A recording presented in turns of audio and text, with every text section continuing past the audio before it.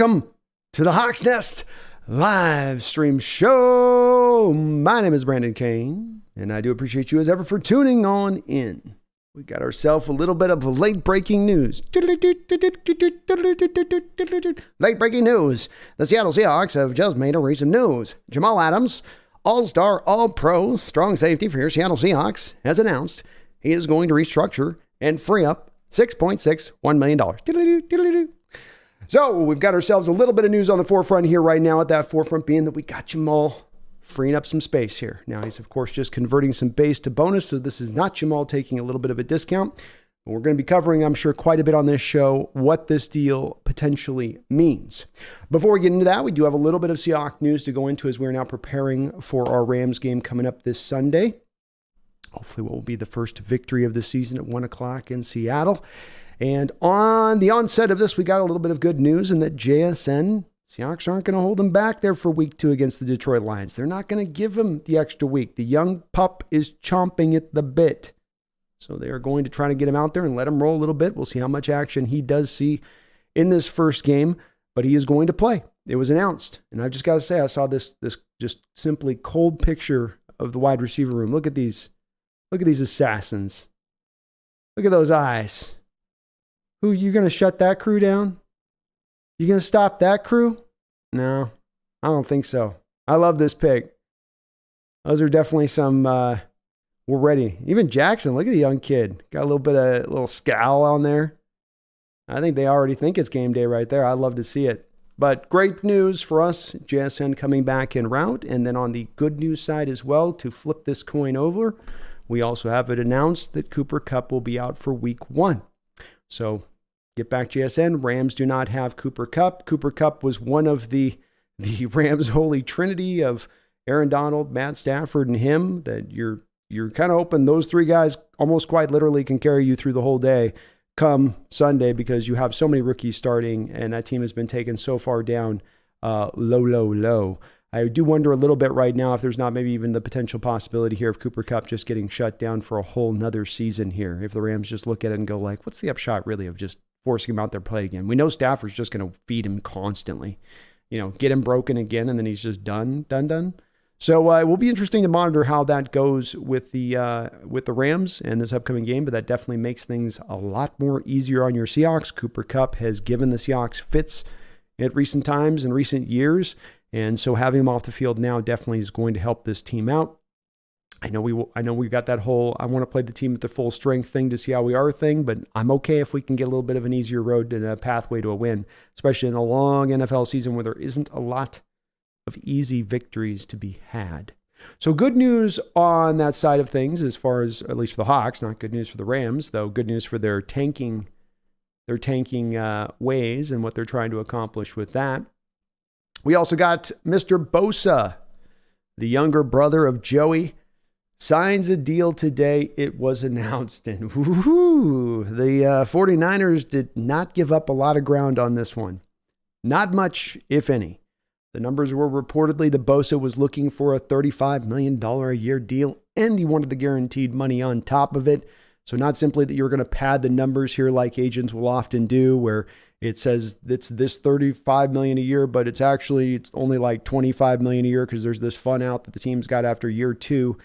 He's getting a 5-year, $170 million deal with $122.5 million guaranteed. That is $34 million a year on average. That is quarterback money pretty much. It's not maybe top-tier quarterback money, but it's mid-tier quarterback money, I guess I would say. And we'll see where this does position the 49ers now. They had no choice but to sign him here. When you kept going through all of the possibilities and iterations of how this could work, you just always kept coming back around to they're just sort of stuck over the barrel of paying him. If you made a trade, you weren't going to get enough value back for the type of player that he is. You obviously don't want to be paying the guy $35 million a year. This is what's made this take so long. But they had to eventually come and make their peace with it, because the alternative is not anywhere as good. They could have gone out there and made a trade, and you saw some Niner fans thinking they go to the Jets and get Sauce Gardner and Quinn Williams, or Sauce Gardner, multiple first-round picks. They just had their heads in the cloud a little bit on this one, where that was not going to be the trade available to the Niners. So they got held over the barrel on this one just a little bit. And it will be interesting to see how their cap situation is going to sit as we do go into the future. He is a great player, earned every bit of that money. Now you look at the market right now, and what's interesting about this is let's take a quick peek at this. The highest paid defensive line pass rushers now in the sport. You have Bosa in there at $34 million per year. You've got Donald at $31.7, TJ Watt at $28, Joey Bosa at $27, Myles Garrett $25, Quinn Williams $24, Max Crosby $23 along with Khalil Mack, and Jeffrey Simmons also in that $23 range. And then you have Daron Payne, Bradley Chubb, and Dexter Lawrence. Wow, Bradley Chubb got paid there by the Dolphins, $22 million. I don't know if he's quite worth that. But we do notice we're starting to see a little bit more of those defensive linemen creeping into this place. There's a lot more than I think we would have seen in years past as they're starting to get paid higher and higher and higher as you now look at the high water mark here being Quinn Williams with his recent deal at $24 million. That means the next defensive lineman is going to be 25, 26. That's where that's headed at this point. I don't think anybody's touching Donald outside of maybe Chris Jones. And even him, he's not getting up to 31. He might get up to 30 at the very, very top of it. But the price is not going any cheaper right now for edge players or defensive linemen. And in my mind, if you want to go back and look at that Uchenna Nwosu extension and the kind of player you're getting from him for the money that you're paying for him versus what some of these other teams are having to pay for top of the market, I mean, you could almost have two plus Uchenna Nwosus for the Bosa. To kind of put it in a little bit of perspective. I think might even be a little bit better than that. So Niners did not get a hometown discount on this one. They did not get the, hey, big guy, hey, we're in the middle of our run. Take a couple extra bucks, would you? No. Come on. We're going to hardline this one. I mean, we're going to insist. No. I mean, we'll push this right up to the first game. I mean, do you want to miss games? Do you want fines? Do you want to, miss on a season of chat? We really can't be paying you $34. I don't care. Pay me. We get around. That's just what happened. I have a hard time seeing them having won these negotiations. Yeah, it's certainly, I said, deal they had to make, but I don't know which one that they won the negotiations upon. Let's twist this over to the main part of what this show's theme is going to be built around. I'm sure we're going to get plenty of questions in the chat today in regards to this very subject, and I think that we have to cover it because it certainly gets the imagination running a little bit wild, and that is that the Seahawks have freed up $6.61 million of cap space by restructuring, converting the base to bonus of Jamal Adams' contract, which now puts them up about approximately $9 million of cap space. So you have a little bit more workable margins here to go out and make something happen. We were doing a show a couple of days ago, and I was getting some pushback at times from some folks in the chat saying, we only have $2 million. We can't do anything. There's nothing that can be done. There's zero things that can be done. There's this, we're stuck. There's zero stuff that can be done. And that's where I said at the time, and this is where I will continue to maintain, you can do anything you kind of want from a cap situation in the NFL. There is a price to be paid. It's not that the cap doesn't exist. It does. There is a price to be paid. It's not that it doesn't exist. But when you come to a given season, if you walk into a given season and you say, hey, we've got a contending team. Hey, we have a wide open NFC. Hey, we have a wide open NFC West. If you want to get aggressive and make some moves within what you have in your own cap structure as it currently sits, you can do so if you have that kind of faith that you're in that mode of being good enough as a team to be elite, to truly go out there and be a contender. I'm not talking backdoor playoff city here. I'm talking we go in the front door. We go in the front door on a red carpet of buys. That's what I'm talking about. And if they see that type of team, I've said many times, know thyself as a football team. I've said many times, there's 4 places a team finds itself: rebuilding, ascending, in between, which is the worst state, and elite. Truly a contender. Where are you? Where do you find yourself fitting? And right, of course, our Hawks have been, as we think about in our minds, a little bit into the ascending state, but they're very close, as we saw even last season, even with this young talent, even with so many of these rookies and second-year players, they're still very close at this point to getting to that elite spot. Could a move be made that helps that out? I think very much possibly. I don't think that this means this one's going to happen, which is going to be the main one I'm going to be asked about, and rightfully so. I love the fact that people are aggressive here and loving this as a possible option. I raised this potential to you folks, I think it was about, 5 weeks ago, 6 weeks ago? right as we're about to start training camp and we're learning that Chris Jones was holding out, and I presented to you folks, I said, do you think there might be just a little bit of a chance here that he ends up having an opportunity to be moved where the Chiefs are going to look to trade him? Is this something that's maybe on the table here? As wild as that might seem, as outlandish as that might seem, could that possibly happen? And, much like the cap situation on a couple of days ago, there was some healthy pushback, rightfully so. I get it. And it makes sense to just say flat out, no, not the, I can get I just don't want to make the move because he's too old, too much money and all that. But we can't make the move. That's the part that I will pull back on and say, no, we can make it. If we want to make it, we can go make it. Now, is it the right move? Do we want to spend that money? To me, that's another bit of a whole another debate. But we do remain and have here on the day now that Nick Bosa is signing his monster deal, which I can't feel like is going to make Chris Jones want to take less money now here to sit with the Chiefs at this point. But he does maintain here being held out. He's going to now miss the first game of the season tomorrow. No doubt about that. There has not been anything that's impending as far as Chris Jones is coming on down the pipe. Trade to Seahawks coming. Outside of those weird, sometimes Twitter links that are out there, there's been none of that that's been out there that's something that we can operate off of. I think he liked some tweet where he was mentioned to be about traded to Seattle. So we've got some vague interest in there from Chris Jones' standpoint of things. And the Chris Jones one is probably one that's this is probably shooting a little bit too much for the moon, even if the Chiefs were willing to move from. I think the Seahawks may have a little bit of hesitancy with that said cost and age that we just talked about. Doesn't mean it can't happen at this point. Does not mean it can't happen at this point. Again, getting to the point of if he does want to get into that $28, $29 million phrase, even up to 30, if that's where Chris Jones is going to insist upon being, you can lower the cap hit somewhere around in the first year of a cap hit at that point at like $10 million. The comparison I always like to give on this is the Frank Clark deal when he signed this with the Chiefs. It was a deal that was $23.5 million per year, but the first year cap hit was down at like $6.5 million. So you can always get the first cap hit down if you put a lot of bonus money into that, especially, and guaranteed with bonus money kicking in at some point to keep things spread through the cost. You can pull it out that way. Again, I don't think this is necessarily the move at the forefront, but this is a move that is just kind of lurking potentially in the possibility with the way that situation could turn for this Chiefs team. It's, as I say, a fluid situation. The guy out there also is a guy like DeForest Buckner we've talked about, even a Grover Stewart with the Colts if they were looking to maybe potentially move him as a run-stuffing zero tech. I think this is also a move that may be about having that flexibility. John Schneider spoke a little bit this week on a couple of different interviews, giving some rare interviews. In fact, we'll probably be doing a show around it here at some point on some of the stuff he talked about.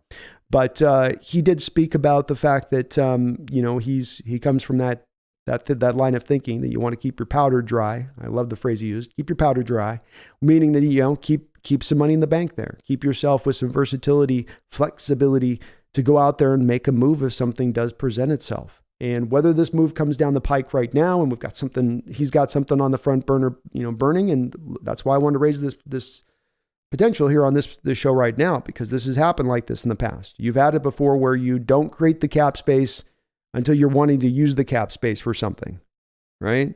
You don't want to do that, but the fact that they're doing it right now has a lot of people right out, including myself, going, well, it's at the forefront of this. I'm going, there's maybe some kind of move coming down to do that. It could be just flexibility. It could be just to keep the powder dry, but it could also just as easily mean a deal is onset and coming as it has in the past in these situations. If he was to wait, I do like the thought of getting down into the trade deadline and trusting the chances this year that you might have a few more teams willing to be a little bit more in sell mode.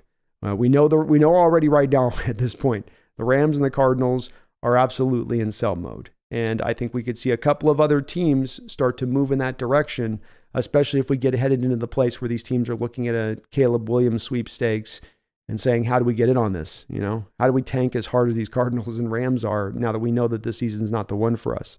And I know the Colts wouldn't be that team doing that, but you just have to feel like, hey, look at their roster right now. Do they really see themselves as a contender this first season with Anthony Richardson out there running? And hard to see that they're looking at that and saying just that. But wonderful to see that the Seahawks are making these moves, that they're freeing this space up with Jamal, because this is an indication to me that they are going for it.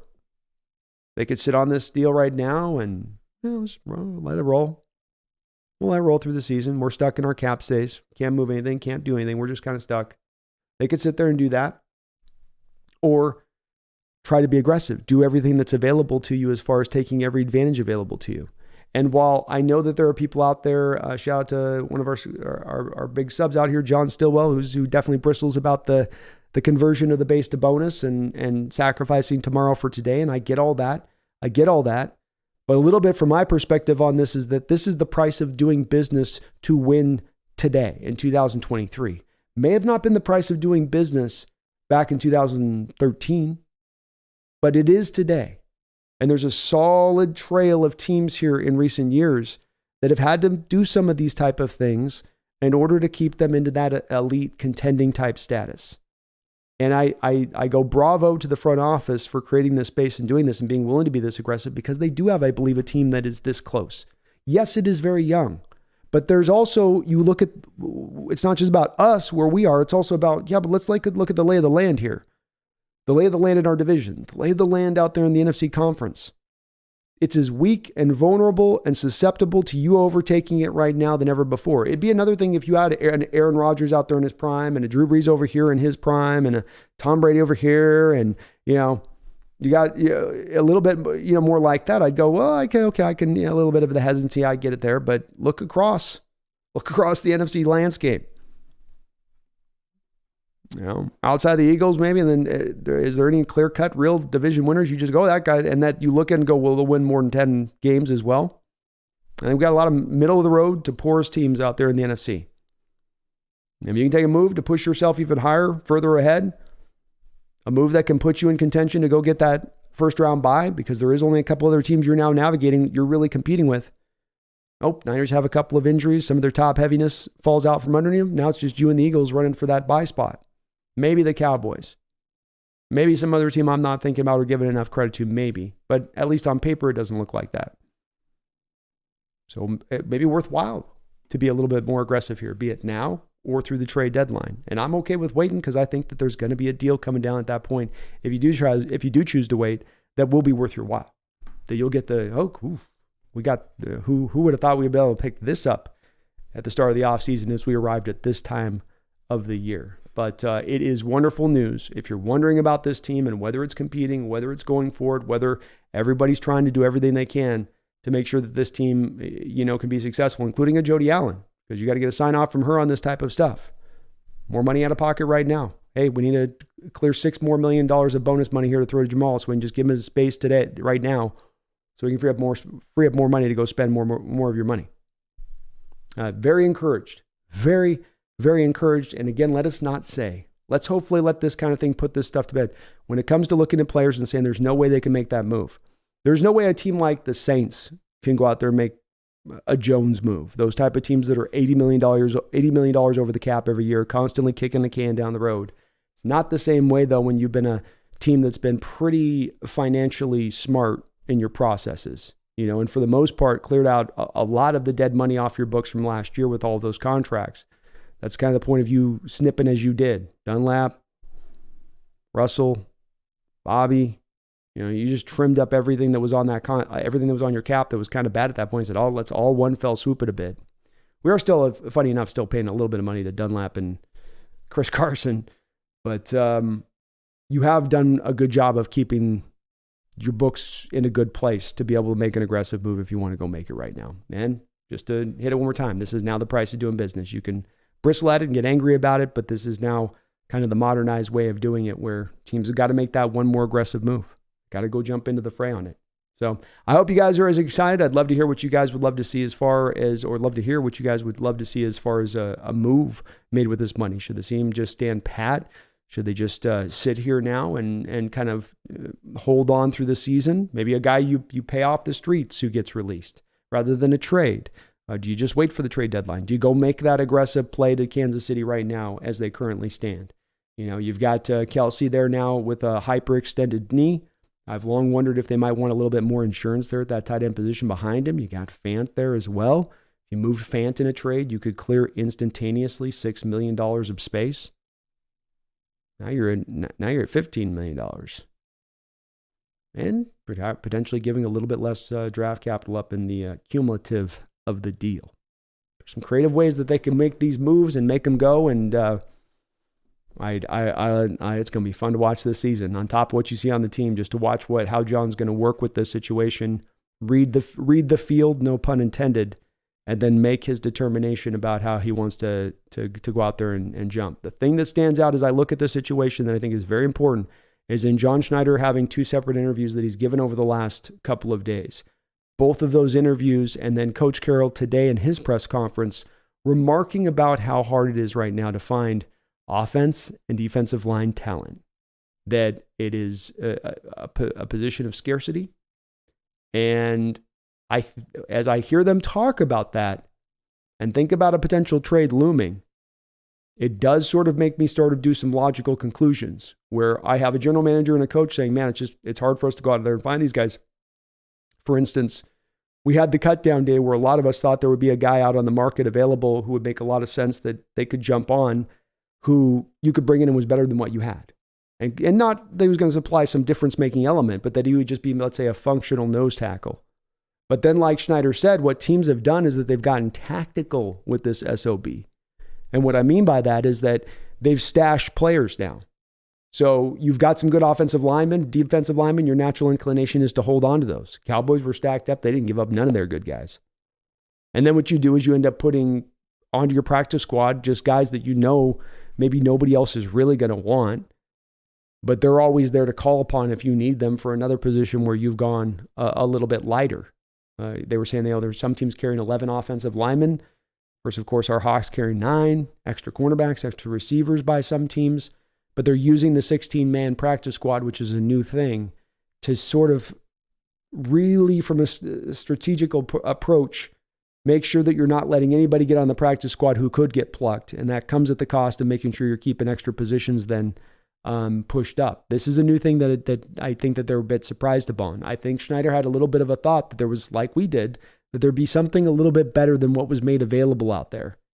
That he was picking through the other parts and going, it's like going into an empty pawn shop or whatever, It's like, well, this is all you got? This is it?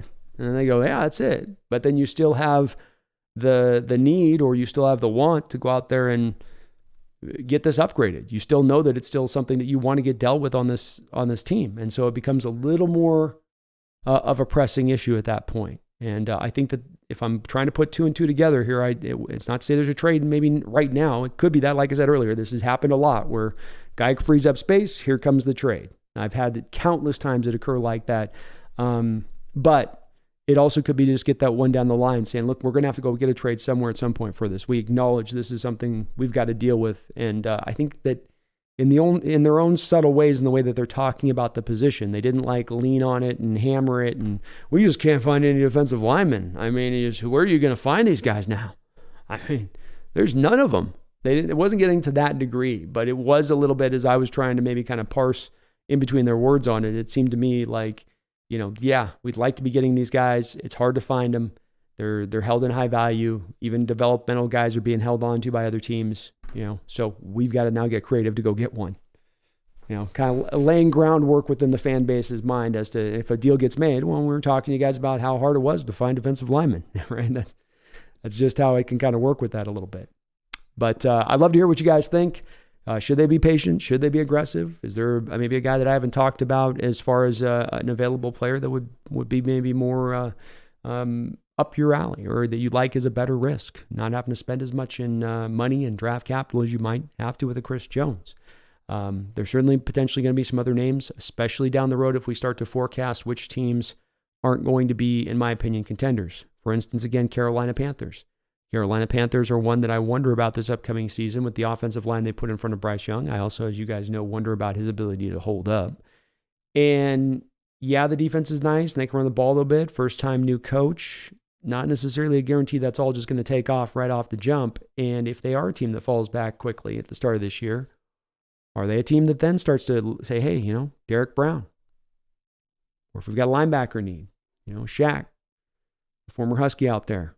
Been rolling middle linebacker with them for a little while. Maybe there's somebody out there that they would be willing at that point as Somebody would say, look, we're not going to pay Derek Brown. He's not really a pass rusher. He's a really great, nose tackle, run stuffer, but we don't want to pay $22 million a year for that. Maybe Seattle at that point goes, okay, well, we will. That's just what we need in here. This is just the kind of, anchor type guy we need at the point of this, in this defense at this point. So will be so interesting to see how they play this one. But I put a big smile, but did with you guys. It put a big smile on my face when I saw them restructure this money. It's going to freak out some folks who were absolutely hoping you get out of the Adams contract after next year. But I think this is also a little bit of their confidence in the Jamal's coming back from this injury and how hard he's worked and how much they probably are getting from the medical reports that he is looking good. And Carroll did say that he expects to have Adams back there practicing hard by next week. We're out there running and doing more in the practicing stuff. So, the return looks like maybe closer, sooner than it is later. But interesting stuff. Interesting stuff. Nonetheless. Mocha B, how you doing? Megan, good afternoon. Stuart, how you doing too? Jerry Walker in the house. William Asapaku, Sweetie's Fish. Player of the game predictions for Sunday. Go Hawks. I think probably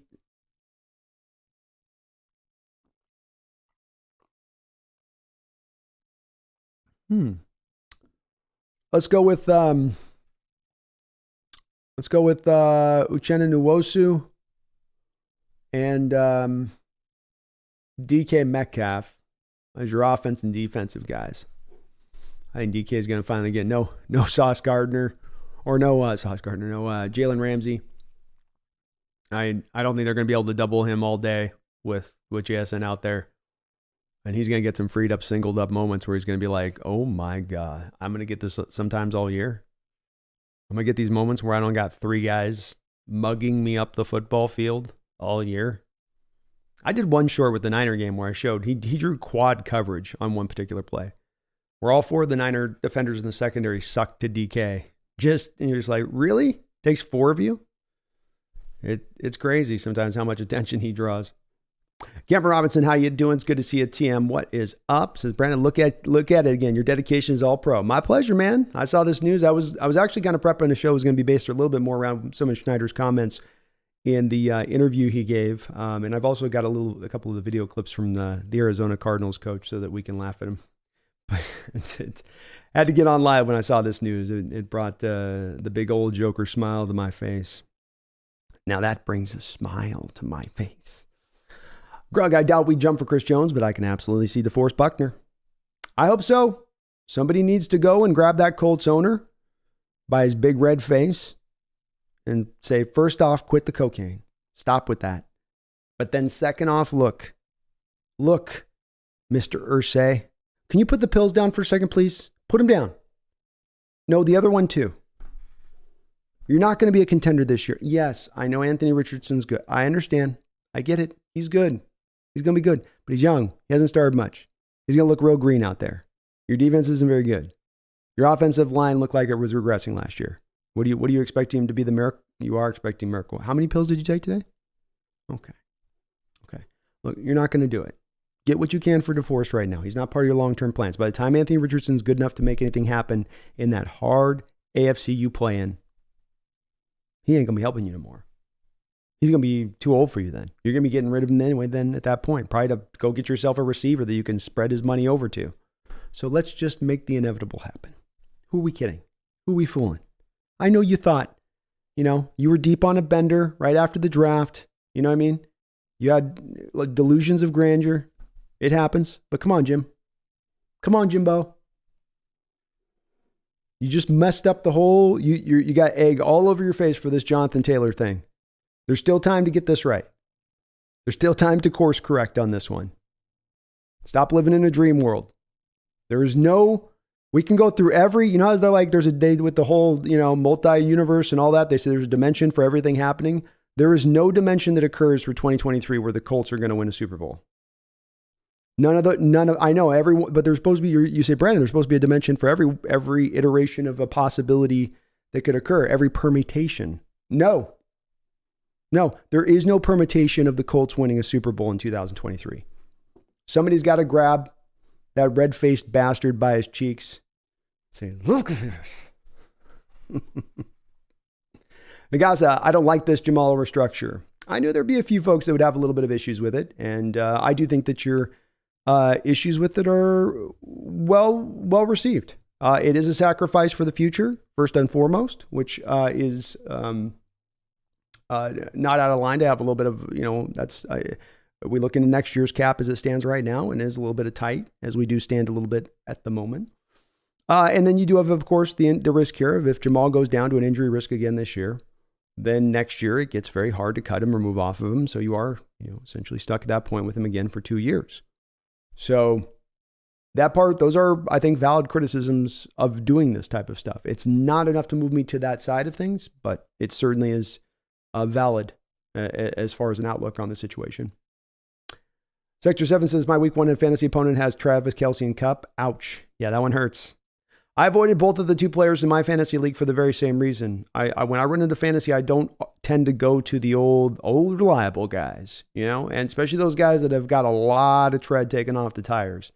And you looked at Kelce coming into this year and you went, I don't know if, can he keep this up? I mean, so much football he's played. And this was before the hyperextension. That's a lot. He's done a lot. He's played a whole extra probably season plus on that body. I mean, they were making the playoffs with Alex Smith before Mahomes was rolling. And so it's like he's got a whole extra season of games on that body. You do wonder a little bit with it. Not to say he's done or shot, but just can he be a 100 catch, 110 catch guy now, continue to be at that rate for them? I don't know. And that's why I did lean away from him. That's why Spectre 7, I drafted Sky Moore in my fantasy draft. Because I was anticipating this is going to mean and should mean more touches for some of the other receivers in that core. And I also don't have a lot of faith in Kadarius Toney. That man spends more time on a gurney than, I don't know, some metaphor that would be appropriate. Megan says, I got 49ers D in my other league, so damn happy. Yeah, I bet, Megan. You probably had to drop that I to get that too.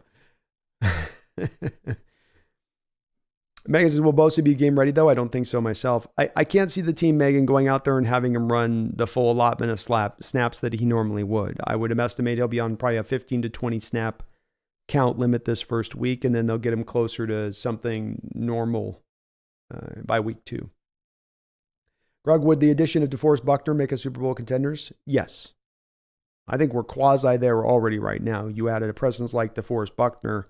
There's an argument to be made he instantly becomes, outside of Tariq Woolen and maybe even beyond Tariq Woolen, your best defensive player the moment he arrives. Big Country, how you doing, man? It's good to see you in the house.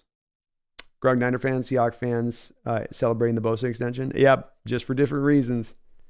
I think the Niner fans finally got their head out of the clouds a little bit with the cap situation, and having some talks with some Niner fans and seeing the online discourse out there and just, they've paid all these guys top of the market money, and it does restrict you, and they are in go for it mode. Like I said, you got to know yourself. They know their self. We're at what I would call the kind of the end of that Super Bowl run of an era here, or not a Super Bowl run, but you've had a 5-6 year contender run here.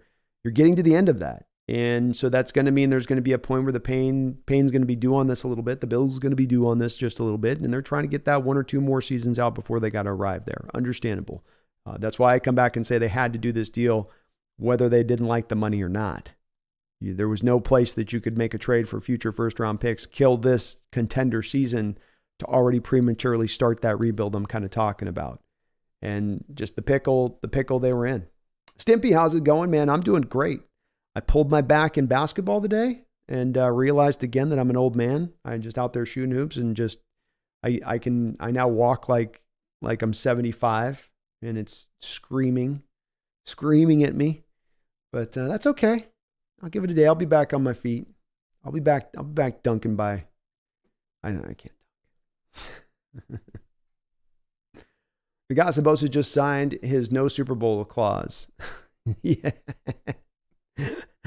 It's a valid point of this discussion, Nagasa, being that, when you get to the funny money place of things with certain players and you're going to get that kind of money at that point, how do you not at some point or another see it as a hindrance to them being able to build up the team? And I don't expect players to take discounts. I don't expect players. It'd be very easy. It's not easy. You should take less from your wall and put it in there. But if you do care about contending, and there's sometimes it does come down to you having to make a choice of you either can care about contending or you care about getting every last dollar bill. And it's not that you get to choose both of those. There is not the cake and eat it too kind of thing. You get the cake or you get to eat it. Well, which do you want? What's more important to you? And it's hard for players to have that recognition of, I'll take a little bit less. But I think you can start to make a little bit, like I do with quarterbacks, you can start to make a little bit of an argument of maybe taking a little bit less if you care about contending. If you're up in that stratosphere, we're talking of Nick Bosa or Donald or something like that. What's for in your pocket, Nick, what's the difference going to be on this if we're from 34 to 28, 29? If you could save us $5 more million a year, that's another player, that's another really top line starter we can then add with that money. But I don't think the Bosas play that game. Crotonic says, Chase Young, you're a Seahawk. I don't know, man. It's hard. I mean, he's been mentioned a few times in my chat, Crotonic, as far as available option. The problem is just that you're 4 stacked deep now at edge. You have 2 guys that are on their rookie deals. One that's in his literally rookie on a rookie deal, and then a second-year guy in his rookie deal, and then you just paid Uchenna Nwosu. You could move Darrell Taylor. I guess that would be what they would do, is they would include Taylor, and then you would flip in Young probably in the deal. So, hey, I mean, if it's like that, I ain't saying no to that. But boy, it does feel like it's kind of the interior we really do need the help at.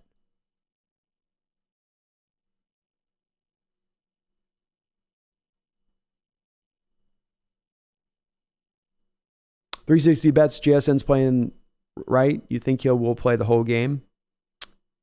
I think he'll get a lot of run early on, but I think if the Seahawks get up in this game and they're not pressed to feel like they need every inch and every last player to get through this Rams team, there will be a general leaning towards probably having him sit. If you get yourself a 14-point lead, you're going to probably see some more Bobo snaps out there over the top of JSN, I would reckon to guess. So, I think he definitely plays at least the first half. I think he's going to come out of this game 4 or 5 catches. I do believe that. But probably not the normal run he'll have by the end of the year. DJ Jimenez, trade Eskridge and sweeten the deal by offering 24 access to the team facility and weight room for Chandler Jones. How about the Raider organization? Just stupid organizations do stupid things. They signed that deal last year, which didn't make a lot of sense at the head of it, what they were doing there, giving him the money. And then they're over him after a single year. And I always kind of felt like with the Chandler Jones experience, if you're going to sign up for that, you're getting a little bit of the carnival. So don't complain, put on your little mask and blow your little toot horn and enjoy yourself within it, or don't sign him. And they decided that they were going to, especially when it's the Raiders organization, like, you're going to be the organization on this one. If this guy's too wild for you, this guy's too much for us. This guy's, you're the Raiders. Come on. Greg says, it sounds like the team is confident in Adams given his restructure. If he can stay mostly healthy for the next few years, safe to say we're chilling. Carroll was saying today that he felt like that Adams was in potentially the best shape of his entire career with how hard he's worked from this rehab, which makes sense. You know that Adams, from his standpoint on this, has to be looking a little bit at this of, I'm to a degree here fighting for my football life a bit. Not that I'm like, won't have another chance anywhere else if this doesn't work in Seattle, but that that things have twisted very quickly on my career from going from one of promising, heading for almost a Hall of Fame-like trajectory to that being stopped in its tracks. And I can't stay healthy. I've got to do everything in my power that I can control to keep myself upright and good for his NFL season. And so it does sound like he's done that. He's been a leader out there, it sounds like. He's been vocal in that way. It does appear that, you don't do this deal unless he's showing you a lot of good signs and that you're getting a lot of good medical reports back from the staff. For instance, if the staff said, well, the ligament's fine, but I mean, that surgery is, you guys probably want an out after this year. That's what you pay those doctors to tell you. Give me the educated guess when you're looking at this thing. Tell me what you're seeing on MRI. It's healed. Kinda. Or good to go. Full range of function. Stronger than it was prior to the injury. He should be able to regain back to, if not exactly his prior athleticism and speed, very, very, very, very, very, very close. Well, that'll inform you as a general manager to go, okay, well, let's free up some money. Let's get some cash, baby.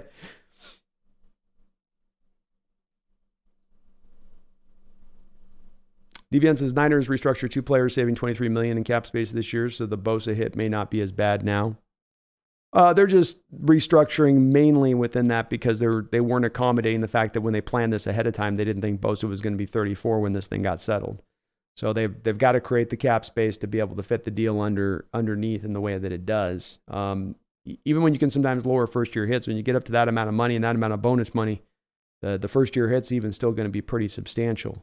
So they had to do it kind of from that aspect of things, and they've made their peace now. They did this with the new McCaffrey deal. They've got some other deals going down the line. Trent Williams is going to retire here soon, probably in the next year, and that means dead money on the books the second he does, and a substantial amount at that point. Not a crazy amount, but just a good amount. And when you already got this many other guys you're paying high water mark and the guy retires you, it's going to get dodgy for them after this year. They're going to be having to do some acrobatics to make it work.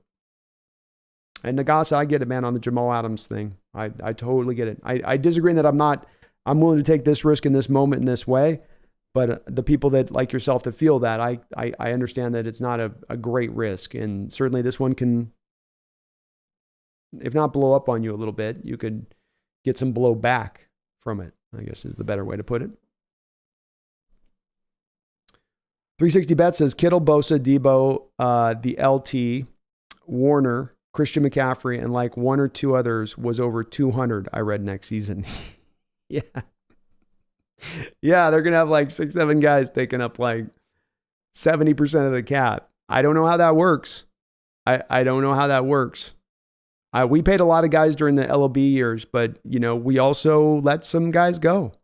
We also started to kind of bleed out, and then, we were really we didn't go too crazy with the contracts at any one time. We were always pretty good about where we were putting guys in and paying them at. And, part of the issue here too is the waiting the extra year on Bosa. I mean, that's what really kills the Niner here. If you had paid him last year after year 3, this gets a little bit more equitable to their cap and they can manage it easier. But that you waited the extra year, you tried to squeeze that one more rookie year out of his deal out of it. Now you really pay the price. And right at the same time, you have all these others there, you're paying the price. Now, Vandez, I mean, we would all love Chris Jones, but is there really a route we take that doesn't completely bury our cap for the next 3 to 4 years? As far as the cap being buried in the next 3 to 4 years, I think some of this has to do with whether or not Chris Jones is still a productive player for you. There have been defensive tackles that have played into their early 30s that could remain very effective. Are they going to play at the same amount of snap counts that they did when they were younger? No. But are there guys out there like a Calais Campbell type that has still been very, very good players into their early 30s? And Jones right now is 29.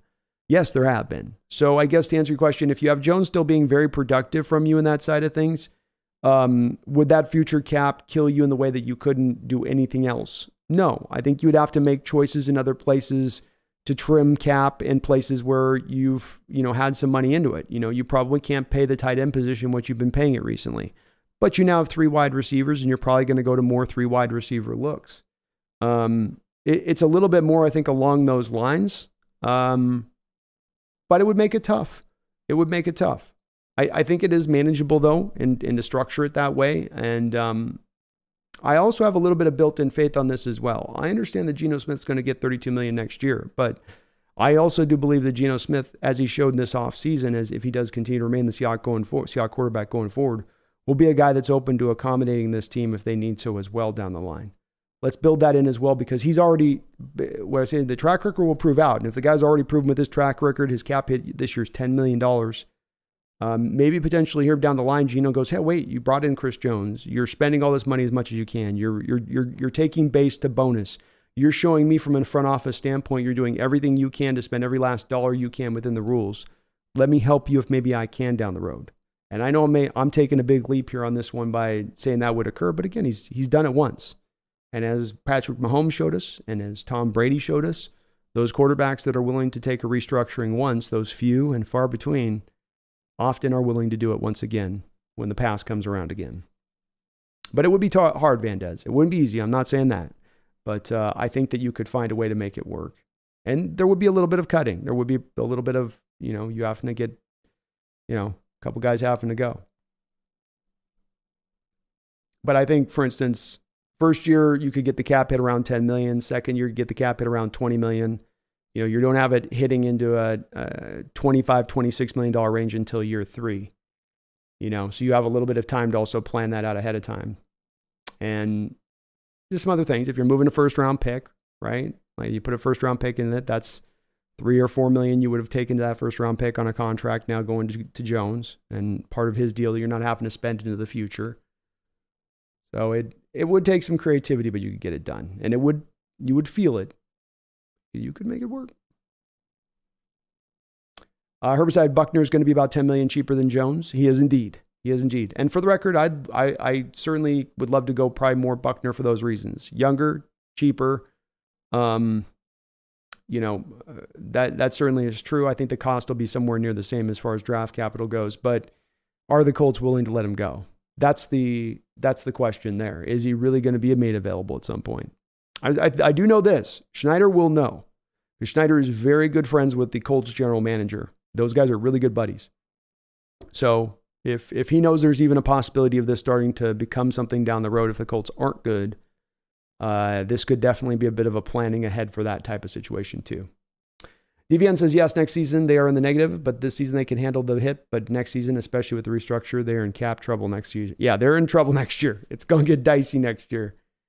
It really will. I think they're probably going to have to do a little bit of bleeding on that one to get through it. Mark Hoppercorn, how you doing, man? Thank you for reminding me. If you like what you're listening to today, do me this favor, this small little thing, this tiny little just gesture. If you could hit that like button and sub on up to the channel, I would really appreciate it. We're crossing up over here, 13, heading on to 14,000 now. So, Jose Rodriguez, how you doing, Jose? Good to see you in the house. I'm a little bit behind on the donos too. My bad, guys. I'm always a little slow at the onset. Bear with me on that. Wu-Tang Financial, thank you for the $5 donation. Captain Picard voice, DeForest Buckner, make it so. I got you on this. What does he always say? He says, Wolf, activate defenses. DeForest Buckner, make it so. It's not a good Captain Picard, unfortunately, right now. What does he say? Data. That's horrible. DeForest Buckner, make it so. Make it so, number 2. I used to be able to do a Picard, Wu-Tang. It isn't as strong now, though. It's morphed into something else weird. Tell me, Q. DeForest Buckner, go. Dude, no, that's not. I'm sounding more like Brian Cox. It's going more Brian Cox than it is Picard. I don't give a damn. Thank you for the $5 donation. And let's make this DeForest Buckner go. If that deal's on the table, make that deal like yesterday, John. Jump all over that, because I'll tell you this, the defensive line market isn't getting any thicker, isn't getting any better, isn't getting any deeper anytime soon. Paul Third, thank you for the $2 donation. I appreciate you too, Wu-Tang, on that $5, man. Thank you so much. He says, Hawks winning by 3 touchdowns. Let's have it go. Paul's got us going by 3 tutties. He just has us just completely just walking up to the Rams, sliding our white gloves off. Oh, how you doing, Rams? And then just slapping them constantly across the face. And them just constantly saying, how dare you, sir? How dare you, sir? How dare you, sir? I love it. I love it, Paul. Let's go. I got us by at least 2. And a lot of Hawk fans have been like, take McVay seriously. I'm just over here like, have you looked at this roster? I know McVay, like, in some people's minds, walks a little bit on water, but I mean, he's going to have to walk on the water as he turns it into wine this year. He's going to have to do both of them at the same time with what they've done with this roster. I mean, I give him props on it. I ain't knocking the Rams. I ain't hating on them. I think it's worth lauding. You know, it's not your time. You know, you're not good enough. No, back to a common theme on this show. Know thyself. Where do you stand? Where does your team stand? Oh, we're in cap hell. Oh, we haven't had any draft picks in about 10 years. Perhaps we should get some more money and some more cap picks before we start thinking about Super Bowls. That's just what they've done. But that does mean they are now, I mean, we're not even hunting a four-legged beast at this point. It's like we're hunting a four-legged beast that's operating off two legs. It's just dragging its belly across the jungle floor. We're walking beside it, just kind of, I guess God, this feels bad. I'm going to spear it, but, look at the thing. Look at it.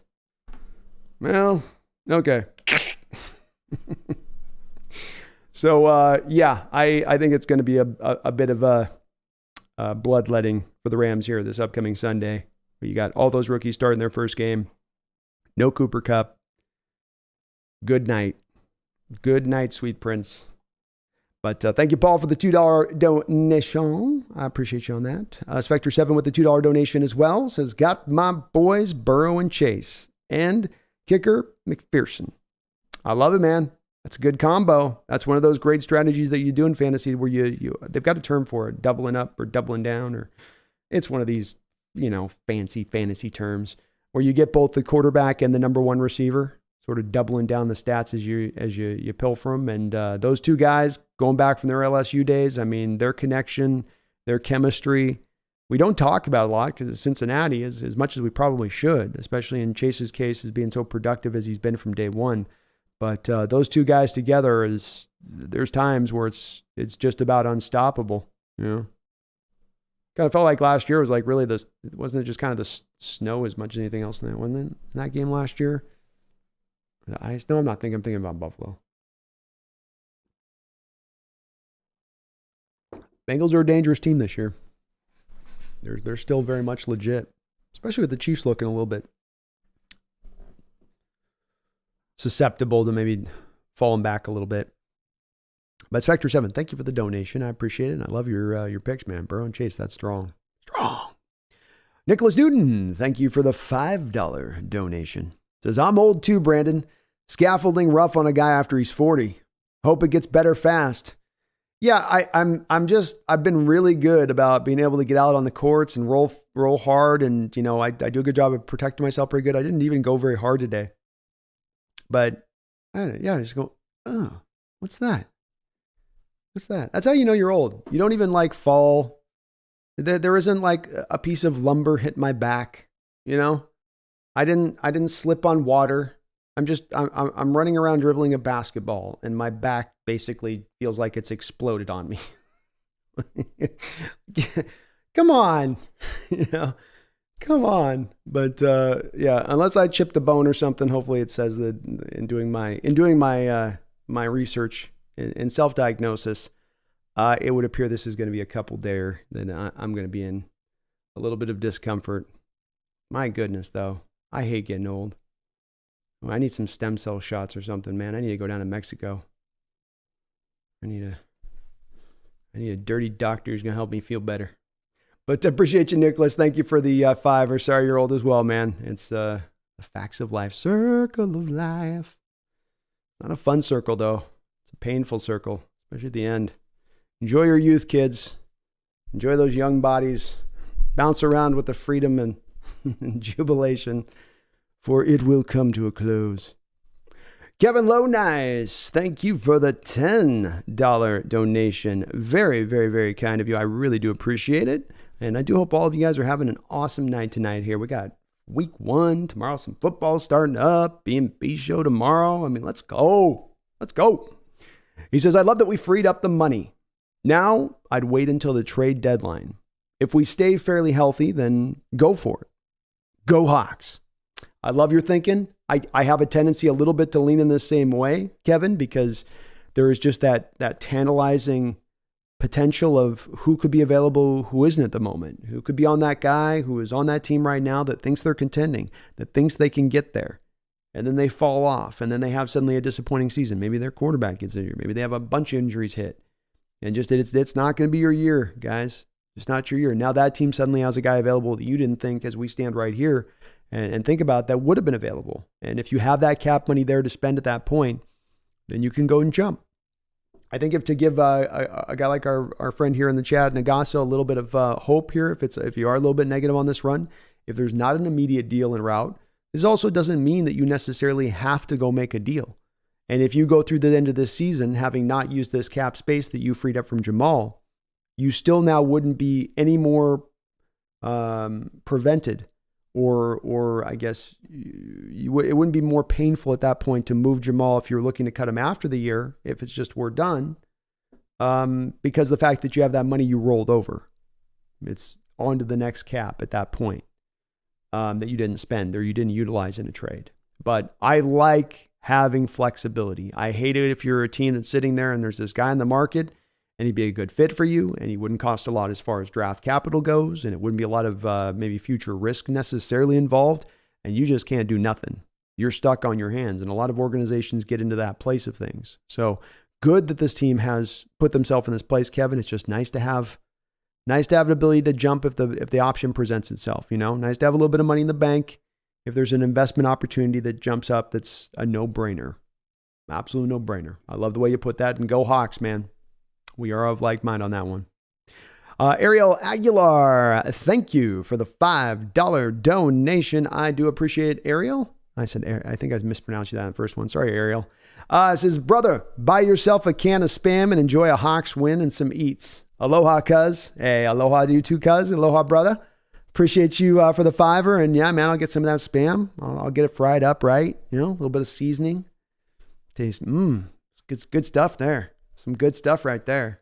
But thank you so much, Ariel. I hope you're doing good out there on the islands. Okay. Hope I'm hearing some shisty stuff out there in the Maui ways. But hopefully you're not any kind of victim to that or whatever's going on out there. That's going on. Something weird, man. But thank you. Appreciate you so much. Definitely I'll get the top end Spam too. I ain't getting that low bottom shelf stuff. I'm getting the top shelf.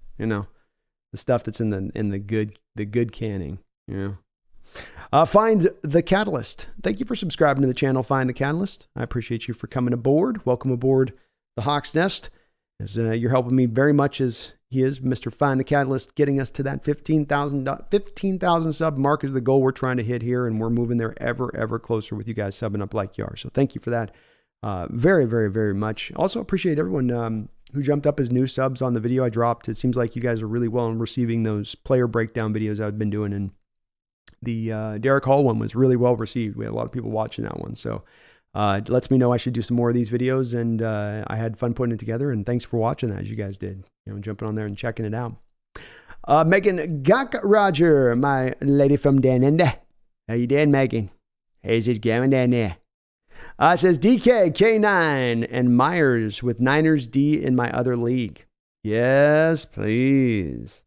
In better news for us oldies, got awesome news at the Cairo yesterday. Brace only to be worn while sleeping in 6 weeks until rehab begins. Well, as your brace goes off, Megan, my brace will go on, it would seem.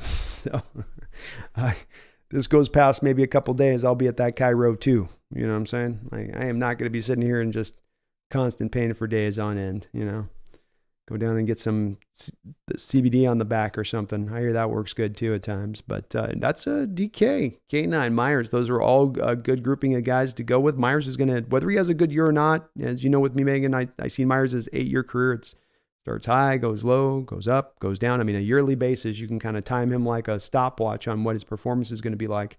But he is going to get a lot of attempts at hitting both field goals and PATs, and that makes him a very good kicker in a fantasy league because he's not going to just completely be awful, of course. I've got K9 in our league out in the Hawks Nest League, so I'm big up on K9 having a 1,400 yard year on the ground alone. I think he is really going to take the top off. And DK, he is another guy a little bit like, to me, K9, kind of forgotten a little bit. Not as really, not forgotten as like nobody's like, he's not a good player, but just JSN has drawn a lot of the spotlight his way, and I think he can end up having his best year too here because he has the potential with JSN's presence to have some of the heat and attention that he receives so often taken off of him. Something that DK talked about in a press conference he gave today. specifically in regards to JSN. Well, yeah, that can take a little bit. That can help us out, on the other side of it. And props on DK. Always just good interview, says the right things. It's like Gino. It's just like, it's part of why I'm so pro those guys is that they just, on so many deals and so many things, they're doing things the right way and the proper way. It's great to see. As leaders and examples and being pros about it. It's just nice. Everybody's got that's part of that thing where everybody feels like they're on the same page with this team. Everybody's talking with the same kind of manner and the same approach and the same mindset. You feel like you got them all there. It's part of that good feeling, good vibes feeling you get as you come into the year right now. But thank you, Megan. Congratulations on getting that brace off. I hope it is feeling better on your end of things over there. And I can definitely have some sympathy pains over here for sure. I'm sympathizing over here like a mofo. But thank you for the $20 donation. Appreciate you. Megan with another $2 donation as well. It says, what does Howard think of the Bosa deal? Howard's got some thoughts on this deal.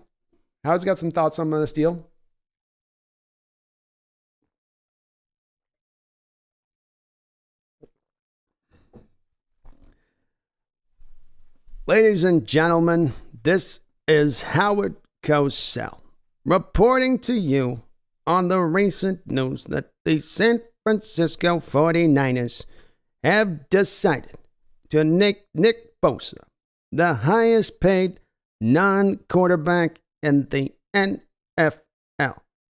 When looking at a deal such as this, one that now means this Niner team cannot properly take advantage of the cheap money afforded them with the noodle arm Purdy at the helm. Unfortunately now, by their own designs, by their own predilections, they are stuck paying quarterback money to a defensive end. Other teams in the league have not taken such a judicial course in rectifying contract squabbles. You have the Chiefs sitting on Jones, unwilling to make him even the second highest paid defensive tackle, and maybe perhaps that is why Andy Reid and the Kansas City Chiefs raise Lombardies and the Niners cry tears. I am all but assured when paying this exorbitant price, you will see a Niner team drying their tears on their tablecloths next year, drinking the Napa wine. That's what I got tonight, Megan. Appreciate you for the donation. He's not big on the deal, though. I would never pay a defensive end that money. I wouldn't even pay a quarterback that money. Howard's not big on the deal, Megan. He don't like it. Nick Bosa pretty much took John Lynch into an auxiliary room, tied him up, put a pen in his mouth, and made him put the structure of the deal together. That is how it feels when you look at the $34 million per year asking price. Thank you, though, Megan. Appreciate you for the double down note. Snail, thank you for the $2 donation. Says, I bet a true font video would do gangbusters, Brando. Oh, hell. Oh, hell. What did I open up? Yeah, it's coming some point, Snail, It's there with the, it's on the, it's in the, it's coming down the line, man. It's en route. It's just, there's a stacked up of bids I got to get done ahead of it a little bit, but it's right there next to the Zorn vid. I'll get to it here sooner, some point eventually, Thank you for the $2 donation, Snail. Appreciate you. Randall McDaniel, thank you for the $5 donation, and it's good to see you in the chat as well tonight, Randall. I hope you're having a great night, man. He says, hey, buddy, how much cap space do we have? Had thought we had 14 to 16 million after the Nooso deal and Diggs restructure. Now at 6. Heard around 9 now. Yeah, looking into the numbers are being reported and what everything's costing, and of course some extra factors come into play on this. that brought the cap down, I think, from where we had kind of all thought it was a little bit more prior, as you speak about, with where we thought after the Diggs restructure, we should be at like 12, 14. But then you had, of course, the final practice squad. You had a couple of guys that you've done the injury settlement stuff with, or on IR, and you're paying them at $400,000 or $500,000 a year. So there's a couple of those things that have added up on the other side of it too, as well.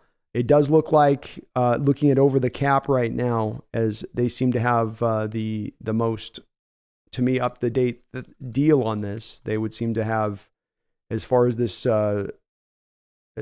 deal goes, they've got even the Jamal situation built in right now, where they've got him on pretty much $1 million base this year. So they've got us sitting at currently right now $9,095,000 is where they have us sitting at, and they've got the Quandre Diggs deal at the restructure. They have the Jamal Adams deal restructured in there, so they've got everything that would seem to be updated in there. Interestingly enough, we still have $18 million of dead money on the cap this year. So $4.7 million of that's from Gabe Jackson, 4.2 is from Carlos Dunlap, 3.2 from Shelby Harris, $2 million from Quentin Jefferson, $1 million, 1.75 from Al Woods, and 1.5 from Chris Carson. Actually, Chris Carson's 1.7, and then 100,000 from Jonathan Sutherland. So $9 million is the current Mark Randall, which isn't a lot, but it's enough to do some damage. Enough to go out there and make some moves. A mill here, a mill there, make a couple moves on the street. Thank you though, man, for the donation. Hope you're doing well.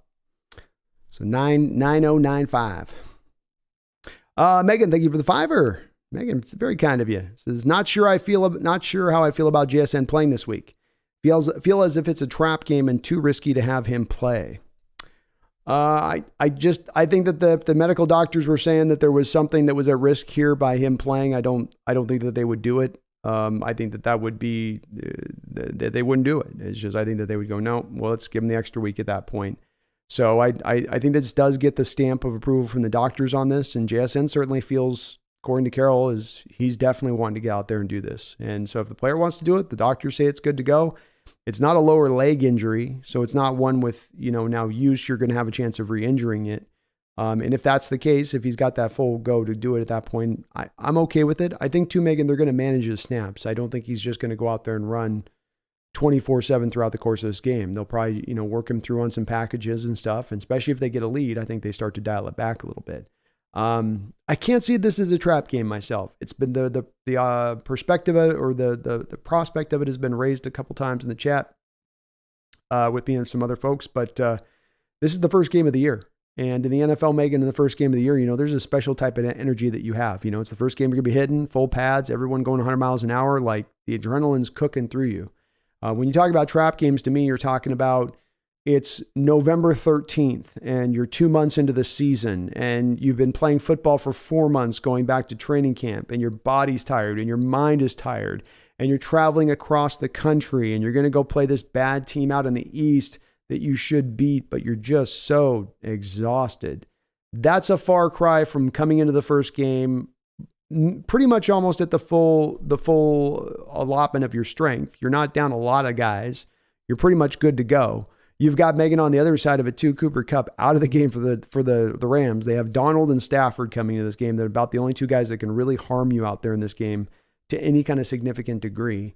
So I just can't see the trap element coming in on this one. It certainly is something that can come into play at times in the NFL a lot. It does, when especially you're a really good team, but not this game. They're going to be, the crowd's going to be cooked up and ready. They're going to be going full breath on opening day too. I mean, you got so many young players here, Megan. You don't have those older. Here's another thing. You get the trap games. You get those vets that are a little older and they start doing some of that advanced math. But you get these rookies out there playing their first game, trying to just play their best, play their hardest. They're not thinking about, we can take the Rams seriously. I mean, do we really have to, But I feel where you're coming from. We'll see. I think JSN will be fine, though. I don't think they would have done that if they thought there was something there. Megan, thank you for the $2 donation. Says, bet a Jim Zorn video would get views. I don't know, Megan. I don't know about that one. I don't know. Someday on that, Megan, I promise. We'll get one at some point, but probably not in season on the player perspective videos. It'll probably be, that's more off season action ish. stuff. But Megan, thank you so much for all your donations and support to the channel, as well as being the main mod here on the channel as you are. I appreciate that so very, very much. Brandon Taylor, thank you for the $5. This is JSN would be receiver 1 on at least 12 teams. We pretty much have 3 wide receiver 1s on this team. If 1 or 2 get injured, our tight ends can hold it down. Offense is stacked. Brandon Taylor, well put, beautifully put, and nothing that I would, of course, disagree anything with. I've been banging on this drum for a bit of time now, and that I do believe this is probably the best offense you've put together in Seahawks history. Partially because it's got so much great elements on the front end of it. You got your book and tackles, you got your 3 wide receivers, you got your front end bell cow back who should be easily one of the top 6-7 backs in the sport. Your tight ends are deep and strong, but it's the depth. It's the depth along with the strength of the talent at the forefront. And you got both elements. And usually you get one or the other. Usually you can have your starters that are really great on the front side, but then your backups are going to be, And this team's managed to put a complete offense together. It's got no weak links. It's not it's not got a spot that you can just sit there and attack into, or you can force them into a style of playing. They can give it to you any way they want. And that type of offense should know no limitations. That type of offense should be a top 3 offense. That type of offense should be one that strikes a lot of fear in the hearts of their opponents across the league. How are we going to slow this down? Not stop it. How are we going to slow this down? And there's no easy answers to that one, Brandon. There is not at all. Thank you, though, so much for the $5 donation. And I share your thoughts on this one 100%. I'm expecting this to be an offense that puts up 6,500 yards of offense, and maybe even beyond that. I really, truly believe they're going to hit that mark. Appreciate you, though, for that donation. Very kind of you. Not for sale. Thank you for the $5 donation. He says, if we get Buckner, it's a wrap for the NFC. If we get Chris Jones, the league can cancel Christmas. Laughing out loud. Go Hawks. Yeah, if we get Jones, that's Christmas coming twice a year. You know what I mean? The old James Bond line. But I'll take either of these 2 guys, myself, not for sale. I would love to. I get the preference to Buckner. I share others' preference for it for the reasons that they gave. But I do look at this as a situation like John Schneider talked about in his recent interviews this week, which is that this is a position of scarcity on the market.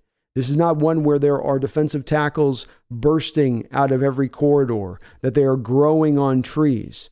This is not like the running back position, for instance. This is your opposite to the running back position on the other end of it. So now this becomes a little bit about how do you react to that scarcity? Do you just sit and just wait and hope that eventually along in the draft and somehow in free agency you will get the guy? No, Draymond Jones technically is defensive lineman, so they did go this route in that way. Or do you get a little bit more proactive with it? And I think there's definitely some interesting debates on this way of going both different directions on that one. But yeah, if we get Chris Jones on this defense, could you imagine Jones on this defense with Draymond and Jaron Reed and then your outside linebackers and Bobby? And I mean, Chris Jones has never been on a defense that's this talented, not even close, not even in the vicinity in his entire career.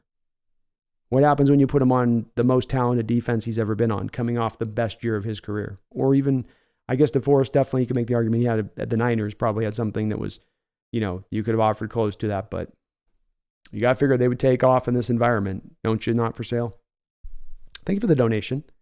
Megan with another $2 donation says, can Pete veto JSN playing if he had any doubt? Yes, absolutely. In fact, I think Pete Carroll's probably done that at times.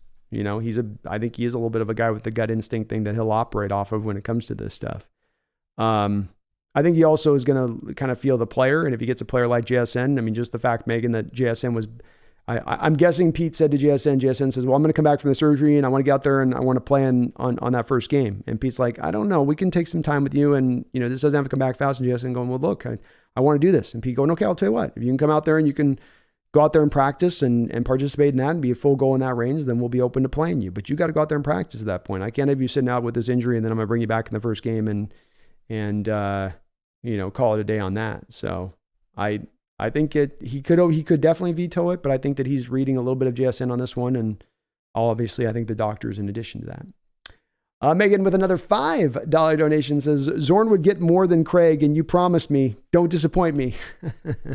I did promise you, but I didn't tell you the timeline. So it's a promise of, I got to do it in the timeline that, I gotta do it within the conjunction of the channel. What's going to get the most views, and I would do a lot more of the 80s content, Megan, but there's not a lot of market for it out there in the watch stuff. It's, if you look at not just videos I publish, but any kind of like 80s content stuff, it's pretty low viewership attraction thing.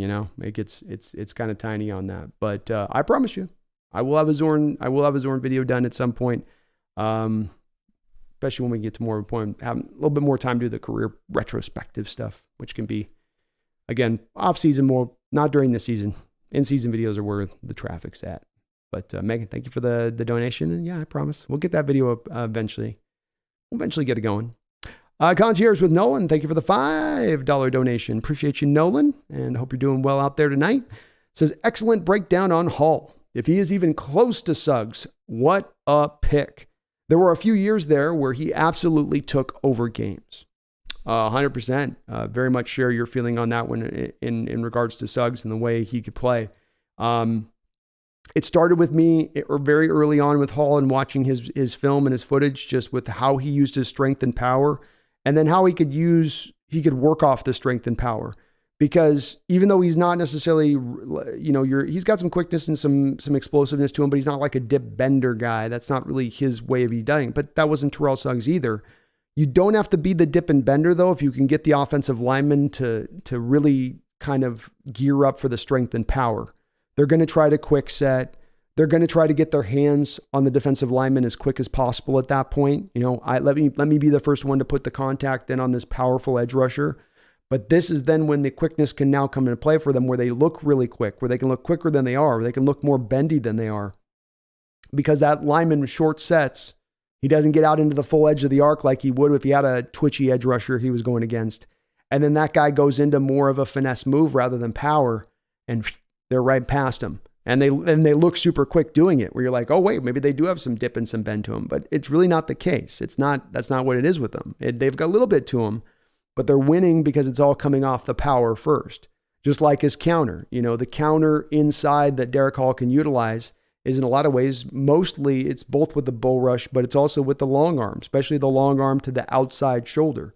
Long arm, outside shoulder means I'm going to try to get around you to the outside. And so if I start to show you my hand coming up like this and you use a tackle, start to gear up for that power coming in, and then I jab step hard outside, cross your face and cut right back inside, I'm sometimes going to have that then quick, easy pathway to the quarterback. But once again, all coming out of that deal, Nolan, where that lineman's trying to gear up for the strength and power that he knows he has to deal with. He knows every snap, this guy's going to be stronger than me, more powerful than me, more explosive than me. How am I going to deal with that? And it can be every bit as effective as Suggs showed with his career and the 140 sacks he had and the defensive player of the year that he brought in. You can be every bit as effective as the twitchy, bendy guys. You can.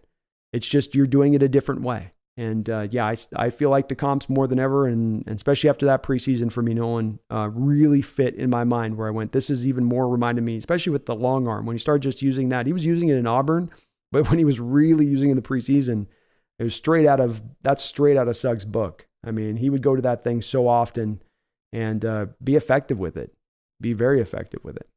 But thank you, man. And also telling that, Hall was taking over games out there in the SEC. So if he did out there, maybe he can do it here into the future here as well. And if we don't get it this year, it's okay. It doesn't mean that this isn't going to come down the line either. Much like I think Boye Wafe is going to really step forward this year from what he was last year, where he performed last year. Thank you, though, Nolan. Appreciate you.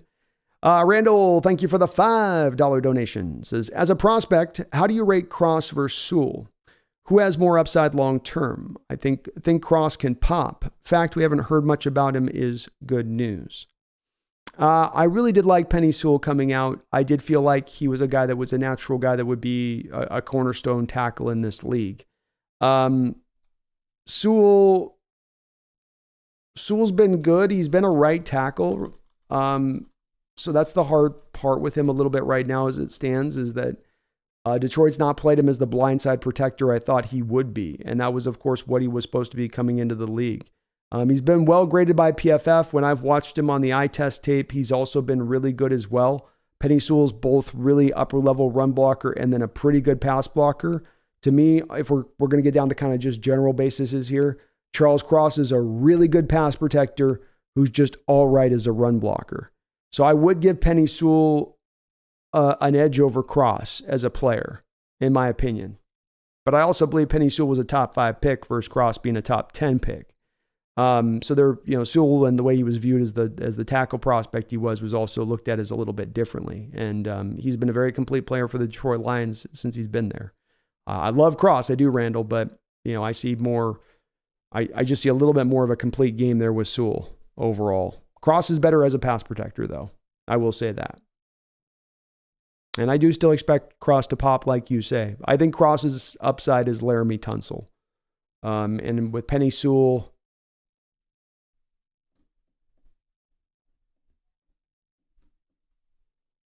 I don't know who my comp would be for Penei Sewell.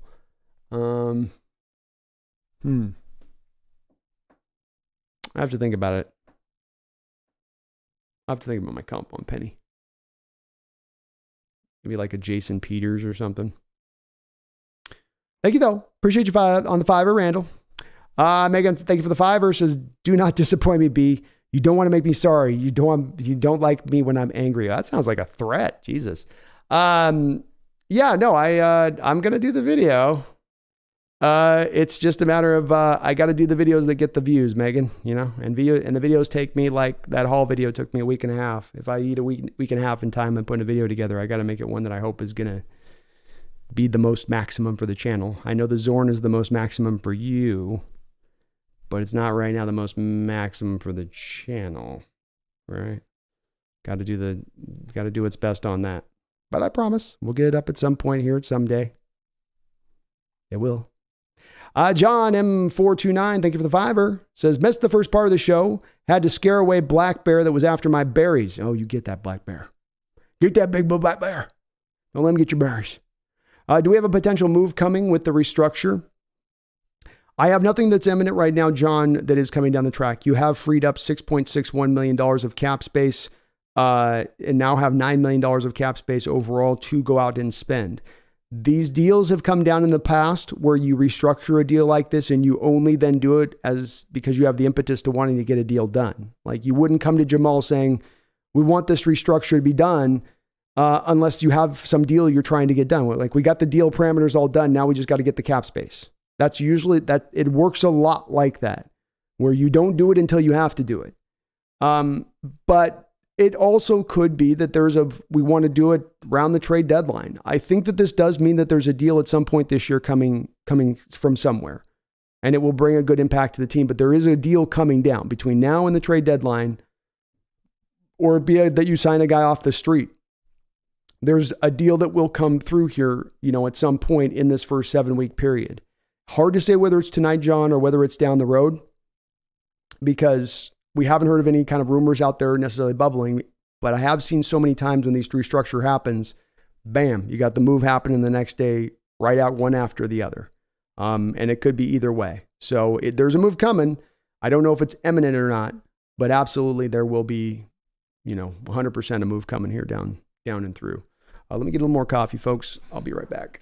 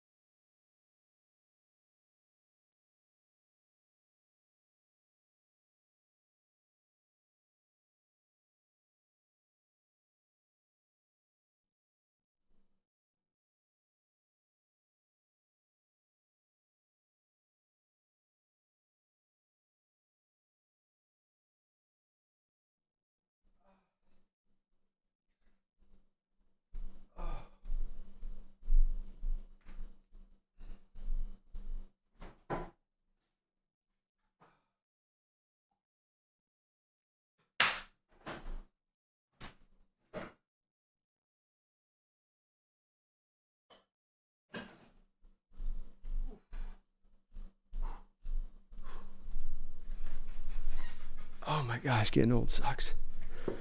Whew. That back is barking. Megan, Randall, John, thank you for all of your donations. And Megan, we'll get that Zorn going video. I promise at some point. Maybe I'll put you on the case of getting me all the highlights. All four of those Zorn highlights. I'm kidding. Maybe I'll have you do that. I'll put you on that project to make it go faster. Wicked Garden, $8 million in cap space plus trade Fant equals $6 million, $14 million paid. So we're at $9 million right now, Wicked Garden. But you're right. So we'd be $15 million if we moved Fant in a trade. If you included him, that would be $15 million of potential cap space you could free up then. He says, Buckner just makes so much sense. It does indeed. It does indeed. Theron says, I think the $6 million is just in year flexibility. It's not enough for Chris Jones, even if you shift most of it later. Yeah, there would be probably some other deals that you would have to do to fully get the Jones thing in here, but this takes you a long part of the margin of way to getting there. Again, the example I give on this is that you can get stuck up on the 29, 30 million on average per year, but it's really, we're talking what's the first year cap hit for Jones if you make a trade for him and you give him 28, 29, $30 million, somewhere in that neighborhood. Well, the first year cap hit's going to be somewhere around probably $10 million.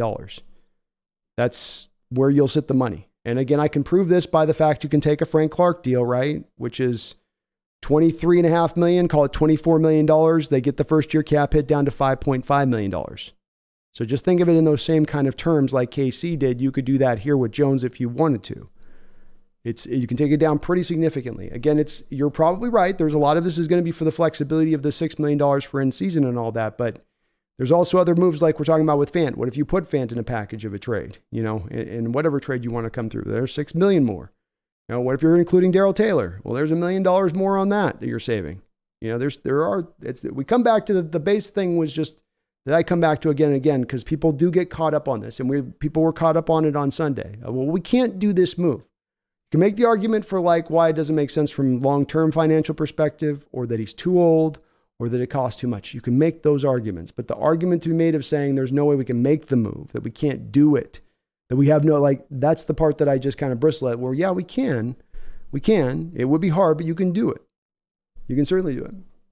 Mark says, what do you think of, Mark Habercorn asked, B, what do you think of the Sean comment about Russ? Yeah, so Sean Payton, of course, said of Russell Wilson that he told him to stop being such a politician and to stop kissing babies. Sean Payton's got a little bit of a live wire kind of thing going on right now with that Denver situation.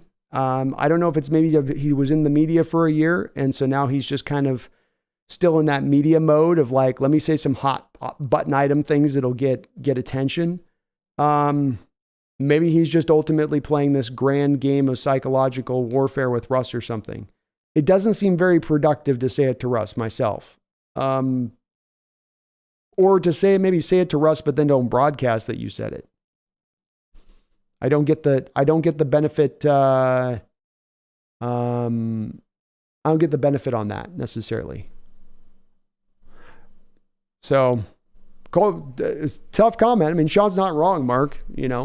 Sean's not wrong, and he is asking him to stop doing as much of the Russell Inc. stuff and just be a quarterback. Something that I said for years about Russ, which is that playing quarterback and being great as an NFL quarterback is one of the toughest things that you can go out there and do. To believe that you can do all of the work that's required to go into being an elite, great quarterback, and then have like 30 other things going on in your day at any one given time on top of that, and that you like have to like get your day down to a micro level of things and how you plan it out. It's kind of an impossibility to do with that. You're not going to be a great quarterback at that point. You've got to sacrifice the other for this. That's what other great quarterbacks have done. And that's maybe a little bit what he's trying to reference there. Megan's on one tonight. Megan with a $5 donation says, my grandmother used to say all good things to those who wait. I'm sure that is true, but won't hold my breath. Hey, you never know. I might surprise you, Megan. Megan with a $2 donation says, looking at Jim Zorn highlights is a chore for me. Why? I didn't say it was. I just said I got to put you on that. That's all. That'll speed my process up because then you can send me the clips and then I don't have to piecemeal my way through old highlights to find them all. it would speed up the process to generating a Zorn video for you. That's what I'm saying. But thank you for all the donations. And yes, you know with me, my videos always are good things to those away. That's why they take me a little while longer. Herbert says, what would the trade package be for Jones or Buckner? I would imagine that Jones would be something probably along the lines of a first, Noah Fant, and maybe Darrell Taylor. Maybe a kicker on top, but something like that. I think Buckner would probably be a second and a third round pick, and maybe Fant. Something like that. A smidge less, I think, for Buckner, just because he's not quite the same player Jones has been. But that'd be about. I've long thought that'd be about the package for Buckner, if they're willing to move him. 360 Bet says Sean hates Russ, and I love it. He's definitely a little. It's weird. It's a little schizophrenic because he comes out at one point. He's like, Hackett's done the worst coaching job here, and right. Like he looks like he's protecting his quarterback. He looks like he's shading the former coaching staff to try to like build his QB up. Which cool, great. I get that. That makes sense. But then he comes back and says this, and you're like, well, which is it, Sean? Which is it going to be? Theron says, doesn't Geno's contract get a major bump net as well? It goes up to $32 million next season, Theron. That's where I do come back to, though. If you come back to Geno and you said, Geno, if we want to take your 32 and the money you're due there, and we're going to turn this into bonus now this upcoming season, what do you think about that? You know, or are you open to making a move like that? And I think that he shows that he might be willing to at that point. But yeah, it does go up to from 10 to 32 next year. Also expecting the cap to go up pretty significantly as well. Promise, I know Buckner wants to play the Winers 2 times a year as well. You know, he wouldn't. I think he might look forward to those. Oh, you don't want to pay me? You want to play Armstead? Okay. Move me out to Indianapolis. You know, ship me out to Indy from California. Okay. Andy Arnold says, look, I would love a premier interior defensive lineman. Just being realistic. Sorry, you must, Andy. I don't know. You must be responding to somebody else on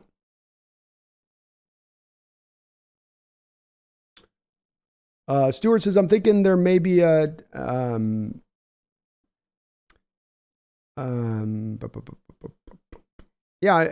premier interior one's going to be hard to find, Andy. It will. But if there was one that comes available on the market, it'd be nice to be able to make a move if there is one that goes between now and the trade deadline.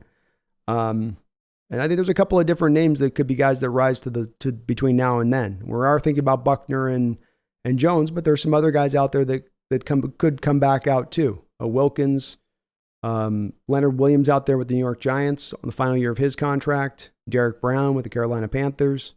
Depending on these how these seasons go for these particular teams. 360 Bets, you're talking to Andy there. Sorry, Andy, you and him are kind of in a discussion there. Sometimes it's hard to tell, so I don't know if it's necessarily me. You're looking for me on a response or not. Theron says, does Indy need a decent receiving tight end? Yes, Theron, their tight end unit is absolutely in the trash receptacle at the moment. It's not in a good place in the least. They could definitely use some, especially for a young quarterback there right now, they could use a receiving tight end. She's a Hawks Pumpkins player of the game. She will be. She's sleeping on the bed tonight, so I guess she can't get her onto the cat tree for some reason. Stewart says it does mean it's Jamal today, Jamal tomorrow, Jamal forever. Let's go. Sam Dog, the infamous. What's up, Sam Dog? How you doing, man? It's good to see you in the house. This is, you heard the news about Caleb Williams possibly staying for his senior year, pending on how the 2024 draft turns out with who has the top pick. If I was him, I would stay for my senior year to avoid the Arizona Cardinals. You know what? I did see that. I did see that indeed. And here's the quote. I actually got it ready here for today's show. So thank you for prepping that for me, Sam Dog. This was the quote from Caleb's father today. This would be Caleb Williams, the USC Trojans. USC star Caleb Williams' father says that Caleb could stay in school another year if he doesn't like the situation he'd be in with the team picking number 1 overall, he told GQ magazine.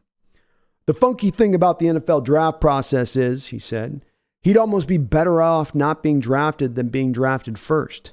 The system is completely backwards. The way the system is constructed, you go to the worst possible situation, the worst possible team, the worst organization in the league because of their desire for parity gets the first pick. So it's the gift and the curse. So if there's not a good situation, the truth is he can just come back to school. Caleb Williams' father is telling no lies. And I do believe that it's something that's on the table here. The Arizona Cardinals' reputation is not in a great place league-wide. And Caleb Williams is going to be expected to be some ultimate savior down there for an organization that's been dysfunctional on a lot of different levels for many different years here now. So I can't blame him for saying that. And this is where the NIL money starts to give these athletes a bit of power back, where the NFL can't just force some player now to come back out and come into the draft and hey, I'll go back to school and make $5-10 million. I mean, Caleb coming back for a third year, maybe a national championship year in USC with all that local money that's out there. Who's to say how limited he would be? And maybe it would be even kind of close to what he'd be making that first year anyway. So if it's all the same, why not just enjoy your college experience? What's the rush to get out there, especially to go be with an Arizona team? So I like that he's saying it, man. It's good to hear when players are taking a little bit back some of the control and power in this situation. I don't know if I fully buy it. I don't know if I'm going to buy that he's going to go back for a third year, but I wouldn't want to play in Arizona either. Jordanado 815, I do think we're going to get somebody else. I don't know if it's a signing or a trade, but I think you're bringing on somebody else.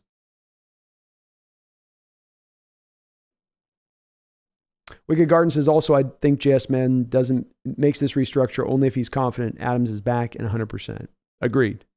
I don't think he's making this if he thinks there's a high likelihood the injury is going to come back. Hawk's Eye View, is DeForest Kelley available from Ole Miss? Like, is he going into the draft? I don't know much about DeForest Kelley. I'm still kind of just starting to catch up on prospects here. I'll write his name down, but I don't have any DeForest Kelley thoughts. Sorry. I'll get that Hawks View eye. I'll take a look at him though. Starting to go through my people.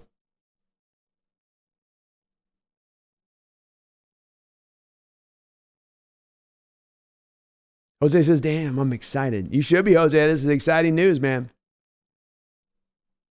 Exciting news. I'm sure here are the players we don't want anymore for Buckner, thinking that will work when it doesn't clear any cap space for them. I think, Andy, what I would say is that if they're looking to move Buckner, it's not a move that they're looking to make because they're trying to clear cap space. They're moving Buckner because they understand that their situation as it currently stands is that they're in a very stacked, tough AFC. They're not in a position to compete with other teams in the AFC. They have a quarterback who has 13 starts on his college resume, who is very, very young. In fact, probably be about the youngest starter in the entire National Football League this year. And so when you look at that and you go, okay, we're probably 2 years away. And 2 years away from now, is Buckner part of our long-term plans? Is Buckner a building block guy for us? Probably not. So should we maybe get draft assets and capital back now that can help us for that future moment? Or do we just let the contract bleed out and get nothing for him and then just move on down the road at a time when we're keeping him on the roster when we can't truly compete? And when it comes to, for instance, adding in Noah Fant, Andy Arnold, Noah Fant has been productive over all 4 years of his career. There's a reason why his fifth-year option was activated by Seattle pretty quickly. He's a guy that's been a very productive tight end in this league. If you give him to the Colts, who's to say the Colts don't look at a Noah Fant and say, okay, that's our move tight end going into the future that we're going to pair up here with Anthony Richardson. We're going to start to give him the skill positions out and about that can help him out. I'm not saying they think that or don't think that, but there's certainly a relative possibility that they look at Fant in that way at that point. So it doesn't just mean that you're throwing something that doesn't have any value. Fant and Darrell Taylor are assets. In Taylor's case, he's stacked on the depth chart. That doesn't mean Taylor doesn't have something to offer or that he's in a productive player in other teams' mind. In fact, he was one of the most efficient edge rushers in all of the NFL last year. This just means you have a built-up roster in a particular spot that you can offload to somebody else, an asset, something that's a benefit that will help another team that you go give, that can help make the trade easier to accommodate, make you not have to give up as much draft capital in return. Thrawn, I would hate playing for Jim Thursday. I would too. He's one of those, there's not a lot of live wire owners left in the NFL, but he is one of those live wire owners. Jamora, Niner fans think they can get Burns after paying Bosa quarterback money. There's no shot. They'd probably have to give up high draft capital and then pay the man $28 million per year. Yeah. And let's remember, if they're going to trade for Burns, you're going to have to then pay him. You're not just trading for Burns, a guy basically doing a hold in at this point, not a holdout, but a hold in, who wants to be paid at that mark. He's going to be wanting to pay over $25 million. There's no way the Niners have that kind of money to pull that off right now. No way. No way.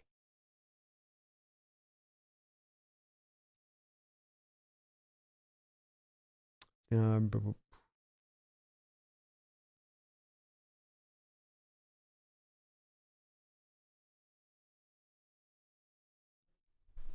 man, my back's killing me. Scott Clark says, get Jones yesterday.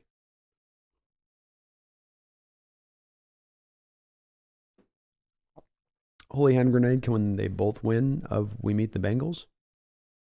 I think something got left out there, holy hand grenade. Not sure what you're saying.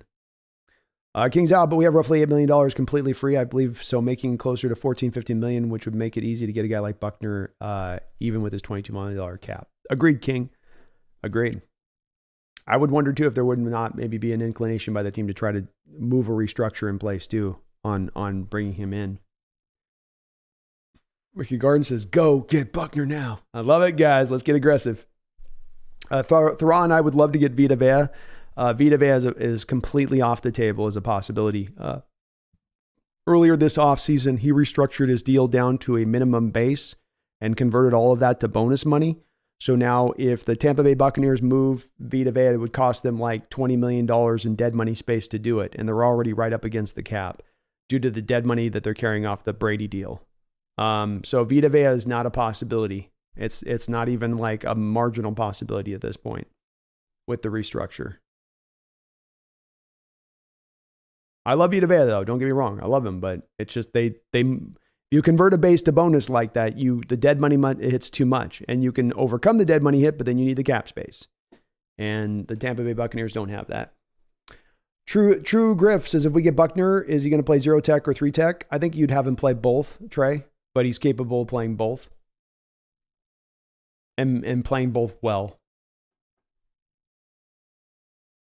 Mark, thank you for reminding me that as you do, man. I appreciate you for letting me know because I like to mention this when I can do. Please hit that like button if you could for me, folks. Maybe sub on up if you're not already as well. I would really appreciate it. Garden mentions Vita Vea has a massive $29 million cap hit. Yep, there you go. No Vita Vea. Sorry, guys. Samuel, I truly believe that DeForest Buckner will wear blue and green on Sunday again against the Rams. I also believe we pick up swing tackle in George Fant from the Jets. Those two players will solidify our line. I like it, man. I like where your head's at. Let's go. Let's go. JL says, normally I don't want players from our rivals, but I would make an exception for AD. As would I. As would I. Aaron Donald to me is still a scary player. Mad Mel Kiver says Chris Jones would be fire. Let's go. I love where you guys are excited. Let's get it. 360 bets if we get Buckner or Jones, Seahawks Super Bowl next 3 years. Hell yeah. Hell to the yes. Bob Mueller says DK is overpaid. It would make sense for him to be paid. It would make sense for him to be paid that money if Seattle won a Super Bowl and he played well, but he's played in one playoff game.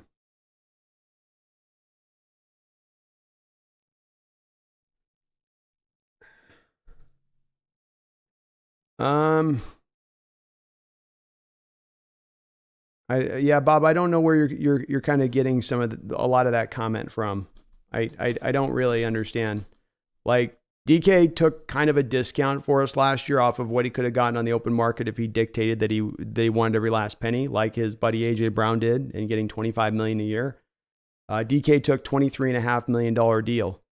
DK Metcalf just turned 25 years old in December. He is, I say this stat ad nauseum, Bob, but I just feel like folks like yourself got to really put this in perspective. In the history of the NFL, DK is top 10 all time before the age of 25 in yards receiving and touchdowns. Both of those two stats. All of the NFL receivers that have come through in NFL history, and this guy before the age of 25 is top 10 in catches, top 10 in touchdowns. 9th all-time in receptions and in receiving yards before the age of 25. 7th all-time in receiving touchdowns before the age of 25. He's been a 1,000-yard guy every single year. He blocks as well or as good or better than just about any receiver in the league as far as a run blocker goes. Where do we get at this point of being overpaid? And he took a discount at $23.5 million versus the $25 he could have asked for, like a lot of other receivers would have. I don't understand that one, Bob. I'm not quite with you on that one. Samuel, trenches in both sides of the ball. John and Pete are aware that once we get the trenches figured out of the way, the rest will fall into place. I agree, man. They both mentioned it in their recent press conferences. I think it's at the forefront of their mind. Megan says, you are such an old man, B. I got the best news yesterday to Chiro. Brace off during the day and only need to be worn to bed in 6 weeks until rehab starts, Hawks Nest. I'll be starting that rehab myself. I will be right there with you, I think. Oh. Jacob, I just found another reason, like we needed another, to root for the Hawks to crush the Rams this Sunday. Disgraced former Huskies head coach Jimmy Lake was hired as an assistant coach for the Rams. We always knew he was the enemy, didn't we, Jacob? Now it just confirms it. A new Skyline production. What do you think we'll realistically add if we pick up a defensive end player? I think more defensive linemen. It could be a 3-4 defensive end, but probably more of a nose tackle guy, new Skyline Productions. Everybody from Chris Jones to DeForest Buckner could be in play right now. Down the line, Leonard Williams with the Giants, who's heading into the final year of his career or final year of his season there with the Giants. They've already paid Lawrence there. Not going to probably pay Leonard Williams as well. So maybe at some point they could look to maybe move him and get something back in return. Down by the trade deadline, a Derek Brown or a Wilkins from Miami, where neither of those two guys have gotten new contracts. They're just about due for them. If you're looking at maybe a little bit of a lower end kind of option, how about a guy like Grover Stewart with the Colts? We all like DeForest Buckner, but Grover Stewart's a really good nose tackle in there as well. So there's a little bit of, there's not necessarily a tried and true, just this one guy is who we'd have to target in on. You can look at a kind of a variety of guys, much like as well, we don't have to do something right now. The team can afford, if they want to wait this out a little bit. But they do have now at least the cap space to go and do it.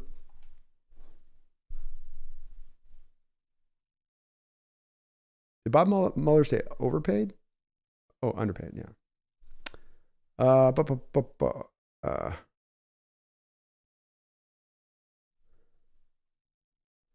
Ariel says, long time, B. Ariel says, my goodness, long time, B. Long time no see, B. Good to see you once again. It's great to see you, Ariel. Thank you for the dono as well. We're a little bit behind on the comments, folks. If you're new here, I tend to try to respond to as many people as I can in the comments, so it does put me behind, but I will be going late and long tonight, I'm sure, so we will catch up as we can here. Y2K says, isn't it often best to just have $5 million-ish free million to get a depressed asset or at around the deadline, as opposed to going for something big from the get-go? I think you got either way. You can go either way there, Y2K. Yeah, it could be just to hold on to assets, but you can also do it to go make an aggressive move right now. So I don't know if there's a certain clear spot right now as to which way they're going to go with it on that quite yet. Mac Pacific Northwest says, remember the name Matt Corral? Had some hype last year, got hurt, now cut, now number 2 in New England. Whoa. I thought maybe Colt McCoy, but they had Corral. Yeah, another assessment I just completely put up in the second deck on that one. You guys saw me get very, very passionate about saying, please, God, no Matt Corral. Please, no Matt Corral. And you're seeing why. Already on a second team, already injured. One of my main worries with him. When I talk about being worried about a guy like Bryce Young getting beat up and injured, I had the same worries and issues there with Matt Corral. You know, these small, slight quarterbacks trying to play the position just get beat all to hell. And it's hard for them to hold up. But indeed, he's starting to bounce around a little bit. Quick Garden Raiders also drafted Tyree Wilson at 6, who is currently still injured. Passed on Jalen Carter. Laughing out. They did indeed. Well, I just think that just goes to show you, Wicked Garden, those character reports were not great on Carter. Promises, yeah, what about Chandler Jones? I don't think Jones is an option here. We don't need edges. We need interior guys. Sammy, yes, once we get the trenches figured out, the rest will happen. Hell yeah. Hell yeah.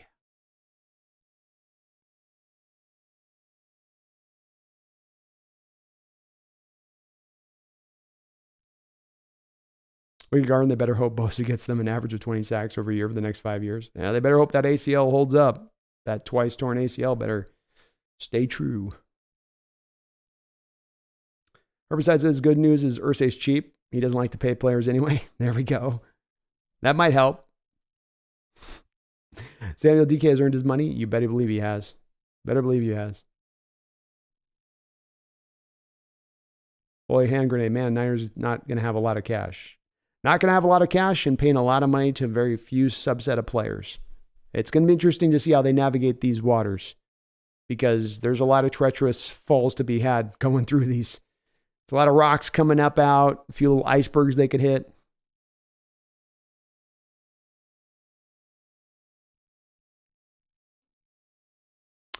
Paul Third. You don't know how cap hit, savings, and debt works.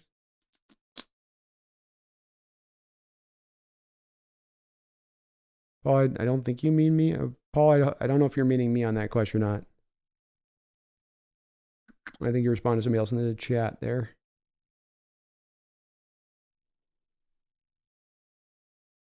Jacob, Cardinals going 0-17 this year. They seem to have literally nobody good besides Budda Baker and James Conner. It may happen, especially their quarterback position in the shape it is.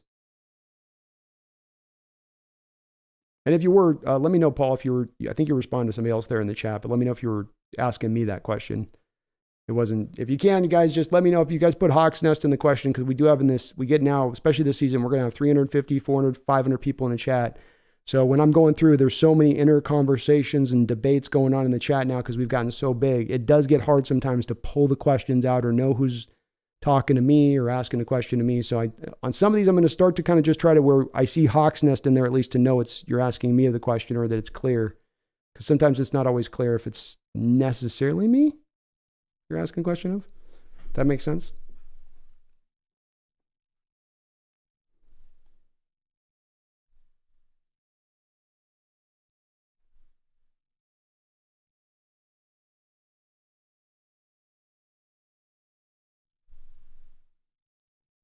King's House is Buckner's number one on my board. I like it.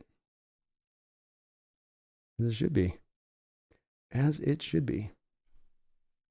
A couple other donations here. Thank you so much for these, you guys. Appreciate it. Randall with the $2 donation says, think Spoon plays? I don't think he plays this week, no. I think the team more wants him on target for that Lions game, potentially. So, and they want to make sure that hammy's good to go. I mean, Carroll talked about it. They had him come out there and do, I think, some limited stuff in the first day. He's chomping the bit to come back out there now. I mean, it may even be more than a week, 2 weeks out. You know, they may take it really slowly with him on this because that hammy has popped up a bit here as an issue. So definitely not this week. And I think I would even say, Randall, it's still 50-50 for even the Lions game at this point, in my opinion. Thank you, though, for the donation. Janath Kumar, thank you for the $10 donation. Nothing in the chat that was put in there as far as on your dono goes, but thank you for that support to the channel. I really do appreciate it so much. Jason Tudor, thank you for the $2 donation. Says, I'm late. Potential trade options. Thank you for the $2 donation, Jason. I just literally just did this as a so let me go through these quick. We've got Chris Jones and DeForest Buckner potentially right now. We don't know if DeForest Buckner is going to be available by the Colts. Colts have got to get into sell mode. There's been no clear indications that the Colts are actually in sell mode at this point. They haven't even been willing to move Jonathan Taylor. That would have been very much a key point to know, okay, Buckner's on the table. He's a guy you can go get. This is the guy right now that's going to be out there and go. We got a lot of people that seems to be the overriding as it's gone through this 2-hour stream here so far. That's been the overriding option, I think, Jason, that folks are gravitating towards more than anything else. But we need the Colts willing to be in sell mode. We don't know if they're quite there yet. Chris Jones does remain an option here. Potentially as a guy that you can go get. Yes, I know there's a lot of cap. We'd have to create some more cap space. Yes, things are a little bit tight to make something happen. No, it's not likely to happen. No, it's not like an impending deal to occur. Could it possibly go down? It could possibly go down.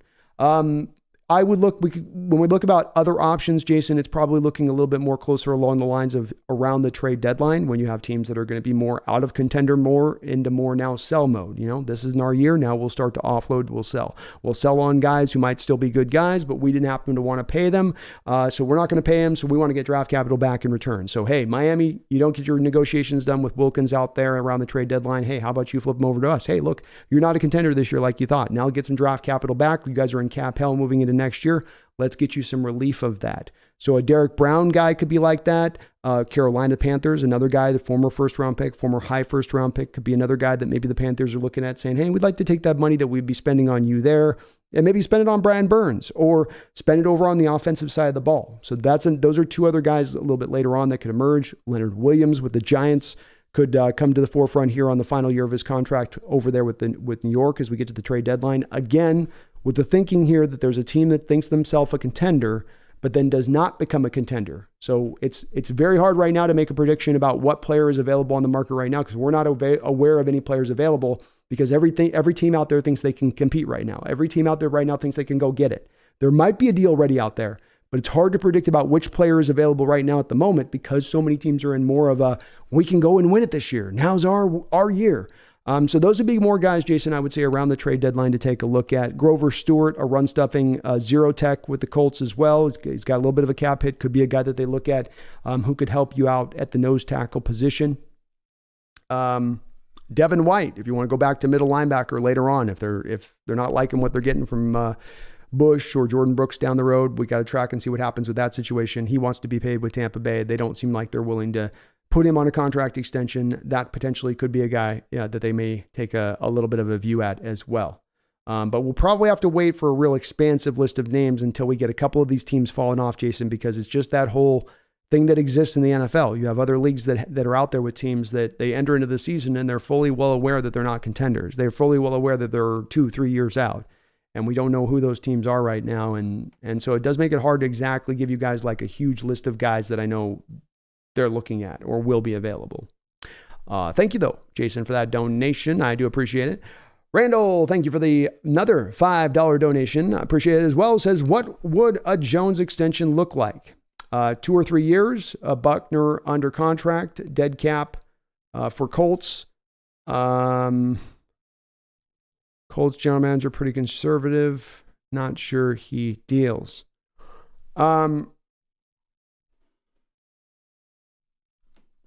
Yeah, I have a feeling that if you make a trade for DeForest Buckner, you're going to try to see if you can get a contract extension done on that prior to the movement. So I don't know if you're just going to take on his cap. The Colts are currently sitting on $28 million of cap space. So there is dead money involved. There is a little bit of dead money involved of like $2 million if they move Buckner. But he's got a 13.75 base. So, it's not a substantial amount of dead money, and they're not sitting in a position where they couldn't make that deal happen if they decided, Randall, that they were willing to move him. The Colts general manager is pretty conservative, but this all goes back to the bottom line of, do the Colts really buy in on them being truly a competitor this year? Do they really look at that franchise? Do they really look at that roster? Do they really look at the players that they put across the board, Randall, and they say, this is a team that can go win a Super Bowl. This is a team that can go out there and contend. And if the answer to that is a no from the ownership, if an answer is that a no from your front office, then what is the reason for holding on to a Buckner? What is the reason at that point? Because you're not 1 year away. Well, just one more off season, and then year 2 of Anthony Richardson, he's going to be ready to go. That's not going to happen. You're going to need 2 years out. So if that's the case, we come back around to this again. Is the plan then from the Colts standpoint to then sign Buckner to a new contract extension? Do they want to do that? Do they want him there at 31 on a new contract extension at that point, given where their team will be at?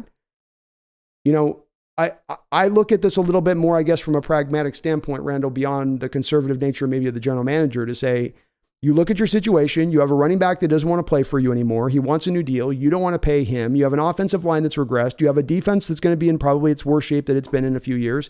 Like, there's a lot of indicators on this team that, conservative or not, you as a general manager need to kind of recognize what time of day it is. And the time of day it is right now is to offload assets and build to the future. You took Anthony Richardson. You took the youngest, rawest quarterback there was in this draft. In taking that quarterback, you're doing so with understanding the plan in place is this is we're a couple of years out from getting the returns on this kid. Now, when we get the returns, hook out. Those returns will be amazing, but we're going to have to wait to get the returns on that. And so I come back to it on that, Randall, and I just go, at some point or another, the Colts are going to get proactive with this. Is it going to take them starting out 1-4 for them to get to that place of pragmatism? Maybe so, but it will happen sooner than later. And I do not believe they're going to be a team that comes out the gate as a 5-1 team with a very young, a very green Anthony Richardson, manning the helm. As far as what would the extension for Buckner, for Chris Jones look like? At 29 years old, I do believe it would be a 4-year deal. 1 second, let me bring up so let's say it's 4 years at 28.5. So a 4-year deal for $114 million. And then you're probably somewhere in the neighborhood of about $70 million in guarantees or so. Something about right around those lines or something like that. And then, of course, you can, you move the base down as low as you want. Then you just have to make the rest comprised of bonus money in the first year of the cap hit. And then you could definitely fit him in. But I don't think that it would be very hard to fit him on a 2 or 3 year deal, Randall. There's no way it's going to be that. You would need the 4 years to be able to spread the money out over the course of the contract to make it work, I would say. But yeah, so good questions, man. Appreciate the questions on that. Very good ones on that one. I think they're going to be willing to move at some point here, Randall. I really do. Save the Geese. Thank you for a $5 donation. Says just salmon fishing while listening to the stream. Go Hawks. Hey, go Hawks. Save the Geese, man. I appreciate you listening in. I hope you catch yourself a whopper out there. Something that's worth posting up on the wall, taking a nice big picture with. Hawks Nest sending out good vibes on that fishing excursion. Appreciate you. Very kind of you guys now on the donations. I can't even catch up. Taker610, thank you for the $2 donation. Says, imagine all the film Kyler hasn't been watching. I've got a video I'm going to play here at some point during the stream. I'm super behind in the comments, so I'm trying to catch everything up because we got so many people. I knew you guys were going to be bubbling tonight with this Adams news. But I do have a video eventually to play you both of Gannon first meeting the players and with his little shots, pew, pew, pew, pew. The guy's such a goofy bastard. But yes, I'm sure Kyler's just chilling, going, I'm just waiting this one out at this point. And they're by everything that we're hearing from them, they're planning on shutting him down for the season at this point, I would think. They're just much like, the Rams are doing. I think they're just going to keep leaning harder and harder into this tank. They'll get down to the trade deadline and offload even more assets, probably Buda Baker by that point, maybe. So they're going to keep going in this direction of things. And then who knows who takes Kyler after that point. If Kyler sits out all season, who's the team coming in to make a move for Kyler? They're just going to have to cut him, I would think, on that contract at that point. But that's what I think they're intending to do as well. Again, and had this moment with Kyler when he first met him. They had it on film where he's like, yeah, everybody asked me why you take this job. And I was like, well, shoot, not a lot of jobs have a franchise quarterback in place. Oh my God, he's such a goober. There's no way it's going to work there with Arizona. It's not working with that coach. No way. Thank you though, Taker. Appreciate that donation, man. We got Garden coming in with a $50 donation. My God, man. Thank you so much for that $50 drop, brother. Very, very kind of you. I really do appreciate all of this support. You guys are amazing as you always are. I love it. I appreciate it. I hope you guys know I appreciate it. And you guys are unbelievable in your support as you guys always are every stream we do on this. It's amazing. Wicked Garden says, I like hype podcasts like this. Love the energy. I think we go 10-7 this season, but if we add Buckner, we go 12-5. Do it, Pete. Do it, Pete. I say it too. Do it, Pete. Do it. This guy's finger over the button. Do it. Do it. Do it. Where's my do it meme? Where's that meme from Zoom? Do it. Do it. Hey, I'm hyped on this, man. I really am. I've been worried at times in recent years. Why you see me so happy about this is that in covering this team over the last couple of years, we get Wicked Garden. There are moments and spots where you get a little bit worried about the fact that maybe we don't have the full arsenal of Papa's piggy bank at our fingertips.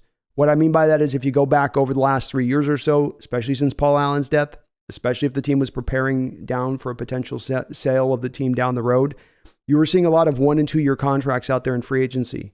Even in given years where you had a lot of money to spend, you were coming back to these 1 and 2 year deals. You weren't putting any real major contracts out there into play. And you go, okay, well, what's going on here? And then you'd have a season like, I think the last year with Russell, where you had moved a lot of voidable money year deals into future years and all that. You'd create like $11, $12 million of cap space, and then you didn't use that money.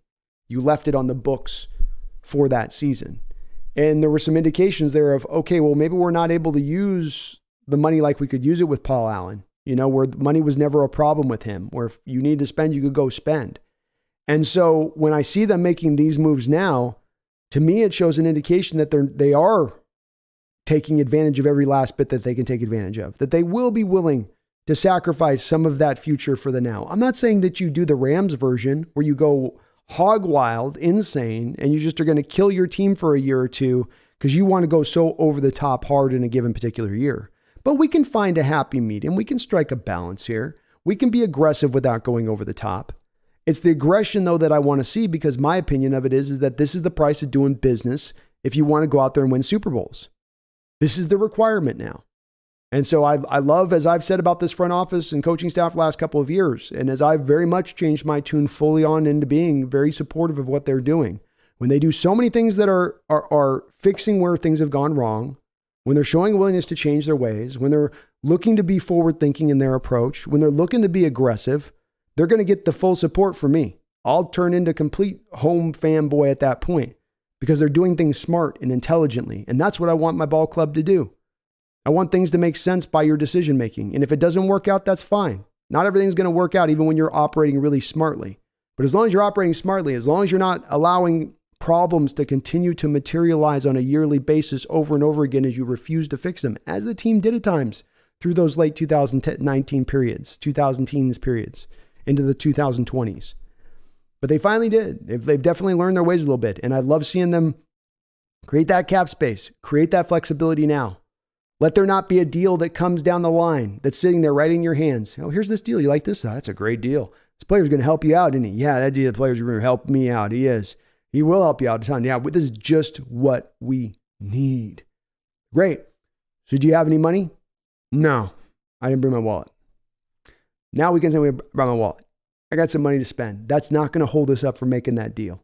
And they could have done that. If this was a cheap organization right now, if this was an organization going, no, we got the future of the sale of the team. We got to keep in mind the budget. We don't want to overextend. We don't make a future owner look at us and go, why has all this money been sacrificed into the future? If that's happening, you don't do this restructured Jamal deal. You don't do the restructuring of the Diggs deal where you convert his base to bonus, because they did this with Diggs too.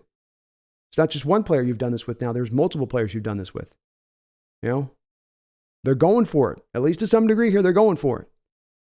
And you better believe that's going to put a smile on my face. You better believe you're going to hear hype coming out of the Hawks Nest at that point. You better believe I'm going to tell my fellow Seahawks fans to dream big. You better believe I'm going to tell them, don't tell me we can't do it. Don't tell me that there's a no here. Don't tell me we can't be creative. Absolutely we can do it. But is there the will? Is there the will? Is there the brass balls to stand on up and take a shot? That's what I ask. That's the part that will remain to be seen as we go forward. That's the part that'll make this season all that much more exciting. John going to step right up onto the edge of the cliff.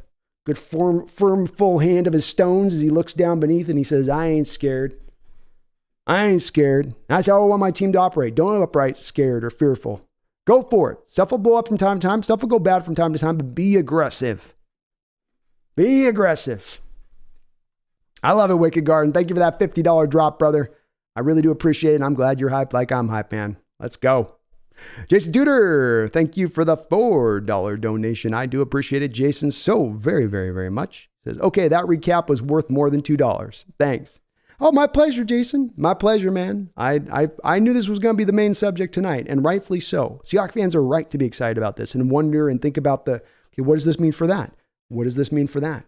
You know, this isn't just a thing happening on its own where, yeah, you want some flexibility and all that other stuff. But I really do feel like this is a move being done, whether it's now or before the trade deadline. It is being done to add more talent to this team at some point this given season, to help this team out. And that's the part that also, above seeing my team be aggressive, this is the part I like to see, because as many of you watching this channel know, what is the main thing I've been worried about? We're going to be just stuck with this defensive line. We're not going to do anything else.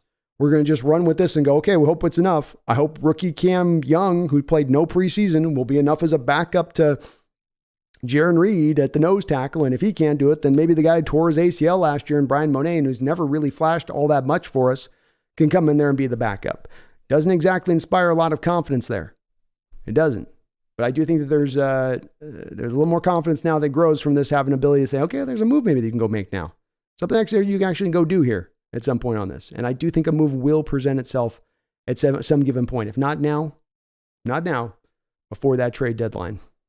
But thank you, Jason, for the double domino. Very, very kind of you. Kyle, thank you for the $5 donation. I do appreciate it as well on that one. He says, timeline is there. Colt shop JT to teams. Colt shop Jonathan Taylor to teams. Report. Seattle and Indy talk trade. Jamal passes physical. Seattle frees up cap. Buckner traded to Seattle. Thoughts? It was a little worded weird there. So I got to kind of decipher what you're saying.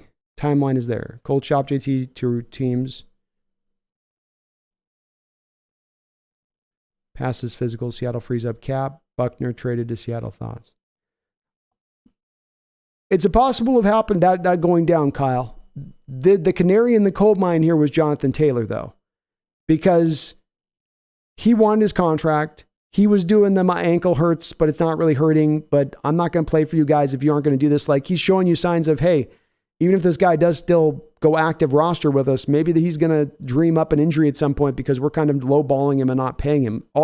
You're basically at a point there where you got to move the guy or not. You know, you got to move him at that point. Get what you can go get for him. But then we hear that they're out there asking for Jalen Waddle in return for Jonathan Taylor, which just shows that they're being completely unrealistic in what they expect to get it back in a return for the guy. And so I go back from that a little bit to saying that the Colts need a little bit of time to make their peace with Jesus on this one.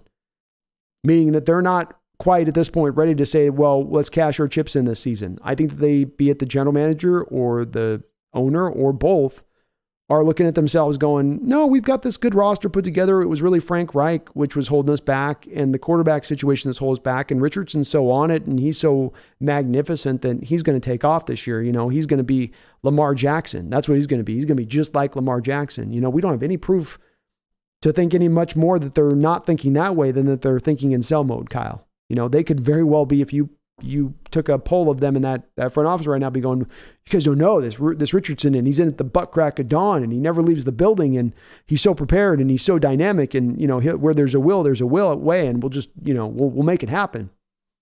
Franchises can talk themselves into that, especially when you look at the NFL and that it is so wide open with so much parity. And that's how you get these teams that are, you're obviously not a contender, but you're talking yourself into being a contender. So I'd love to believe that that's the case, Kyle. I'd love to believe that that's the next step of this process. Like you say, the timeline. I would applaud it. I'd be standing up and down. You know, I'm going to live stream the second I hear it coming down. But at the same point in time, I think the Colts are going to have to lose a couple of games before they get to that place. Or they would have shown us with the Jonathan Taylor trade and getting it consummated that they've made that peace and that they understand this is about the future. And this is what the smart thing is for the Colts too. The smart thing for the Colts right now is to offload assets that are not part of your foundation. And the foundation being, are these guys going to be here 2 years from now?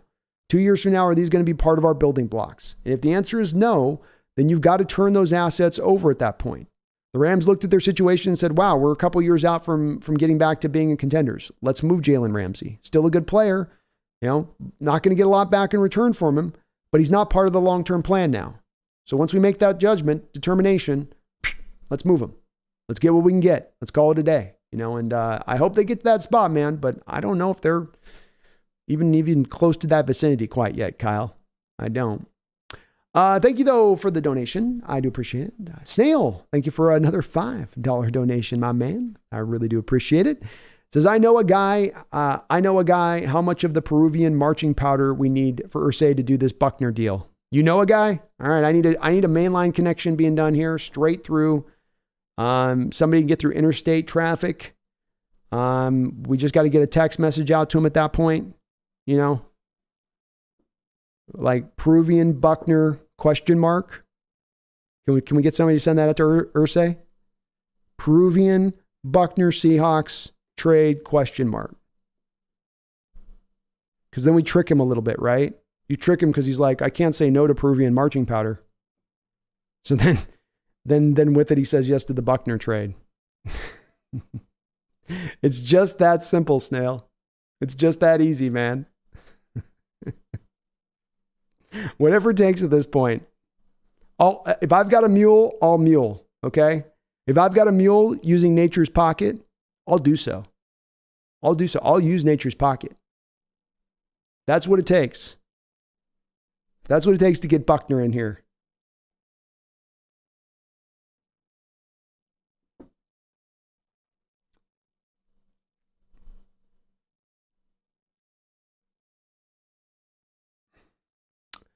Helen Box says the restructure has nothing to do with signing anyone.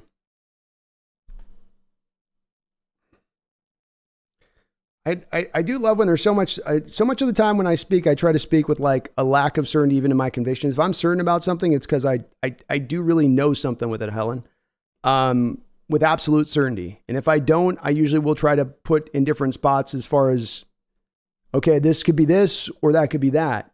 When you say the restructure has nothing to do with signing anyone, number one, I've said that I can go through recent history at times through multiple NFL teams making multiple restructures on the precipice of then doing and consummating a deal as the secondary step.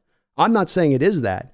What I'm saying is to say that you know it's 100% not that is a little bit presumptuous on your part and does not really fit to what we know about history and making these kind of moves and these kind of deals. I've also said that this could be as much of anything before. This could be a move you're making to clear space to have available for the trade deadline too. But to speak with certainty on everything, it's certainly not this with that. I get a lot of that. And I got to say, guys, Helen, I get a lot of stuff where people speak to me with certainty on stuff and they say, well, this is absolutely the way that this is. And then something comes back down the track and proves what I was saying was going to be on the other side of it. And then those folks like yourself that say these magnanimous comments that are absolutely, this is the way it is. Don't ever come back and go, oh, you know what? You were kind of right about that. I had 2 days ago on Sunday where I had a chat filled with people telling me we only had $2 million of cap space, and they were absolutely saying positive with 100% certainty there was no other way for us to create cap space. There was zero way. It would fill up on the comment section there. And I'm just sitting there shaking my head going, you guys, come on. And then what happens now? 2 days later, there is cap space freed up. Have you guys seen anybody in the comment section mention the fact, oh yeah, I was one of those people saying on Sunday that there was no cap space and now there is cap space. You know, I understand it doesn't mean there's absolutely a deal to be made or there's something coming for sure, Ellen, but to say that there's not, and you know there's not now 100%, unless you're in that building and part of the organization or franchise, speaking a little out of school, I would say on that one.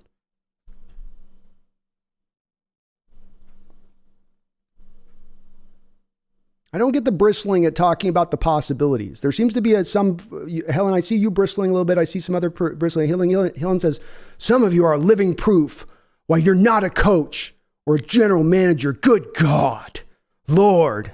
I mean, over the top much? The team just created cap space. We're super excited about the upcoming season. And people want to come in like a wet blanket and be like, don't talk about possibilities of things that could happen. Why are you doing that? What?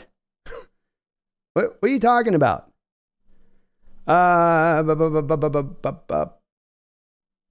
Nathaniel, what would a Buckner trade look like? Since it seems like it's unlikely we move Taylor if we're going for it. I think that a Buckner trade there'd be a very good chance that you would include a Noah Fant in the deal, which would be an extra $6 million you'd clear off the books if you put him in a trade. I don't think that you're precluded from moving Taylor in a trade because I think the team feels very good about what they have in Tyreek Smith. And then if they have to bring up Levi Bell as their fifth edge on the team, I think that they would make their peace with that. I think already as it stands right now with Derek Hall kind of looking pretty good in preseason, that Taylor's going to have his share of snaps kind of removed off the board here a little bit. You know, he might fit into more of that Bruce Irvin role of last year in the number of snaps he's able to really totally garner here this upcoming season, which is part of what might make him a little more expendable from Seattle's standpoint of things. So Taylor certainly could be a part of this trade with the Colts. Taylor and Fant and picks could be part of the trade. I think there's a lot of different points of flexibility in which you could put this deal together. It doesn't just have to be draft picks. You can find some players at positions where you're a little more stocked up to be able to make it happen at that point. But it would seem like on the surface of it, like a second, third rounder Fant, if I was to make like a guess, something like that would probably make some sense.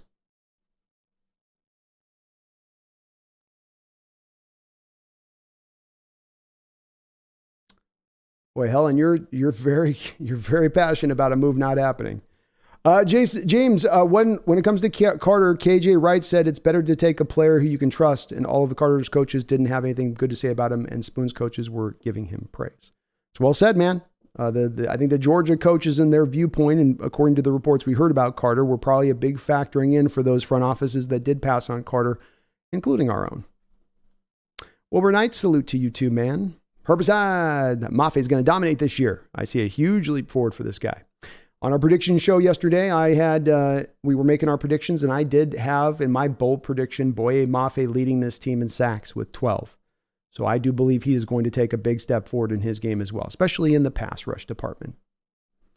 Ron says, where's your Gata? She's in there sleeping, man. I guess she's like in the bed right now for some reason. I can't get her out of here. Pumpkin! Get it.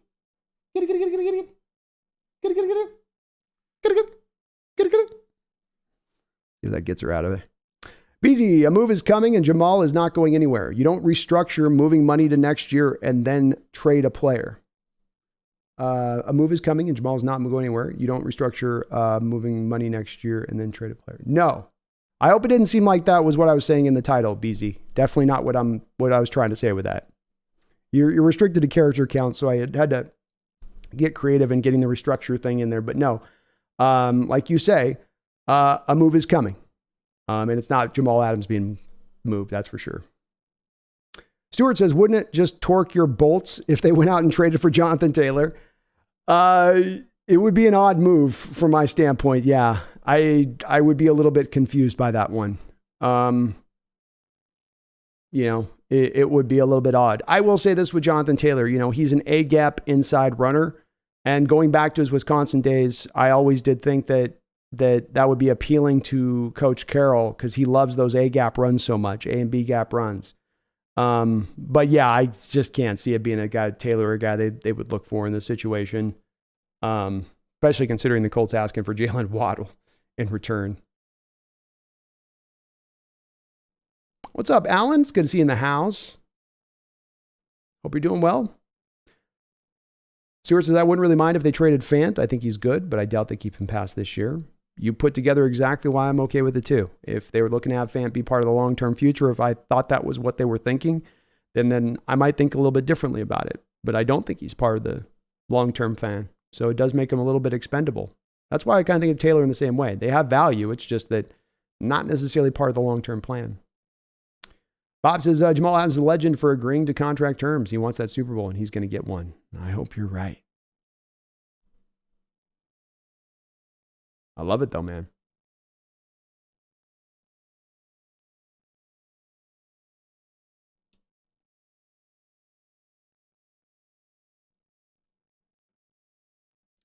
Helen says the restructuring was done for season flexibility only. The rest of this is just talk with no walk. Yeah, and I would bet, Helen, with as much as you've spoken like about 5 or 6 comments with 100% certainty of you knowing what's going on. And the difference between me and you on this side of it, I ain't speaking that I know 100% with certainty of what's going on. You seem to indicate that you know that that's just 100% the case and there's no question at. What I would reckon to guess, Helen, is that if there was a deal that came down the track tomorrow and I went live, I don't think I'd see you in here saying much about it. I think you'd be pretty quiet on your end, as I've seen so many before who've spoken in your terms on this. I've been doing this for 4 years, and if I had a nickel for every time I raised something that there was people that spoke in the terms of like you're speaking at, Helen, that were then proven wrong, who then went dead quiet down the line, I'd be a millionaire. It's amazing. You don't know what this means. You don't know that this doesn't mean there's a deal coming down. And there's been plenty of other comments in addition to your that have said, hey, there's been a recent track record in the history of the NFL where when you have the restructures like this go on, another deal then comes on the other side of it. That does tend to happen a lot of times. Doesn't mean that that's what's exactly happening here, but it doesn't mean that it's not either.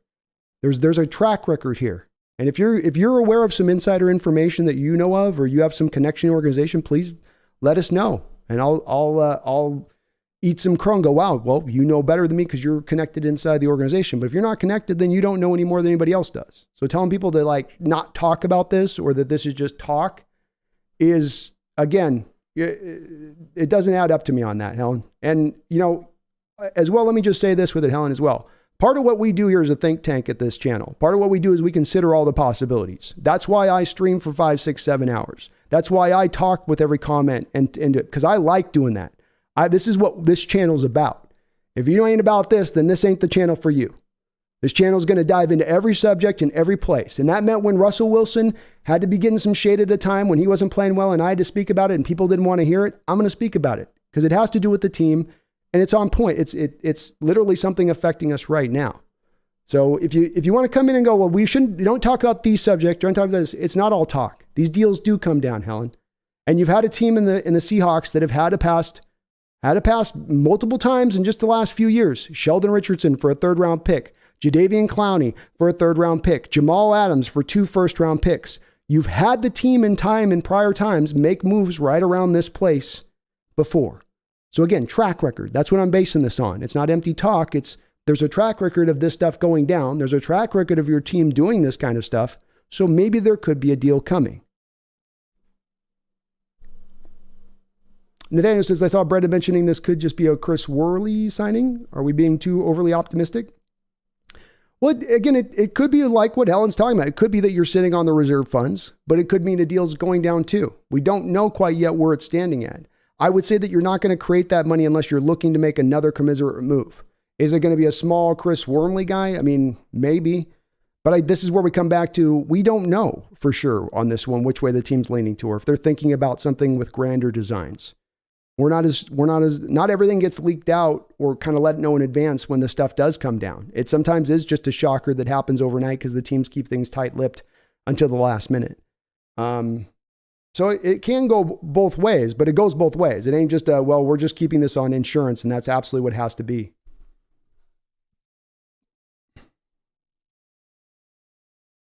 May says, I would like to keep Fan if it is at all possible, but if it can be used in a trade for someone like Buckner, I wouldn't be upset to lose him. That's where I stand too. I'm good with keeping him, Megan, but if it means building up our greatest position of weakness right now and reinforcing that a little bit, I'm okay with it.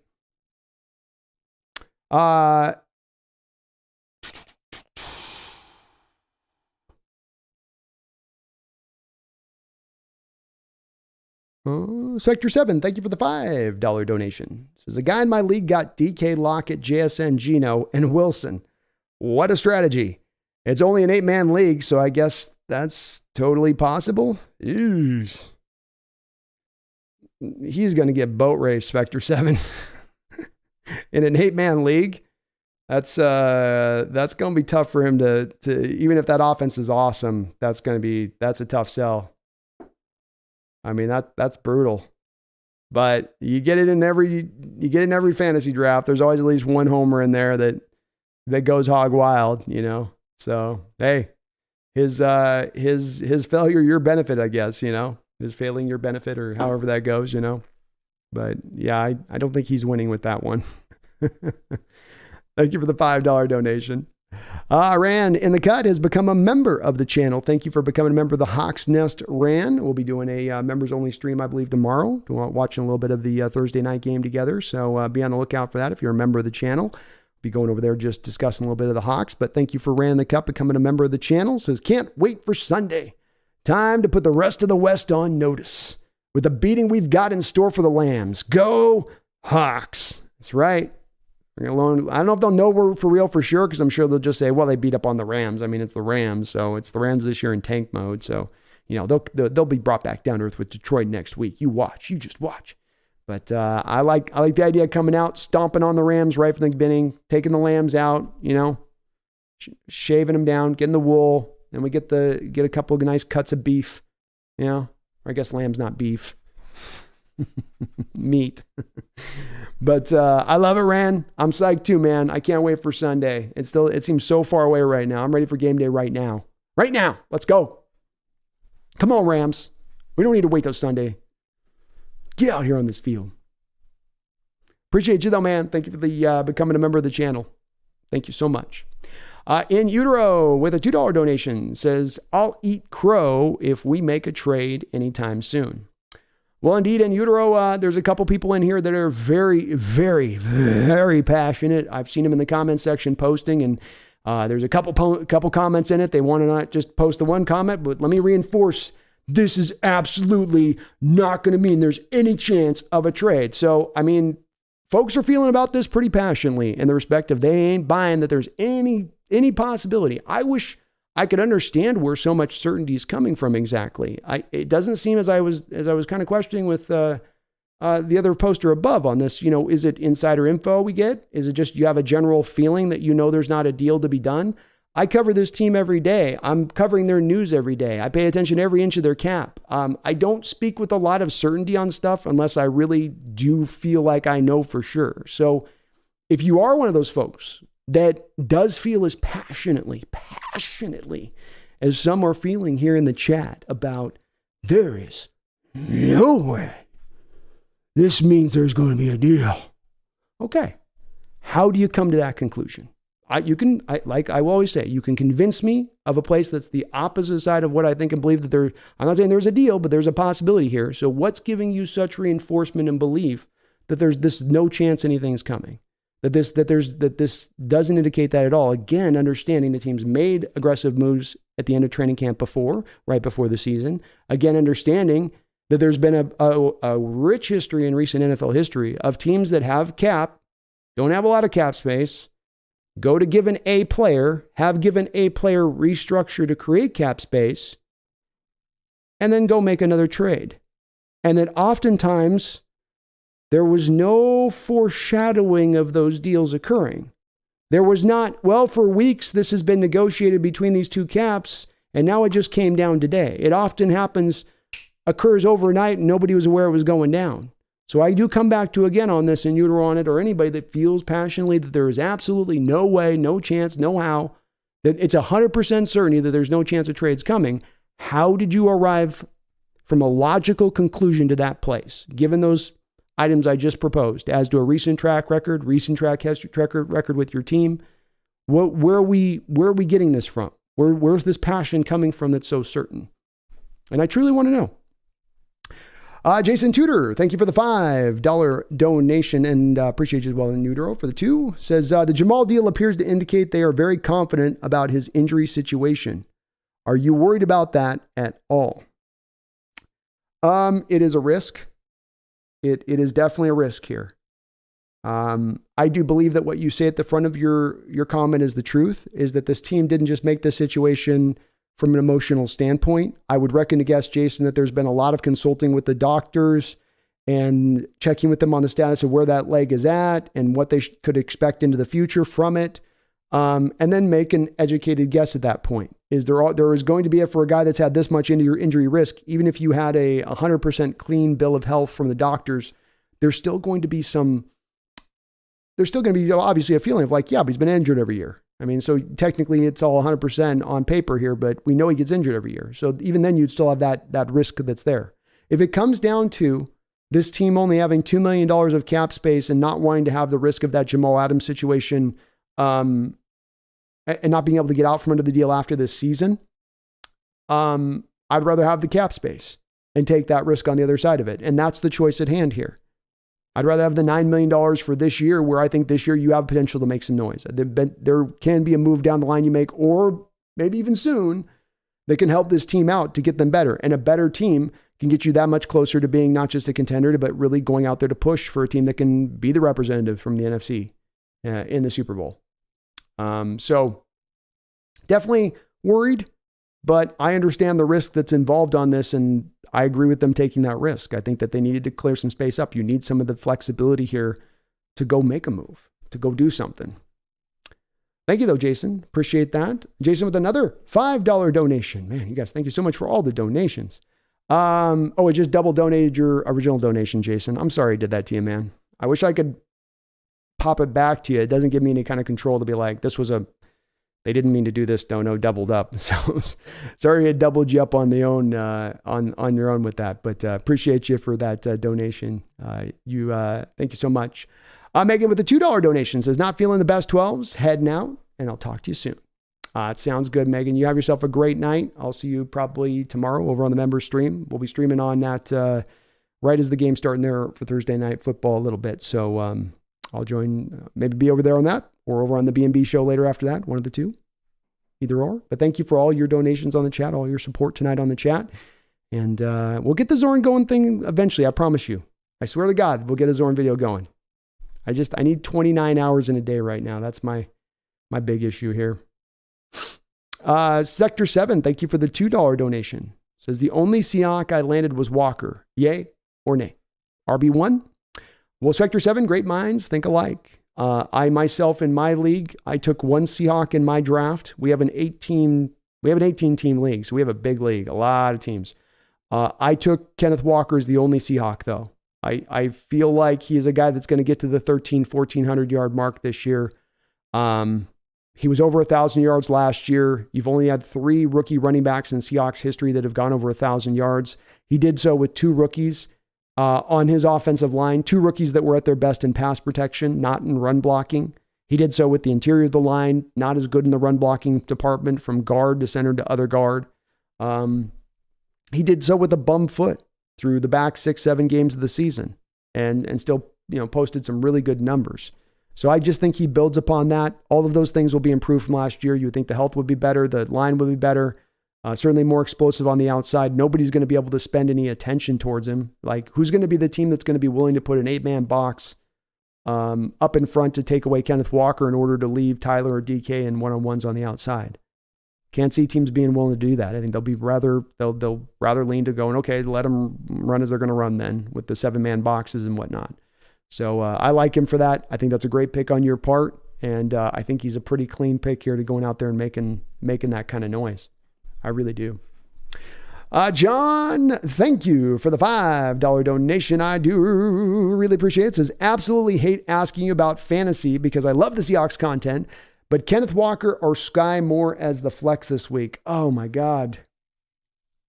John, it's brutal, brother, because John, I've drafted both Kenneth Walker and Sky Moore in my league, and I'm starting both of them. So, I mean, I don't know how big your league is as far as your other receivers that you have going out there or who your running backs are that you've got over the top of Walker, but I would be trusting in Walker this week as my running back 1, to be honest with you. He's going to get a good amount of carries here against this Rams team. He's probably going to get near 100 yards, I would say. But I'm starting both of the guys. If I got to pick one or the other.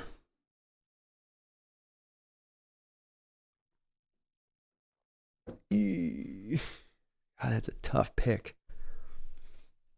I hate this, John, because I didn't have to make this choice. I got to say both. I got to say yes. I think Sky Moore is going to go off tomorrow because that's going to be potentially kind of a shootout, or at the very least, I think the Lions, kind of win this game now at this point with where things are kind of standing. But I think it's a shootout a little bit, which means Moore gets that many more catches and whatnot. I'm going to go with Walker on that one, John, if it has to be that way. I would try to find a way to get both of those guys in the lineup, or put in the comments below who it is that you're starting ahead at running back 1-2 at that point. You must have a hell of a backfield if you're talking about Walker being your flex. Hell of a backfield, I tell you. But no, ask anytime about the fantasy. I'm into it this year. I'm doing my own league. So, and good picks, man. I got both those guys on my team too. Smart man with the Sky Moore pick. That's a high IQ pick right there. Nathaniel says, I think JSS, John Snyder prides himself on at least being in on every deal, even if he doesn't pull the trigger. Hope he's at least had conversations with the Chiefs and the Colts. Me too. Let's just see what it does take. What would it take? How could we maybe get this done? Are these guys on the market? What's the deal going to look like? And you're right about that. It's the really part I love about John is that he is on every move. Doesn't mean he's going to make every move, but he's always in on listening. He prides himself on doing that. And that's what you want your general manager to do. Keep your ear to the ground. Don't be out on any deal. Go through all the parameters. You don't want to have a deal get done later on down the road and you're like, well, we could have maybe done something similar to that. We didn't think the cost was going to be that cheap. You need guys that, and not all general managers check in, I don't think. Bob says Gino needs to play elite defensive lineman in practice every day or a well buttoned up one. He needs to feel an elite D every day like 49ers, Cowboys, Eagles are going to challenge with him. Definitely would help, wouldn't it? Definitely help if you're going against those kind of guys in practice. It certainly would make the games feel a lot easier for most part, unless you're facing those kind of teams with those kind of fearsome front seven. Samuel says Fant can go. He's done nothing that warrants keeping him. We got 2 other good tight ends. Getting Buckner would be a wise decision. I'm with you, Sam. I would be all on board with it too if it presents itself to be an option. We guard and Fant next. They are expendable. That's right. BBJ fam, millions of dollars question is Adams gets traded, stays healthy or just misses a couple games and balls out on another team, or he stays healthy and we keep him or not and gets hurt. Well, BBJ, there's no chance that Adams gets traded this year. First off, that's not happening now. And chances are he's not going anywhere next year because of the dead money cap hit either, I would say. Whether he balls out or not, I think remains to be seen and depends on where he is health-wise and how much he's able to get back to the player he once was before the injuries. Andy Arnold, don't the Colts have to want or need Fant or Taylor since they aren't gaining any cap space? Yes, they would need one of those 2 guys and to see value in them. I'm doing a little bit of a logical jump here to say, looking at the Colts tight end situation being that it's pretty empty right now, they'd like to probably do better than that. I think Fant would help them with that. Taylor, likewise, when you look at the Colts as far as edge rushers go and say, okay, how are they on the edge rushers? They got a lot of dynamic. No, they don't really. So both of those 2 guys, I think, could be of some use to them because of that. I don't know how much value you derive from them, how much they'd be worth, but I think they would be worth something. Anthony Benedo says, who do you think they may pick up depending on need? Hard to say. I think that there's a little bit of maybe a waiting game on this to the trade deadline. I think it's defensive line talent first and foremost that they're going to look to target when they do make that trade. And there are a variety of names. DeForest Buckner, Leonard Williams, Grover Stewart, Wilkins with Miami if the negotiations break down there. Leonard Williams, if the Giants aren't as good or as in a contender status as they think at the start of the year, maybe you make a trade deadline deal for a guy like that. Even maybe a Chris Jones as a long shot kind of situation. But I think a lot of this could be as much as just waiting around that trade deadline to strike at that point. Could be also something impending. It's hard to say exactly, but not sure. We don't know who's necessarily available right now if they are working on a deal that's imminent. BP says, is Mike Penix an option for a quarterback next year? Sure. Yeah, I don't think that they would be against taking him. I think that if he continues to play like he did this past week, he's going to continue to push his value up. And if Seattle's picking in the 20s in the first round, there may be a chance that he ends up getting taken a little bit higher than where they're selecting at that point. But I do think they're going to look at taking a quarterback in this draft somewhere. And Penix is a good player. Very, very impressive tape last week that he put out. He's going to have a monster year, I think.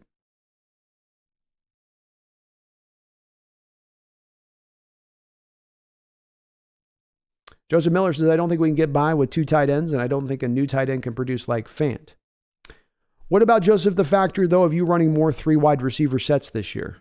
What about the less of the leaning into the 2 tight ends and going back more to the 3 wide receiver sets? I mean, understanding a little bit that if you look at McVay and where Waldron's coming from with McVay's scheme, McVay for the last few years has been one of the league leaders in running 3 wide receiver sets. So that could be a way to get around that a little bit. Especially because it does provide a guy in Colby Parkinson a little bit more of a way of getting on the field more and more. A guy the coaching staff could have a little bit of a feeling of there's some unrealized upside here, stuck behind the depth chart a little bit, but this guy's ready to go. Maybe. Justin Cooper, trade for John Wick. You always trade for John Wick. Vita Vea, I see a lot of Vita Vea, Michael Scott. It's mentioned a lot in there. I would love Vita Vea. I'd have no problem with bringing him on. I'd give up whatever the Tampa Bay would want to bring in Vita Vea. He's not coming, though, because they restructured his deal this offseason. It would cost like $28 million dead money dollars for them to move Vita Vea. So Vea's not coming, unfortunately. Just no way. Ran the cut. I don't blame Caleb for dodging the Cardinals. I don't either. If it's an organization that's not committed to winning. I mean, even Eli Manning going back in the day. Eli Manning, of course, rejected the Chargers, forced a trade to the New York Jets. Chargers then took Phillip Rivers back in return.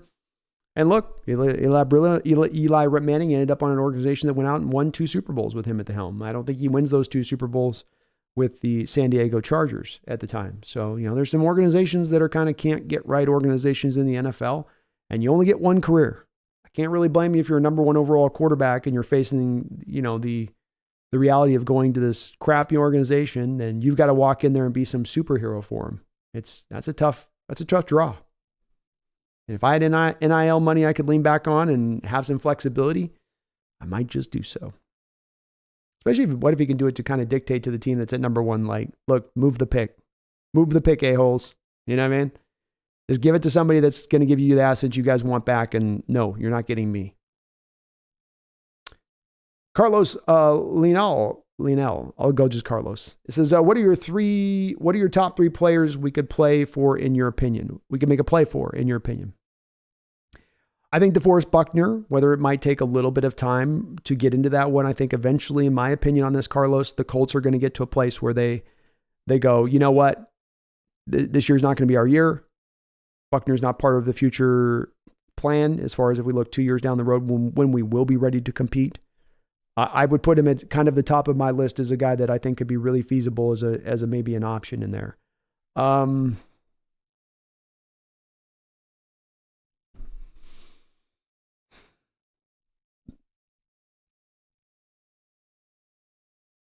If the Dolphins were to have a quick fall off at the start of the year, and Wilkins could be a guy that could jump to the forefront, if Dolphins go out and they start out 1-4, they're definitely primed to maybe be a good team out there in the AFC this year. But that's a good division they're in. It's a good conference.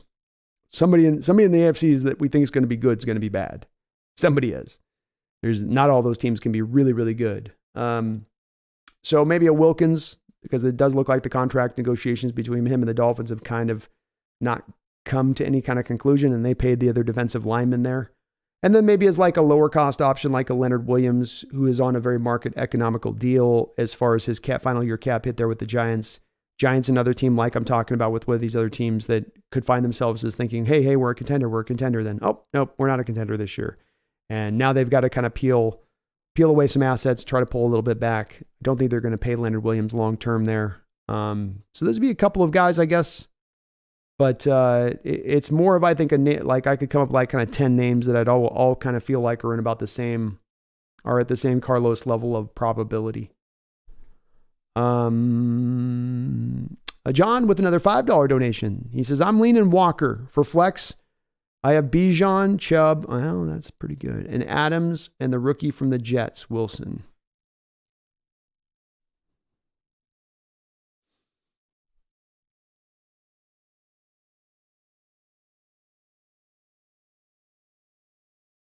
I guess I can see the conundrum you're in there.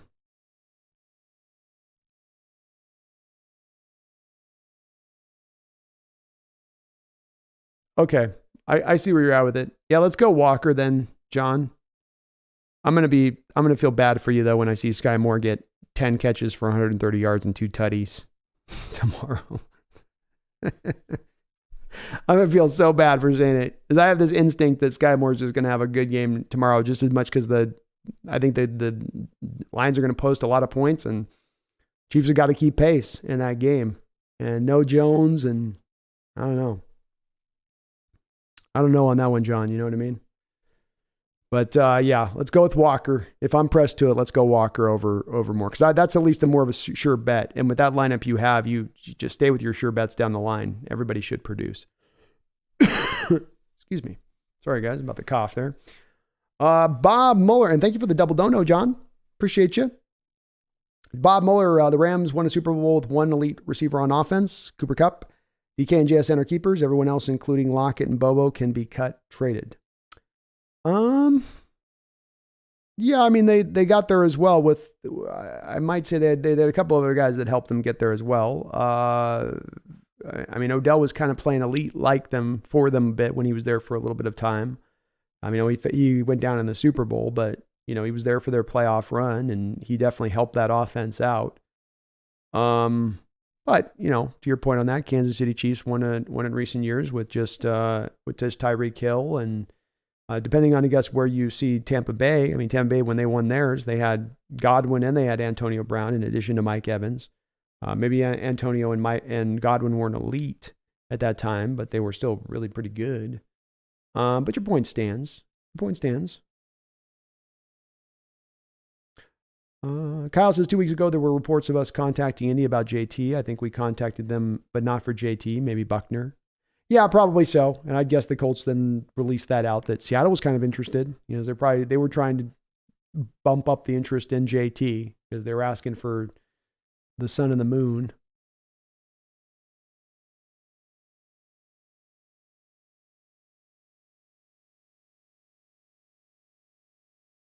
AI, Arizona ranked lowest on almost all categories in poll about team facilities, food, weight room, etc. They charge players for food. That's what I'm saying about the dysfunction. It goes to the coaching staff. It goes to the money that they're willing to spend, how much they support the players. They're not doing every last thing they can do to win, sort of, like you hear the Hawks talk about at times, and the way Schneider and Carroll talk about everybody in the facility being important, every part of the process being important. Every bit helps us win games. And you have the Cardinals kind of thinking, none of that stuff actually helps you win games. Practicing, playing on the field, that's the only thing that helps you win games. Which side's right? I think Carroll and Schneider's more right of it. When you lowball players like that and you put them in that position, I think you do create a situation that's not always conducive to winning at that point, or making it feel like the organization is fully committed to winning. Which I don't think that I'd be going out on a limb to say that about the Cardinals organization. Herbside says the Cards did have a good draft this year and got picks next year. They could always trade Kyler and get more draft capital. A few years, they could be back in a big way. Very much so, Herbicide. I'm knocking them this year, and I will beat on them, and they've earned that, rightfully so. But to your point, the trade back with the Houston Texans and picking up the extra first-round pick to next year, they could end up with 2 top 5 first-round picks this next year. They could end up with Caleb and Harrison Jr., Marvin's Harris. Imagine that pairing together in Arizona. This isn't unfixable on Arizona's part. And as we've seen, even with that ownership in there being the way it is, and even with like the AI talking about the polls that were taken about the team facility, the weight rooms and all that, there have been moments and times in the last 20 years that team has managed to get to a contending state. Kurt Warner got them to a Super Bowl when he was there. So, it doesn't mean that it's impossible for them to get back to prominence. And you got to give them credit, like the Rams. They have leaned into this rebuild, which is the thing that I always say you should do. Lean into it. Don't go halfway. Go all the way. And that helps you, because I think that helps you turn things around that much faster, like we saw our Seahawks team do last year, where they went all the way. All the way.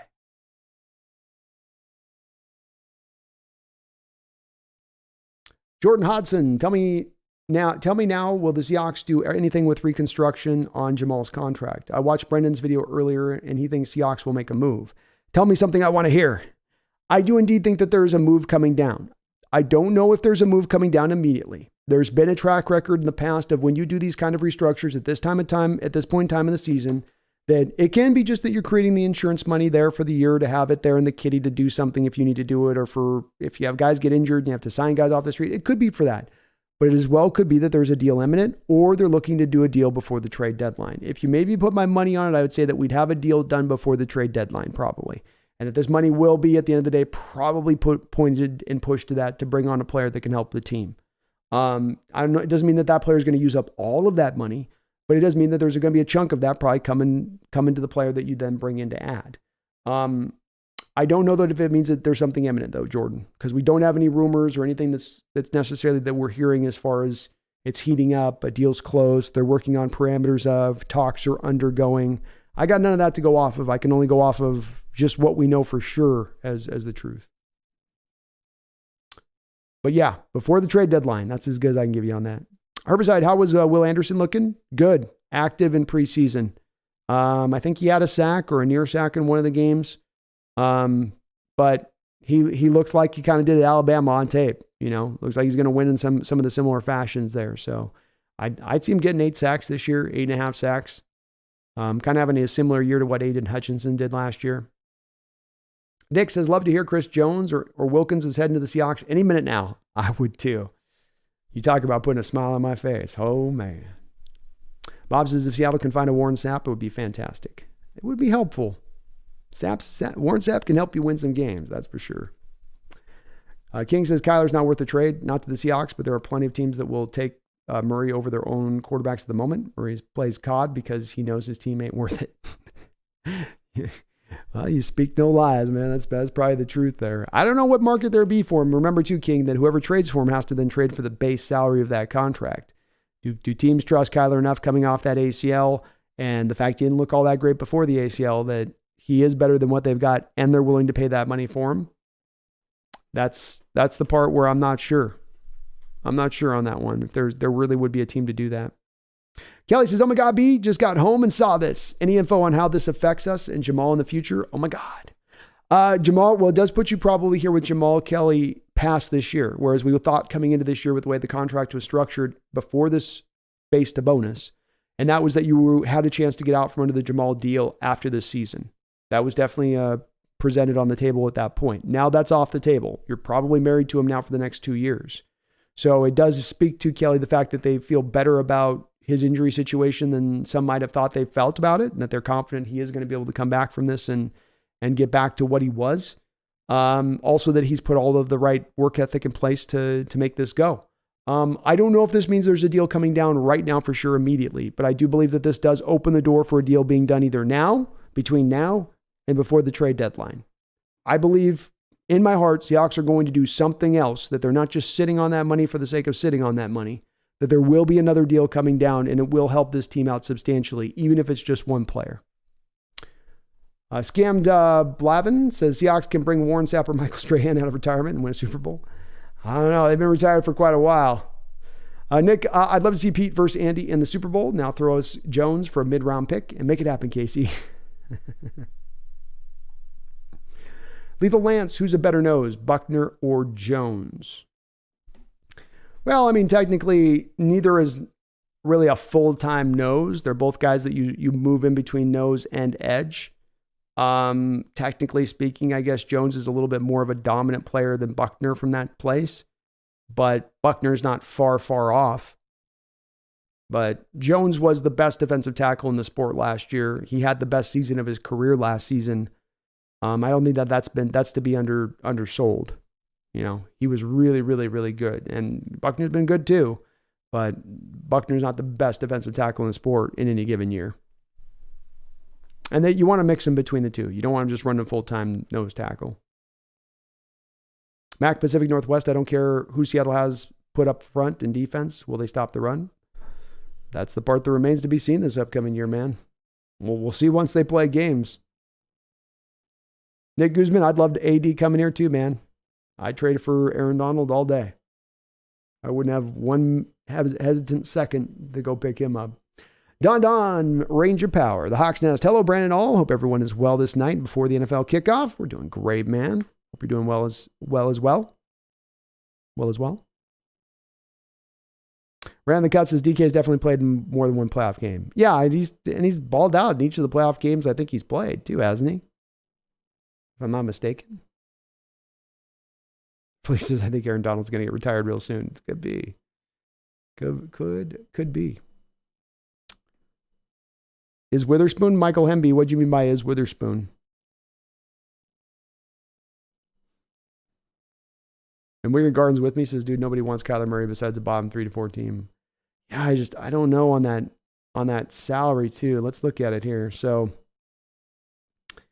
if you're going to try to go make a move for Arizona and you're talking about they're going to eat they'll eat the base, they'll eat the bonus right now if they moved him next year. But Kyler Murray's base next year is $37 million. Do anybody in the chat feel good about, I don't care how bad your team is, feeling good about trading for a Kyler Murray who's maybe not played the whole year, coming off the ACL, who's now going to cost you $37 million on your cap? I don't know. Janeth, DK needs a fully confident propeller Geno and a good line to succeed, and he'll have him this year. Well said, Janeth, and I agree. DK's ready to go. Max says, who's a Belichick guy? Tom and... I'm not sure on that question, sorry. BP, I don't know if you guys remember a couple years back, Bobby Wagner or Russ had a restructure and we ended up trading for Sheldon Richardson. And at the time, it was a top move. Thank you, BP. Thank you. That's what I'm saying. I'm not pulling this stuff. I think people sometimes think with my opinion, I'm just sort of pulling it out of my anus here. When I try to talk about this team, I'm always going to formulate opinion around the track record of the team. You have a general manager and a coaching staff that's been in place in a very unique fashion here versus other NFL teams for well over a decade, which means that if you're paying attention to this coaching staff and front office, you can read into what their given nature is, what they're willing to do and what they're not willing to do. They've given you a baseline. They've given you a good, rich history to kind of read into what they potentially are willing to do and not do. And that's what I base it on when looking at this move potentially coming down the track before the trade deadline. But the Richardson one is exactly like what you're talking about, like what I'm talking about. You restructure, whether it was Bobby or Russ at the time, you put the restructure through. Oh, here comes the move now for Sheldon Richardson on the second half of it. And it was a move made when? Right at the end of training camp. So that's where this opinion of mine is based from, and seeing it come down before in this way. King says Kyler resurgence in Atlanta would do well for him. Atlanta could be an interesting spot with their dedication to running the ball, but then that does mean a lot of Kyler under center. You know, does that fit him as well and as good? Versus, of course, King, he's done so much spread concept stuff there with Arizona. But maybe that could make some sense. I do think it's not going to be a bottom team that trades for him with that base salary at that point. It's got to be a team that's on the precipice of being kind of feeling they're close to contending and held back by their quarterback position. Because a bottom team, if you're spending that money and you're going, oh, this guy's not going to bring enough of the impact to validate that. Janet says, let Jimmy Lake live his life. Damn. I was only being half serious, Janet. I don't mean him any ill will. AI, having JSN is going to help DK. Defenses will have to focus on number 3 wide receiver, not just 2. Agreed, AI. You can have these defenses that do the thing they started doing in 2020 when we started taking tops off the defense at like a record pace through the first half of that season. And that was the team slid into cover 2 concepts over and over again, and they would often roll bracket coverage to both DK and Tyler with the cover 2 safeties they had out there. So if you're going to do that now, and you're going to run the corner as a trailing corner on those cover 2 looks, that's going to leave a lot of open space then for JSN to operate, and a lot of linebackers and slot corners trying to stay with him. And I'll trust my JSN against your third corner. I don't think he's staying with him. Your corner, that is.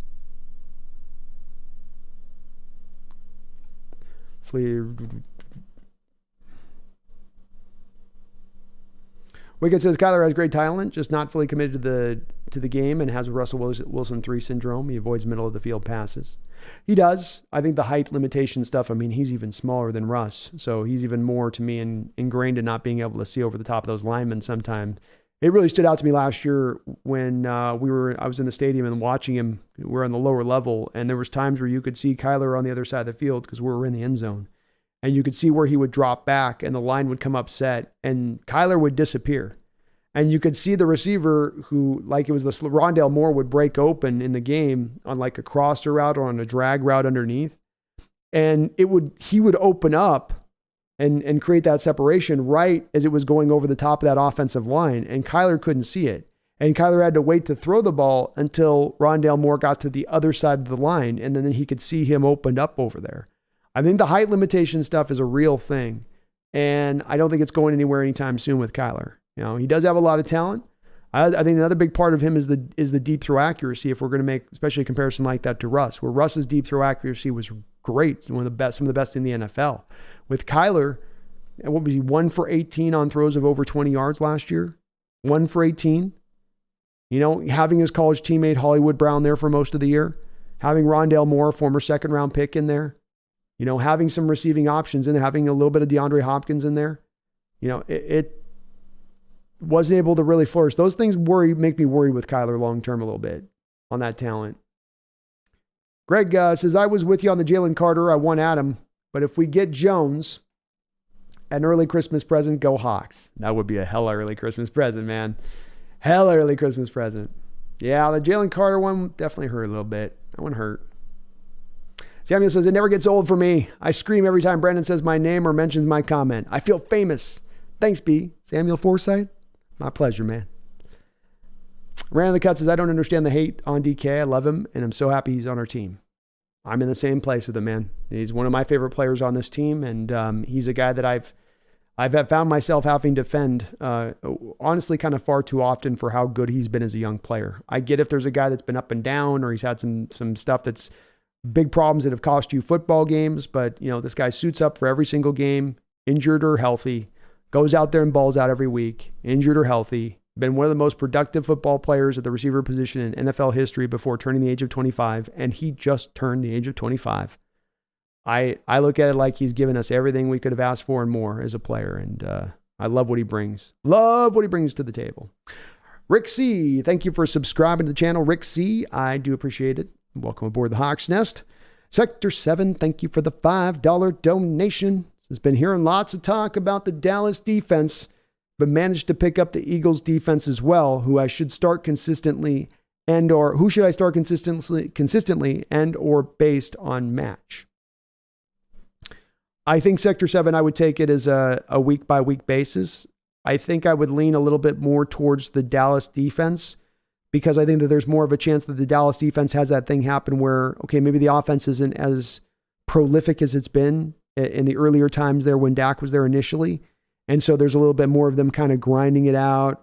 I know that they're going to want to, like, McCarthy's taken over Dallas this year from the offensive side of the thing because he wants to run the ball more. That's the head of why he's going to take those reins. And so if they're going to run the ball more, that's going to be more protective of the defense. It's kind of like Dallas is leaning into protecting its defense, whereas the Eagles are going to have those games that are probably shootouts at times where, even though the defense is still really good, opposing offenses are feeling like they got to score. And so there's going to be those points and times where Eagles have games where they give up a few more points in times, I think, than Cowboys will because of that tit for tat thing that goes on when you have a great offense pushing the other team's offense, no matter where your defense is.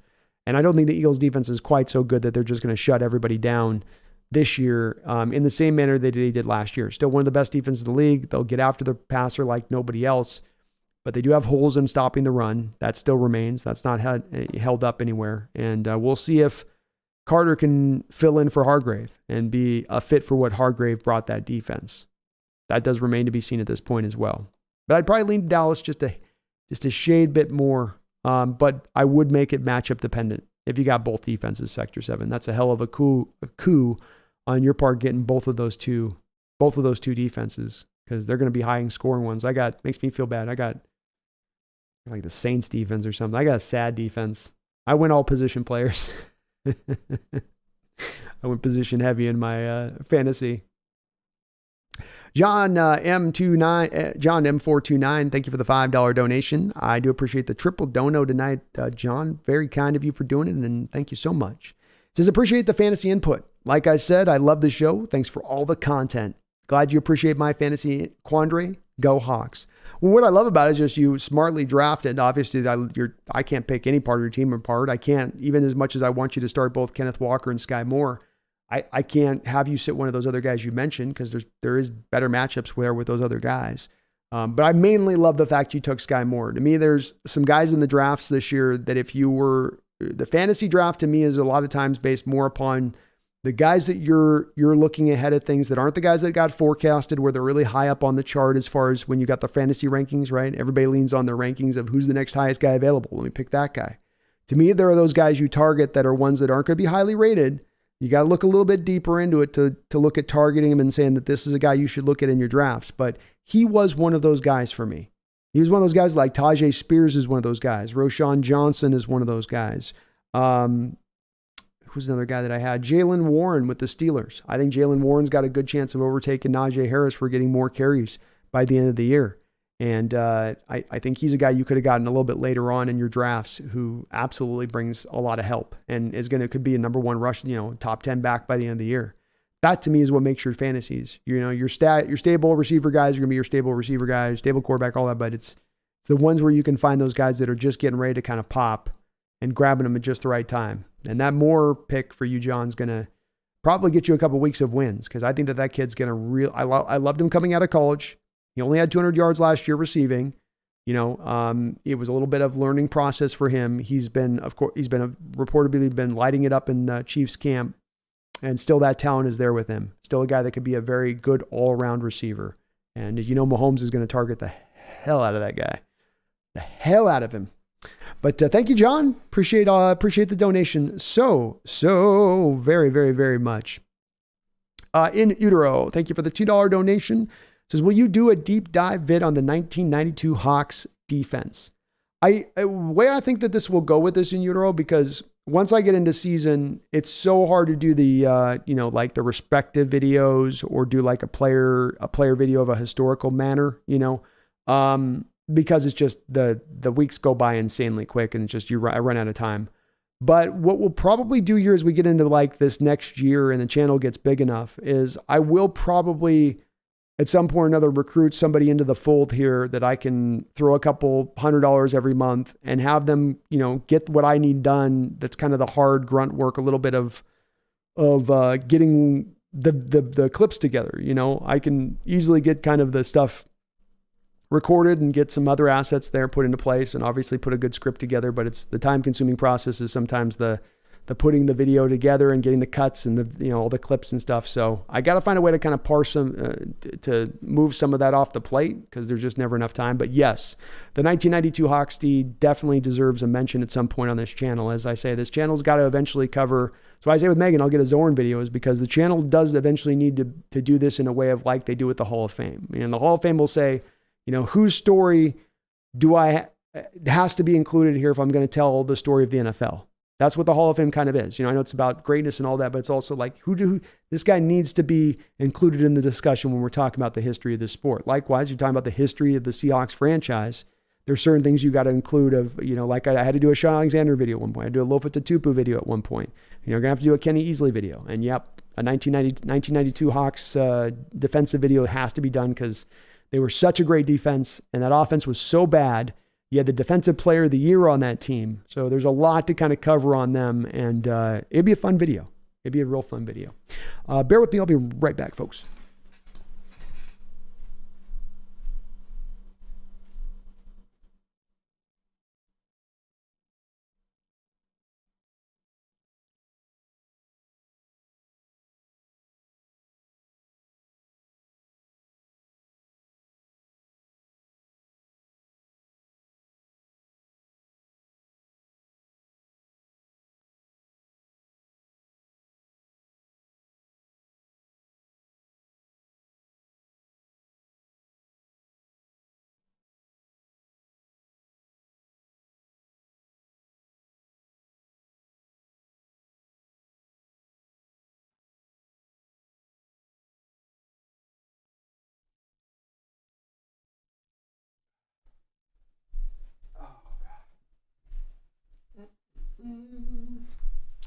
I think right now is a good time to talk a little bit about the sponsor of the show today, and that's going to be Underdog Fantasy. Underdog Fantasy is opening up right now. It's about to really go live for the NFL season. You can do all sports here on Underdog Fantasy. Go out there and wager in on going against contests and games. You can do the pick'em stuff. I was able to do recently did a couple of these pick'em games. I got it right here. I had something up here. Here we go. So I did a couple of pick'em stuff here for the season. And if you are in the state of Washington, there are some restrictions in there with this kind of thing. So there are only certain states you can do this in. It's just kind of the nature of the beast a little bit. But if you do use my code right now, NEST, they'll match you up to 100% on your first deposit up to $100. And there are some interesting kind of little wagers you can put in there. So I did like a 5-man parlay here. I went hard on this one. DK Metcalf, more than 75 receptions. Jared Goff, more than 4,000 passing yards on the season. Jahmyr Gibbs, more than 660 rushing yards. DJ Moore, more than 800 receiving yards. And Sky Moore, the aforementioned Sky Moore we just talked about, more than 600 receiving yards. So I did a couple of these different deals. Like you can set up these parlays like this on the site. I think there are a lot of this is the second one I did here with Geno Smith, more than 3,900 yards. That's easy, right? I mean, that's absolutely he's going to throw for, unless there's something that's horrible that's happened. Kenny Pickett over 3,300 yards passing. I don't even like Kenny Pickett, but he's going to get over 3,300 yards. Again, I went to a lot of DK and Geno on a few of these that I made. You can see I did a couple of these, just little $20, $25 little bet things that I want to do on this or wagers on this. And And then you can do even ones on game day. So this is for this week. I set up for this week. They've got a kind of a new deal right now where, for in addition to signing up with $100, they give you kind of a freebie pick here in the first week, which is Patrick Mahomes. If you pick higher than 0.5 yards, you get one kind of free parlay in there. So you can see I've got Sky Moore for more than 3.5 receptions, George Pickens for more than 43 yards receiving this week, Austin Eckler for more than 4.5 receptions, and Jalen Waddle for more than 4.5 receptions. So if all those 5 things happen, I think it's a big return on it, even on like a $20 bet with it. So I like some of these. I'm going to have fun with doing this throughout the course of the season. I'm going to let you guys know what I'm doing and which picks I've had for an upcoming week. There's always some juicy ones on there. There is some restrictions in here, so I'm sorry for you folks that might be in Washington, as there is definitely a little bit of difficulty in the state there where they haven't kind of passed certain stuff through to be able to roll it. But if you're outside the state, if you're in a state that might include it, like California, you can use my code, get that 100% match, get $100 on me, and you support the channel. Not too shabby. Thank you to Underdog Fantasy for sponsoring the channel throughout the course of this year. I really do appreciate that support from them as well. They've been a great sponsor. In utero, we will definitely get that Hawks D92 one done at some point, though. That's on my menu. 100%. You gotta include that season if you're going to tell the story of the Seahawks, man. And thank you for that $2 donation. Jeffrey A. Thistle with a $5. Thank you, Jeffrey, for that. He says, first time I saw Kyler run onto an NFL field, I turned to my girlfriend and said, some kid just ran onto the field. He looks like it, Jeffrey, doesn't he? There was some meme out there of a toddler running around and then cut to Kyler Murray running around on the field, because he's even got that toddler kind of gait where he uses his arms kind of funny when he runs, like a toddler would. So he sort of exacerbates it by making it even look more like that when he does run around. He's tiny, and getting that up close view of him, having those moments where you go, how is he seeing anything? Because I'm right behind the end zone and we're on the ground level when we're watching the game, and you're just watching these linemen stand up, and you go from seeing here, you see Kyler, there he is under center, or he's in shotgun, hike. And if I can't see it, he can't see it. And so he's got to throw a lot of things blind, I feel like, at times. I mean, he is really, really undersized back there. It's really a short thing, you know? But yeah, he does look like a kid out there, man. He does. And I keep coming back to, this has been a normal thing, and this has been something recently that's come up for me, Jeffrey, which is just that the NFL, I think it's the Russell Wilson effect, where Russell Wilson was an undersized guy who was an Iron Man in this sport, who stayed upright and could play, and the size thing didn't seem to diminish him as much. And NFL got caught up in that, and it started making guys like Kyler and Baker at sub 6 foot quarterbacks, number 1 overall picks, and guys like Matt Corral, 3rd round picks out of, it's gone kind of hog wild. Even the place of a Bryce Young going this year at like 5'10", 185. These guys just can't hold up, I don't think, at the NFL game. And this Kyler injury with the ACL, this isn't his first injury here in his short pro career. And it's not going to be his last injury. I think at that size, you just can't take the punishment or the beating. You know, you're just going to get broken like a kid on the field, Jeffrey. Thank you for the donation, man. I appreciate you. Marcus B28, thank you for the $5 donation. Very much, very kind of you. I hope you're having a great night, Marcus. It's great to see you in the chat, brother. It says, please confirm. You say we are married to Jamal Adams for 2 years. Which 2? This in 24 or 24 and 25? You are only married to him this year and next year. So 2023 and 2024. Let me see if I can get you the cap hit here for 2025.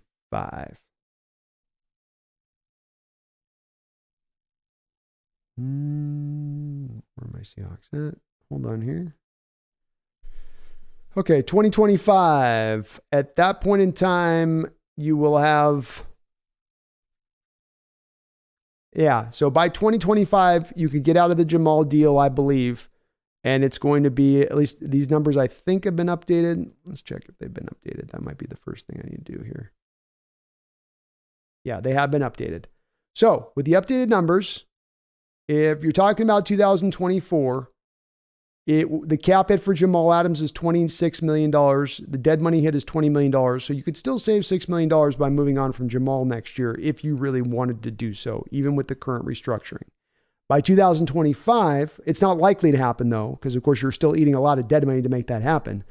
By 2025, Jamal Adams has a cap hit of $27 million, and he has a dead money cap hit of only $10 million. So at that point in 2025, you could save almost $18 million by moving on from Jamal Adams. So this is only a 2-year situation. 2023, Marcus, and 2024, you're going to you could get out technically in 2024. You can get out from under that deal if you really wanted to. If like he's broken, he's tore up, he's toast, you could get out of it if you really want it, if you really had to, and save some money. But it is likely that the next 2 years you're locked in, and then by year 3, we'll see where he's standing and where he's at that point. So yeah, definitely I think the next 2 years, Jamal's going nowhere at this point, Marcus. Thank you for the $5 donation. Sorry, I was a little unclear on that one. John, thank you for the $2 donation. Says, I also drafted Jaylen Warren and Jordan Addison. Let's go. Let's go. Did we have the same drafts? Did we just become best friends? Let me see on this. Hold on here.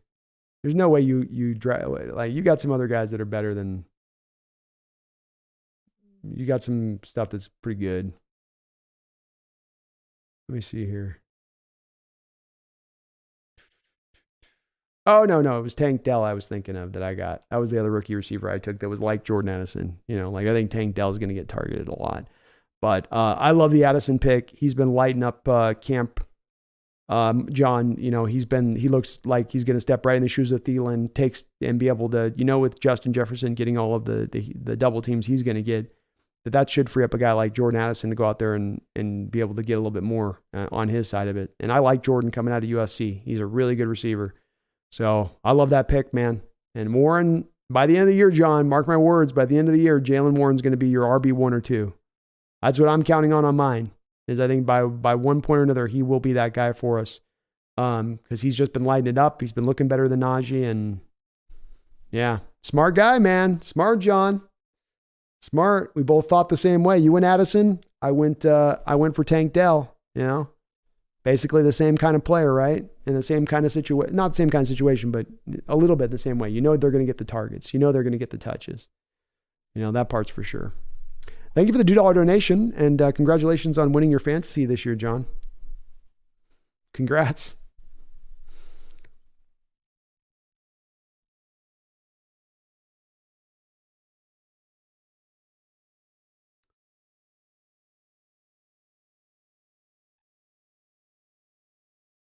Byron P., how you doing, man? It's good to see you.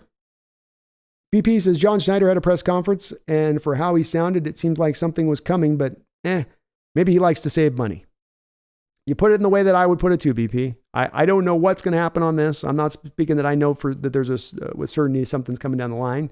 There could be. There's definitely an opening now that wasn't there before to do something. But it is a little bit hard to read on their situation. They're not showing their hand at all, right? They're keeping the cards right up close to the vest here. And that does make it a little bit tougher. Hoover Hogg, based on what we picked up in the offseason, I'd expect we go out and get a defensive back. A DB?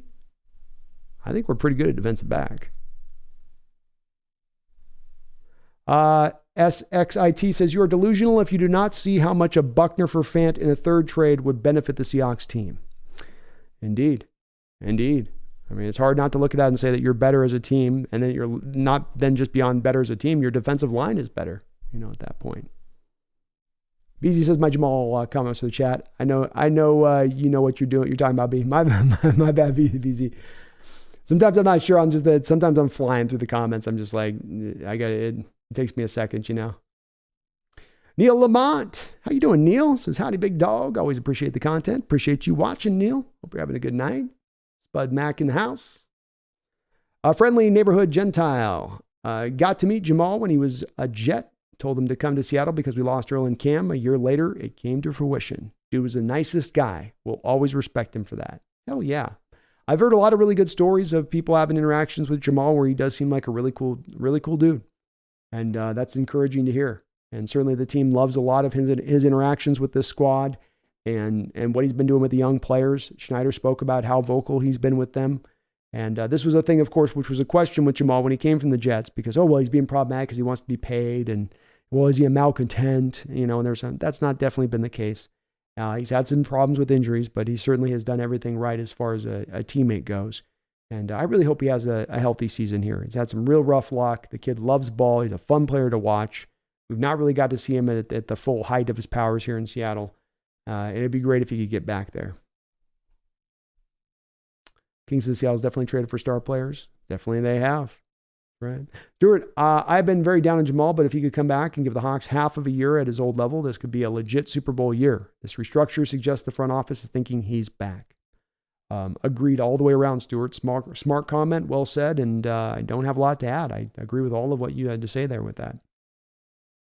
3 hour, I'm excited for tomorrow, even though it's not a Hawks game. Been waiting for football for months. Me as well, 3 hour. I'm the same place as you. I'm just excited for football to start back up again in just any game. It's just great that it's back. It seemed like May and June was taking forever. It was the slowest time period ever on that one. Justin says, I agree. The channel does explore almost all options, even if outlandish. Surprises do happen, and it's appropriate to speculate, especially with Pete Carroll and John Schneider. That's the way I feel on this too, Justin. I think that partly it's because we like to talk about the options and you turn over why something's good and why something's bad. And a lot of times it's us in the chat turning this over in a way where there is disagreement, then coming around to us about, well, I guess this makes most sense over to here like this. Or then if we come to find out why the team landed on that spot, we'd sort of already talked it through a little bit. There's only things to me, there's only gains and pluses to talking about the possibilities and what they mean. And it is indeed what I want to do on this channel at all times and why I want to go late and why you'll see me do 7-8 hour streams is I love talking about this. This is my passion. I love this sport. I love talking about all the possibilities. And what stands out to this sport in recent years as much as any that gets me excited is that teams across the league have shown you that there isn't the rules here. You aren't stuck up against it. You can get creative. You can go find a way. Where there is a will, there is a way. Is there the will? Is there the will? That's what this league has shown me in recent years. And it does get me a little bit encouraged for them to maybe make a move here at some point. Maybe not today, maybe today, maybe right before the trade deadline. But I think Johnny's looking to get something, to help this team out a little bit, especially I think in light of his comments coming out recently where he's saying, man, teams are kind of stashing these offensive line and defensive linemen. They kind of keep doing this now. We kind of thought like maybe when it was coming to cut down day, there'd be a couple of these guys out there, but there wasn't anybody out there. Okay. What's plan B now? You would have liked to have found somebody out there, couldn't find somebody out there. What's plan B? Well, you're going to have to go make a trade for it now or sign something off the street, but there's not really been anybody off the street to go sign. That's where I say it does kind of logically line to that direction of things if you think about it in that manner, especially listening to his comments and what he's saying. He's kind of indicating you a little bit there, man, would have liked to have found maybe a little more offensive line help or maybe a little more defensive line help. Wasn't out there though. Couldn't get it, couldn't track it, couldn't locate it.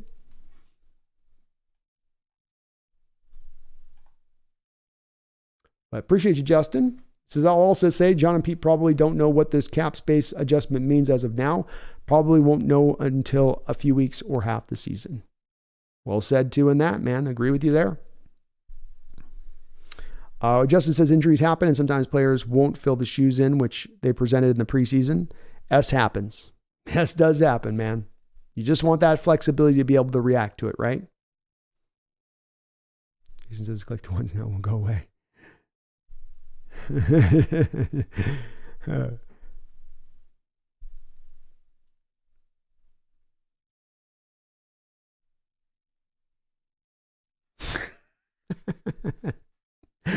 Wicked. That's hilarious. Justin says, I bet we beat the Rams so bad Jake Bobo gets significant playing time. I could see it, especially because I think, Justin, they're going to probably try to work JSN a bit in, but I don't know if they're going to give him a full run. Work him in, but maybe not a full run. Radu Turkan, you have yourself a good night, man. Appreciate you for jumping in. Gambling Goat says, maybe we trade for Jonathan Taylor. Highly, highly doubt it, but just imagine. Ha ha ha. Somebody else was mentioning that above too about what if they did that? I mean, the team likes running backs, I guess, so I mean, maybe. But yeah, definitely would be a very low probability of that one, I would think, as it stands right now. That'd be pretty, that one would definitely catch me off guard.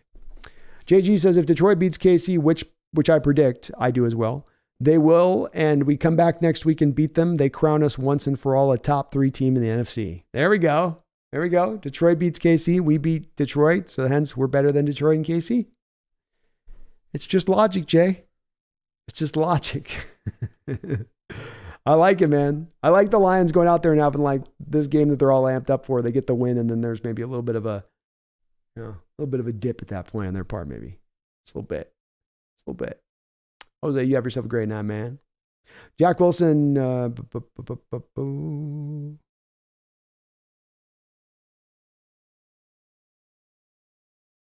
Friendly Neighborhood Gentile says we really got a solid chance of starting out 4-0. We do. We could make some headway here on this schedule at the front end of it, the way that it's set up. You could say in a lot of ways that the schedule is kind of as easiest on the front end than it is on the back half, and how they put it together for us. I like it. Allows us to kind of build up. Jeffrey, thank you for the $2 donation. Says, what's happening with the MSB? I don't like it.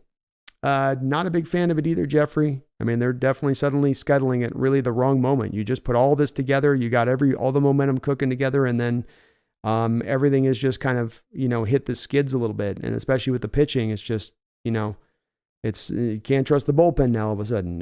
Don't get as much consistent starting pitching. I don't know, man. It may be that they're just a hair bit short of getting in this year, or that they get in the playoffs, but they're still just not quite there.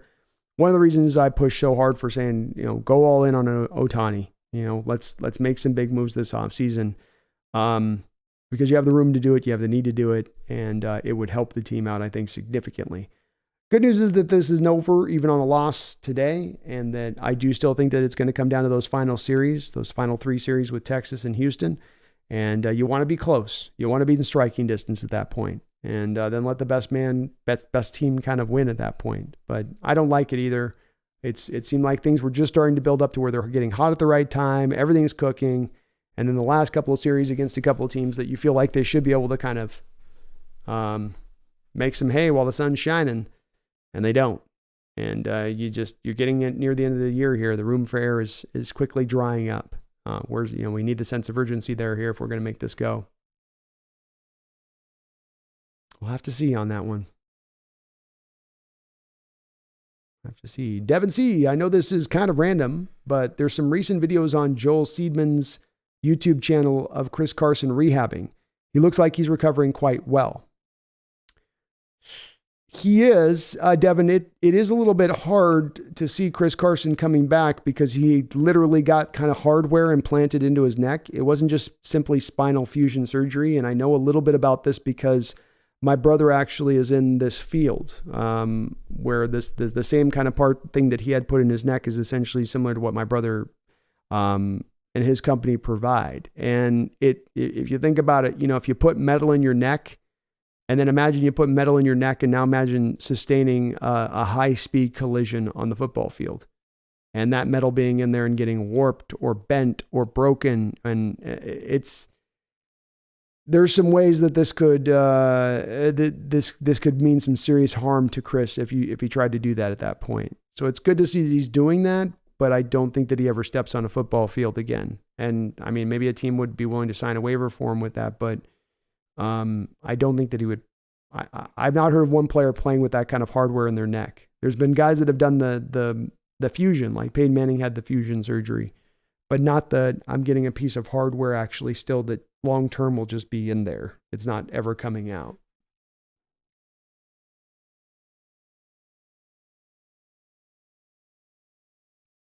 Jason says Sky Moore also gets more touches with an angry tight end out. That's true. It's true. That's what made it so hard for me to give him the pick on that one. I don't know. I'm torn. Sector says my smart IQ pick, I think Garrett Wilson at the flex. I think he's got to have Wilson out there regardless, because I think that Wilson's going to serve as the Devontae Adams role for Aaron Rodgers, and Aaron will feed a receiver like nobody else. Gambling Goat could trade for Jonathan Taylor and pay him $13 million a year, laughing out loud. Not a bad use of money for a playmaker like him. Yeah, but Gambling Goat, I mean, you've already just picked 2 second-round running backs. You're not going to have enough carries for all 3 of those guys. And if you're going to pay Jonathan that money, you're looking at making him a bell cow back. I can't see there being a possibility they trade for Taylor. unless it was super cheap. And I don't think it's super cheap considering the Colts turned down a trade for Jalen Waddle, or Colts were asking for Jalen Waddle and back in return. In Utero says, I love that John Schneider makes big trades. Me too, man. Aggressiveness. In Utero, if I click on become a patron, is that how I get the membership? Yeah, you can do it both ways. So some folks have on their browsers in Utero a difficult time finding the membership button depending on the browser they're using or if they're on a phone. And if they have that go down, you can go to my Patreon instead and you can sign up. Both benefits are going to be the same. Patreon just serves as a way that if you don't have the YouTube thing connected with the card or something like that, you can have an alternative route to be able to support the channel if you want to do so. So, yeah, same thing though. In Utero, I agree. I think Parkinson could be a stud. Yeah, KJ was pointing to him here recently too as a guy that, wait till that guy gets his chance and he can definitely make some noise out there.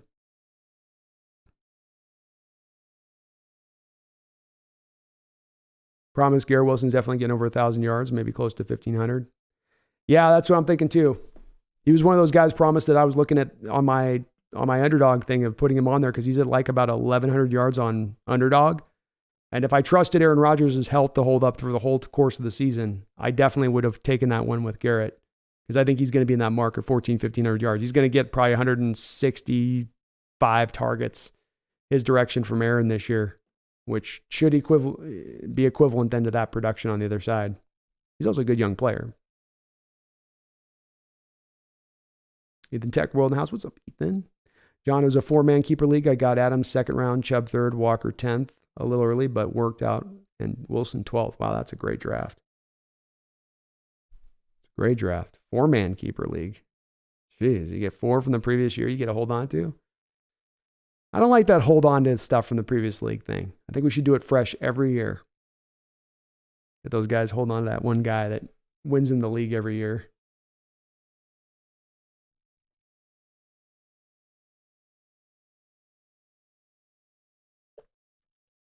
BZ says, did you hear DK praising Bobo and say he's asking him questions because he gets too damn open?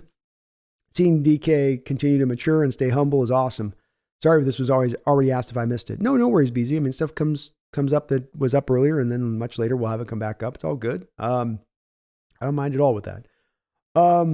Yeah, I did hear DK talking about Bobo and praising him, and it was kind of funny hearing him say, man, I go to him because I ask him like, how are you getting open so much? Show me something. And it's DK, like you say, being mature and humble and positive as a leader. And it's one of the reasons I do say over and over again when I look at DK and do see some of the criticism from the small, there's a small contingent. It ain't the overall contingent. It ain't the majority contingent. Most of the Seahawks fans appreciate DK for what he is and what he brings to the table. But there is that small contingent that essentially if he's anything short of Calvin Johnson, then he's a failure. If he's anything short of catching every single pass thrown his way, then he's got a problem with drops. And it's a thing that I will continue now today and on into the future to push back against because we're getting right now a luxury. We're getting the luxury of watching one of the best young wide receivers in NFL history to start his career taking flight. A guy that's just heading into now his prime. A complete football player who can do it all. And I will do nothing but lavish praise on a guy like that, especially because he does the things off the field that are right. Doesn't get into trouble. Seems to be a good leader. No question about his work ethic. No question about whether he's a gamer. I mean, he had the game last year where he had the ligament problem, right? Remember that? There was a ligament thing. In the previous year, there was kind of a foot thing. He didn't miss one of the game for any of those issues. He was still out there every single week. I mean, he does all that you could ask for from a player on your team, and nowhere near anything but a benefit to this team helping it win football games. And I think he's about to have his best year this year. David says, yo, how are we feeling about Sunday? I think the Hawks get the dub. David, I do think the Hawks get the dub. I think we get a win by well over a couple of touchdowns at this point. I see no Cooper Kupp for the Rams as being, that was sort of their only hope. Ben, you are our only hope. Cooper. Sean McVay as Leia. It's Star Wars. He's being held in the prison cell there on Vader's ship. And, she's got to give the little thing for Ben Kenobi, Ben. And he's over there going, Cooper, you're our only hope. But Cooper's not going to be there. Will Valdez, Bosa's new deal is worth $36 million a year. It's 34, Will. 34 on that one. You're close. but it's unless the numbers have been re-reported, it was 5 years, 170, which I'm not real good at math, but 170 divided by 5, that's 34. But still an insane amount of money, Will. Insane. J.O. says, how's that cheerleading squad looking? We could use a little bit of that money to upgrade.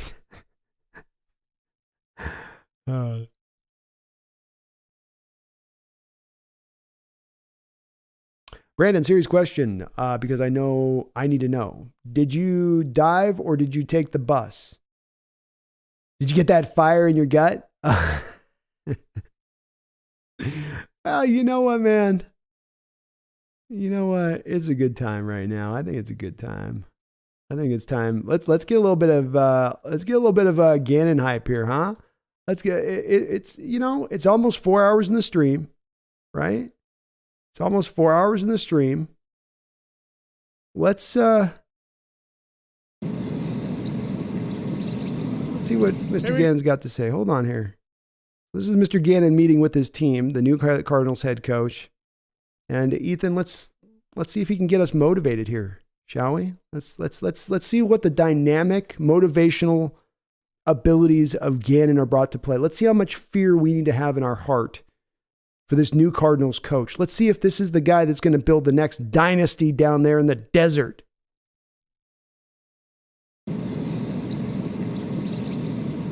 Here we go. What time is it? 5:14. Good. Everybody in? Okay, good. Welcome back. Good to see everybody's faces. Who drove over here? Let me see your hands. Who took the bus? Did you have fire in your gut? Did you? We're here for a reason. Don't get that twisted. Okay? We're here for a reason to win games. So if you didn't have that fire in your gut, you better light the fire pretty fast. Okay? So, everyone's on time. Everyone's got fire in their gut. How you go about your day is going to be critical for our success as a team. Winning behavior is winning behavior on a daily basis to become the best player that you can be so we can be the best team that we want to be. Don't show up a minute late, I'm fining you. Because you're not putting yourself behind the team. You're putting yourself in front of the team if you do that, and it's bull. Because your buddies are counting on you. You understand? Jeff's counting on you. Nick's counting on you. I'm counting on you. Hump is counting on you to do the right. So do the right, or we're going to get waxed. You understand? Truthfully, if you said, hey, JG, what do you want your team to look like? I want them to be killers. Truthfully, silent killers. Killers. Okay? So be who you are. Just understand, I'm looking for killers. So, a lot of stuff to unpack in about a minute and a half video there from Mr. Gannon. He wants silent killers. Silent type. Not the kill, not the loud. I don't want you loud. I want you quiet, but deadly. Quiet, just shut up, but then be deadly. This is going to be a rough road for the Cardinals. And just as a reminder, this was his first little interactions here with one of the players. Here's another one here. Good. Shoo, shoo, shoo, shoo, shoo. Shots, explosives. You can run. Shots. Good. Explosive plays. Good. Pew, pew. Shoo, shoo. Pew, pew. Shoo, shoo. Shots. Pew. Explosives. Explosive. You're the shots guy. You can run. Every guy he comes up to at this Cardinal meet and greet that he had with the players for the first time. Number one, the fact that he hadn't reached out to these guys in advance. This is his first interaction with them. I think that's funny. If I'm a head coach, I'm calling up at least all my major players. And he's now like having these discussions. And every guy he comes up to, he does this like he's like some dude like who's looked at a beautiful woman, like he's looking him up and down with every player. He's like, hey, you're the shots guy, huh? Shots. Shots. Ping, ping, pew, pew, pew, pew. Oh, Cardinal fans, I feel a little bit bad for you. I don't feel tremendously bad for you, but I do feel a little bit bad for you. It's going to be a rough road for a little while. I have a feeling, though, that guy's just going to be a placeholder. Alan Adams says, what if they went for Chandler Jones instead of Chris after the locked gym incident? Alan, I don't know why they would necessarily do that. The need right now is especially for interior defensive line help. One of the strengths you have on your defensive right now is how stacked you are at the edge group. So when you're already stacked this far at the edge group, why would you get Chandler Jones? And then Chandler Jones, who didn't exactly play his best football last year, or hasn't been playing his best football the last couple of years. I don't see why it would make sense to get an edge right now when you need the help inside. That's really where it's at. Jeffrey says, don't think Arizona is as bad as people think. Thankfully, they won't be wasting another top 5 drafted quarterback. They're never as bad or as good as people think. I don't know, man. Especially with the last couple, with moving Josh Jones and then Simmons. I think they're going to make some more moves on top of that, Jeffrey, where they're going to make themselves even weaker. I mean, they've leaned in towards this rebuild. It's not merely that they're just bad and they try to construct a good team. There's a bit of a purposeful approach here to not constructing a good team. 360 Bets Hawks Nest. How many yards does Geno throw for in week 1? 264 yards. But just because he doesn't give as many passing attempts, because we get up by a lot of touchdowns and then just start running the ball. Alexander Matthews, you are correct. JSN is going to be playing week 1. Week 1. 360 Bets, how bad did the Commanders beat Arizona week 1? By 10 points. No, by 17 points. Oh, I don't know if it's time for a new coach right now, Wilbert. I'm doing pretty good with Carroll as it stands here. And you're anyone else encountering Ram fans thinking they'll beat the Hawks. That's a delusional bunch if they're thinking that at this point. I would not be coming to this game if I'm a Rams fan confident. DMW, love to trade Darrell Taylor, Michael Jackson, and a second and a third for Chris Jones. I would do that trade, DMW, all day long. I think it's going to cost a little bit more than that. I think you'd probably have to still kick in a first. No second and third. Take out the second, third, and then instead put in for a first round pick. I think that'd be at least the cost there. Drug Squidward, I like your JSN. 4 catches, 55 yards. That sounds about right. In kind of a rotational role this Sunday. Brett Muller, how much will Drake Thomas contribute? Looks like a nice depth piece. He was listed as our third inside linebacker. Well, I think he's definitely right now, I don't know if he's third, Brett, because you're going to have Bobby Wagner, Jordan Brooks, Devin Bush, and then it would be Drake Thomas's 4 or John Radigan, depending on which way they leaned on that one. And Drake's he's probably better than John Radigan. He's better than probably Ben Burkervin. But he's not probably good as Devin Bush or Jordan Brooks. He's a really undersized guy, Brett. He made a lot of plays for the Raiders. I'll give him that. And he looked good on his tape with the Raiders in preseason. But a very short guy, short arms. Now, I don't know if that's going to work, running him out there a lot. But he does help the team out. And it's at least going to be a guy that will help us out on special teams for sure with that, Brett. But I don't know if he's ever going to be much of an answer for us as far as a starting middle linebacker at any point in time in the future.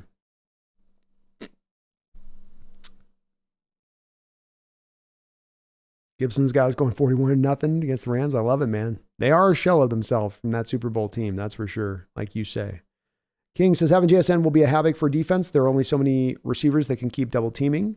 DK usually a lock on double, while Tyler might get the most benefit from having JSN get double too. Should free stuff up for those guys, to your point on that. That should free some things up for other guys, I would think. And to your point, you can't run as many of the double teams out there as you could before. You can't just ignore the slot like you once could before. Justin says the league has figured out how to counter the short quarterback. That's another part of it, for sure. They've realized that height is a real thing and that there's certain routes we're not going to have to defend, like short and middle of the field, when we have to face a short quarterback. Well said.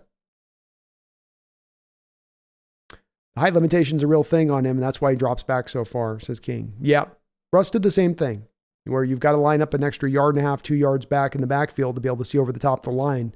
The problem now is that then you really put a challenge on your offensive line and pass protection, because there are times now where you're going to provide a direct route for those wide 9 edges to get to you. And it puts a bit of those tackles in a pickle at that point in that pass protection. Part of why they would have them in that deep drop in his setup, but then it was a lot of the spread concepts and quick passes, because then you mitigate the pressure that you create with that direct line of a path when you're that deep as a quarterback with the short passes. They just don't have the time to get there to you in the backfield. But it's just another thing you have to kind of get around when you have a smaller quarterback back there. And yeah, in utero, he does have tiny hands too. Baby body, baby hands. 360 Bets, Hawks Nest, what's your opinion on the Ravens this year? I think the Ravens are a really interesting team. I love them defensively. And I know that they're run by Lamar Jackson, but it's more of what they've done defensively over the last couple of years that gets me intrigued than it is what they've done necessarily offensively. In fact, I'm a little bit hesitant with them on the offensive side of the ball because they're trying to move away from what Lamar's done there for years and done successfully and trying to become more of a pocket passer and a traditional guy back there. And I don't think that that's really as much his game. And so I think they're going to be really good and one of the contenders in the AFC, but it's really going to be driven by, at the end of the day, how much he can run that offense in that traditional manner. The defense is going to hold their water. They're going to keep teams under wraps in a good way. They'll get pressure. They'll stop the run. Roquan Smith there.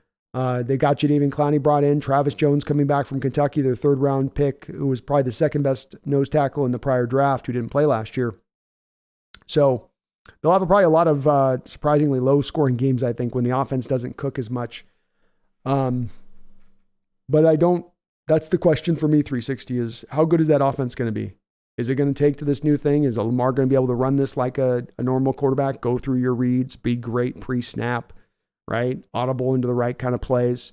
Because a lot of that was, before with Roman running, the quarterback running offense where it was very simplified and easy for him. Things were made easy or to put him in a position to not have to think as much. Seattle Dub 6, yeah, exactly. Finally, someone else said it. Even seeing Russ stand behind the line at the level Russ is so short. It's hard to be a pocket passer. That's why so much success was outside the pocket. Agreed 100%. You can't do anything about I can't see that play. I can't see over the top of that line. And not being able to see over the top of the line, I'm not going to make certain throws because I got to throw it blind. And it hampers you. It inhibits you. And it's one of the things that's informed me after the years of going through that a little bit with Russ was saying, no, I want a quarterback that's 6'3", 6'4". I want a guy that's going to have an opportunity to be able to see over that line without me having to coalesce around that condition. I don't want to do that. I says JS traded for beast mode. He did indeed.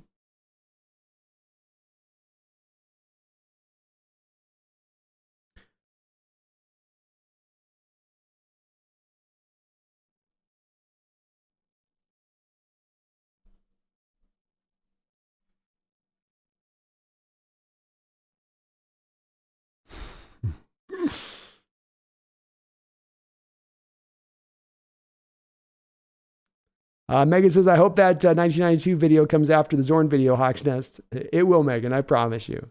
I promise you on that one.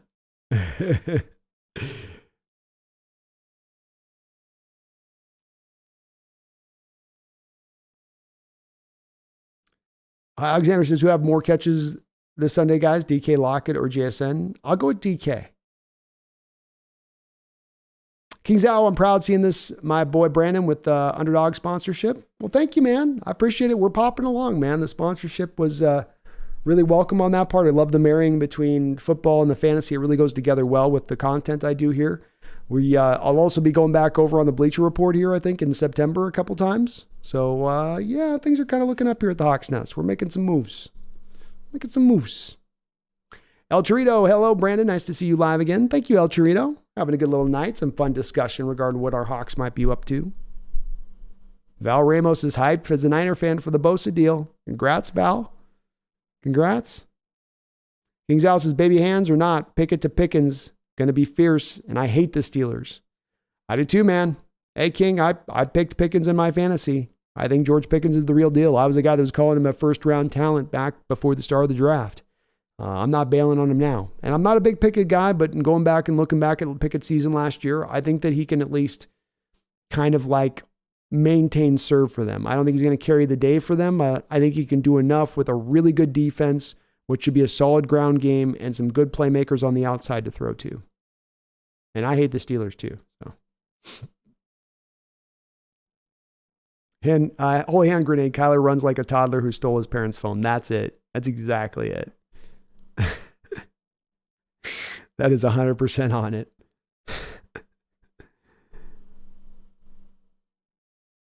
King's House is the fact that Matt Corral went before Sam Howell is crazy still. It is. It is. Sam had the multiple years of production. Sam didn't have the injury thing that he was dealing with like Coral did. I never got the Coral hype. Never got it at all. Made no sense to me. He's slight. He doesn't have a big arm. He's not that mobile. What am I missing here? Is he just a great leader? King says, I was hopeful Sam Howell was going to get picked by Seattle, but Reek Woolen is an excellent alternative by far. They made the right choice on that one, that's for sure. They hit it right on that one.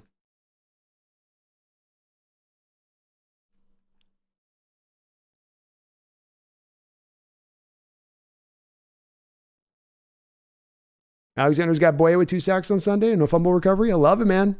Well, I got him leading the team in sacks this year, so I think we're pretty close to like mind as to where he's going to be going here. Seal says, what an awesome voice intro, Brandon. Love the voice. Thank you, man. Appreciate you.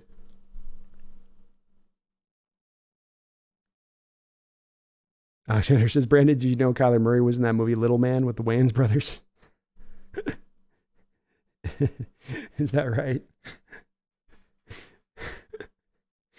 Oh, Lord. Jack M, what if Paul Allen always wanted 2 Super Bowls, and so Jody Allen wants to win with her last chance to fulfill his dream? Someday, she would join him and say, we did it. Oh, that'd be a hell of a gift for her to step on into heaven and greet Paul and say, Paul, I got it for you. I got you one. He says, I know, sis. I saw. Tears, tears, tears. That would be awesome, Jack.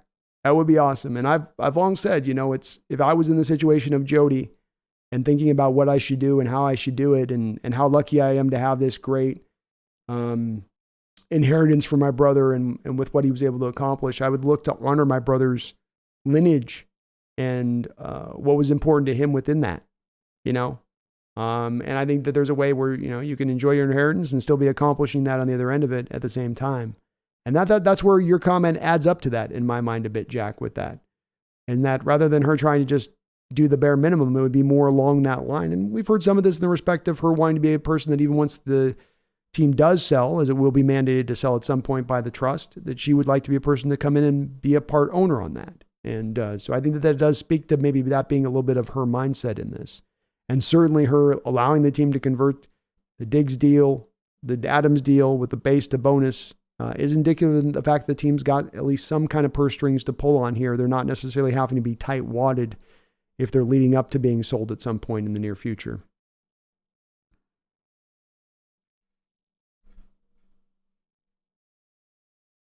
Justin's got Brock Purdy being benched by week 5. You never know. It's possible.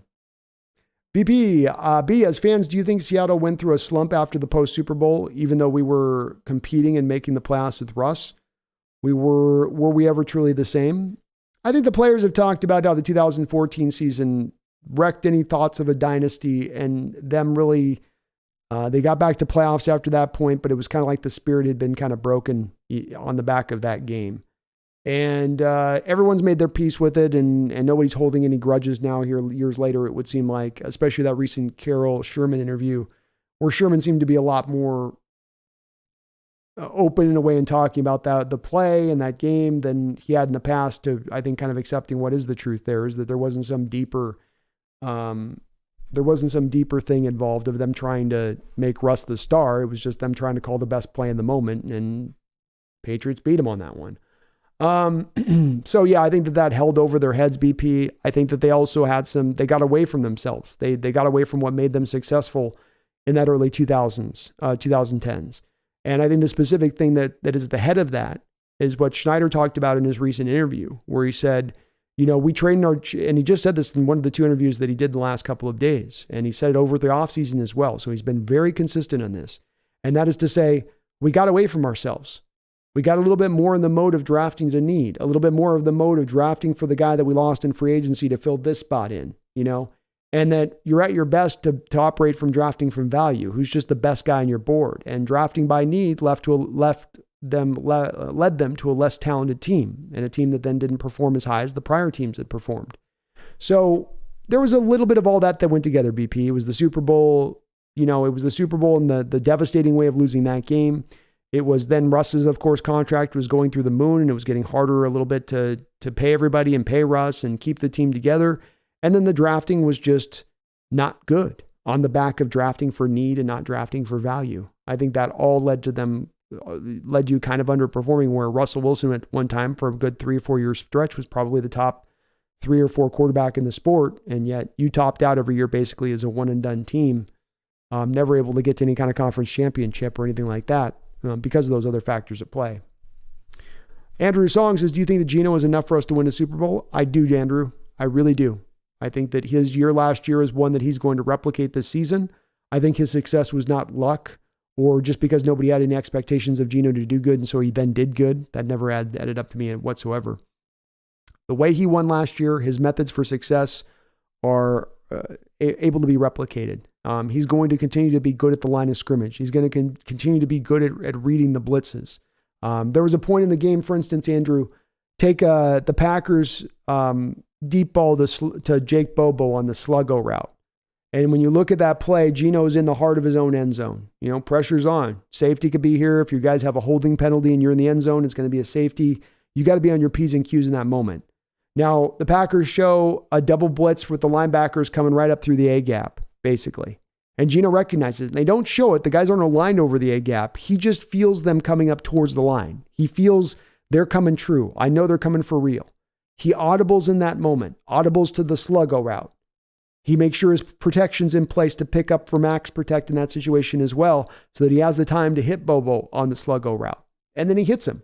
Then he completes the deal by not only being right at the line of scrimmage, changing to the correct play, but then making the throw that's right on the right spot.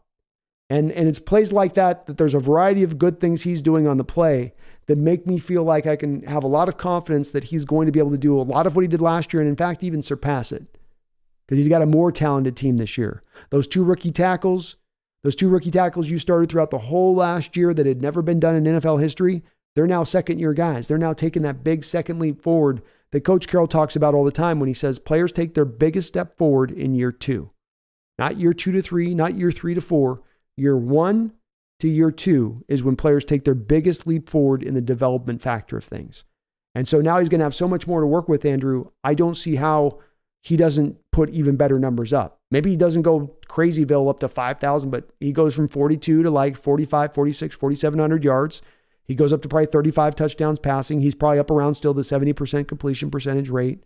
And I am fully expecting that of Geno this year. I think he is the real deal.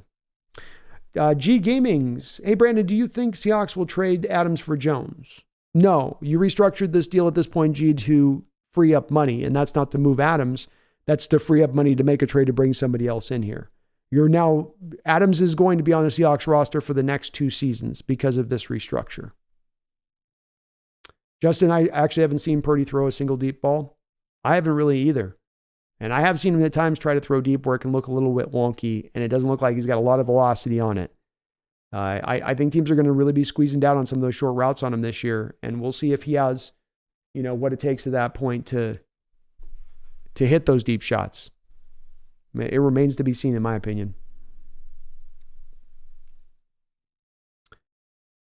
King says, I'm sticking with my trade Disley chant for Buckner, but hey, I'm okay with that too. No, King, I'm good with that. It doesn't have to be Fant. We could do Disley too. Either one.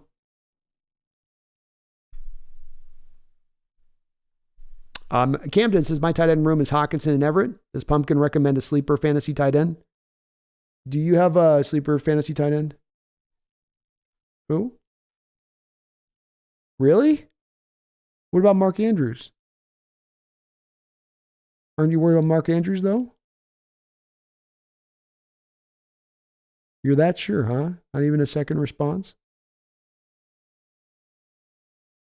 Really? Okay. I'll tell him. I don't know about that one. That was a choice. I don't think you're sure about that one. You've been sleeping. You were napping. I don't think you even know what you said.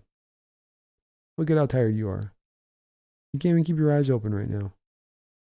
Why are you so tired? Why are you so sleepy? She says Isaiah likely. It doesn't make any sense to me, Camden, because you got Andrews there starting for the Ravens, but she said that Andrews is going to go down to an injury and Isaiah is going to fill the hole, fill the void. News and Analysis Arturo says, shout out to Pumpkin. Hey, they're shouting you out, hun. You like that? You're getting shout outs. I know, it's kind of a big deal. You're sort of famous now. You're kind of famous. Gamla Goat wins the trade deadline. I believe it's just before October 30th, I believe. They've extended it, I think, to week 7 of this year. That's what Brendan was saying yesterday, I think.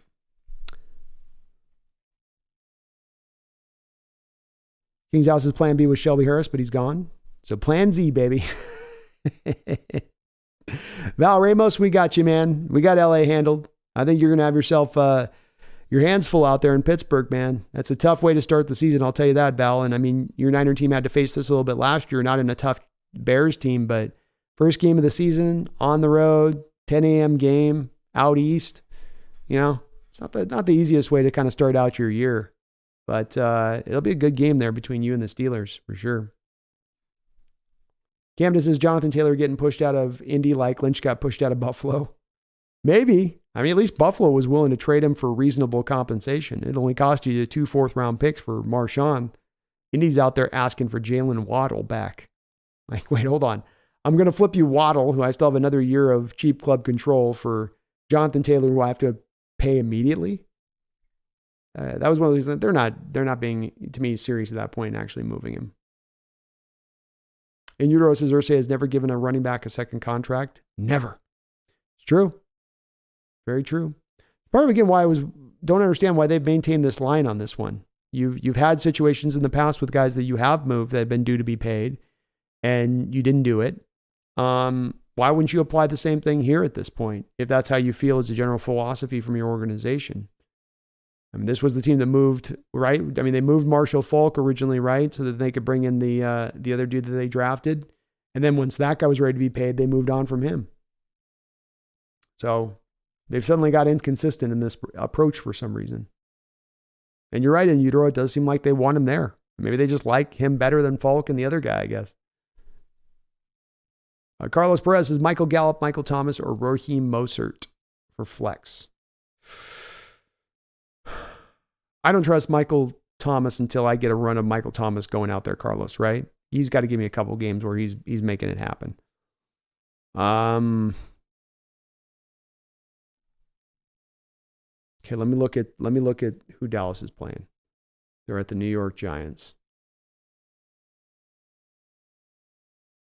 A lot of running the ball, a shortened game.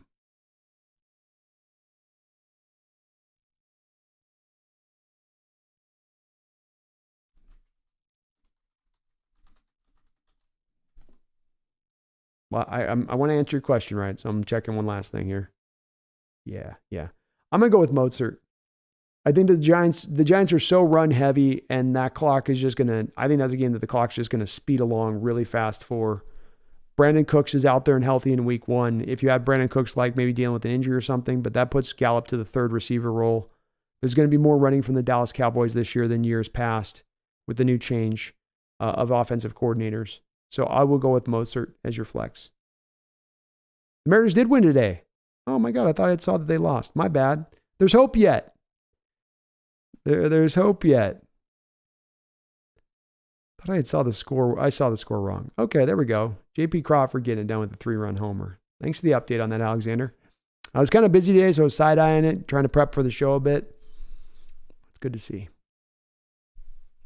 Jeffrey, I agree. Chris Carson needs to stay safe and healthy off the field, man. It's just that when I talked to my brother and had some pretty lengthy talks about this when we were all considering whether Carson was going to come back. And if you guys remember, I was for a very long period of time when there was a question of, oh, he is going to come back. No, he's definitely going to. And I was sitting there telling you guys for a while on that, he's going to retire. It's not going to work. The team's not going to sign off on this. That you take one wrong hit with that hardware he's got in his neck and you are paralyzed. That's the downside. And it ain't kind of like, well, if it just hits this one weird angle that never gets hit in football, it doesn't take much. Austin says, do you know if Chris Carson got paid a one-time payment for his retirement, or does he get something yearly? You put some voidable years into the deal, Austin, which would mean technically, I guess he would be, I don't know if it's paid or it just counts on the cap at that point when it goes to voidable state. I think he's already gotten paid. It's just that it counts on the cap at that point. So I think we're paying him like 1.7 or something this year left over. This is the last year of that. I don't think you're having to pay him 1.7. It could be that they did that. I forget how that works on the voidable years. If it's actually that then the deal kicks in or you've already been paid and it just counts to the cap. That's how I think it is. So I don't think there's anything else he's getting paid. He's already been paid, I think, up until this point. Jeffrey says, yeah, not worth dying, man. Or getting paralyzed. That's a brutal card to pull, you know. I know he loves the game, but Carlos says, I'm so is Michael Gallup. Yeah, I think I go Mozart. I says your background seems to be missing something, that the Seahawks won a Super Bowl. Oh. Yeah, we got to get something up there. You're right about that. Great suggestion, man. Maybe I could see if I could find a Super Bowl replica. You know, the trophy replica from the Super Bowl, 48 or whatever? Good suggestion. Seattle Dub 6 says, heck no, we have enough good running backs. We don't need Taylor. I'm more excited about McIntosh. Yeah, I don't need Taylor either. It just seems like a bit much. And Jeffrey, yeah, Dak is painfully mid as a quarterback. And I think Dallas kind of knew that, and that's why they waited so long to pay him. Because I think that they understood that, like, I mean, we have to pay him. Oh. Can we wait a year? Yeah, we can wait a year, Jerry. All right, we're going to wait a year. It'll just take care of itself after a year. You know? But yeah, he's, he had a bad throw in practice the other day where he threw into double coverage on Deuce Vaughn running a 9 route. He tried to throw into double coverage. And it got picked.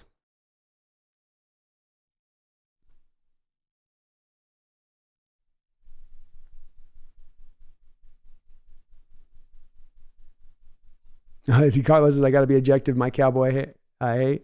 I feel you on that. I will say, Carlos, I've got a few Cowboy fans that come in here from the team, and they aren't always over the moon in their praise of Dak. Let's put it that way. He's okay. I don't think he's bad. I do think he's just kind of mid. Kings Al Parkinson's the biggest receiver on the team. He needed to develop as a blocker more with his size and gain weight. 6'7", 235. Now 6'7", 255. And he's a solid bulk guy now. His hands are smooth as well. I think King, he actually said in a 710 interview 2 weeks ago, I think he had mentioned he was up to 265.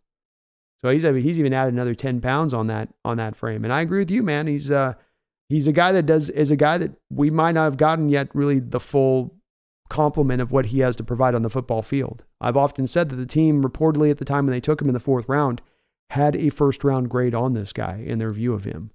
And people kind of chuckle at that when I bring that up, King, but I think it is representative of the fact the team saw some upside on this guy. And he was really good last year. He's continued to develop along, and he's just been kind of stacked on the depth chart a little bit. But if that depth chart freeze, I think we get a chance to see him shine just a little bit more at that point. Even by the end of the year, King, he was getting more snaps than Noah Fant in games when Disley was injured. Seattle Dub 6, love DK, and the only time I criticize him is when he tries to do too much holding the ball with one hand and gets stripped. Besides that, DK's fire. Agreed, that was something that needed to be corrected with the fumbleitis stuff that he would have where he was just trying to go too hard. But even that, where you start to knock him on that, which I agree with you, that was something to say, you got to clean this up, no fumbles. But even on that, where, you're having a guy have a part of his game that's a negative, it's coming from a place of him trying as hard as he absolutely can. It's him giving every last inch on the field he can, trying to get every last yard he can get. And at least where you'll correct it and you'll say, okay, you don't have to do that.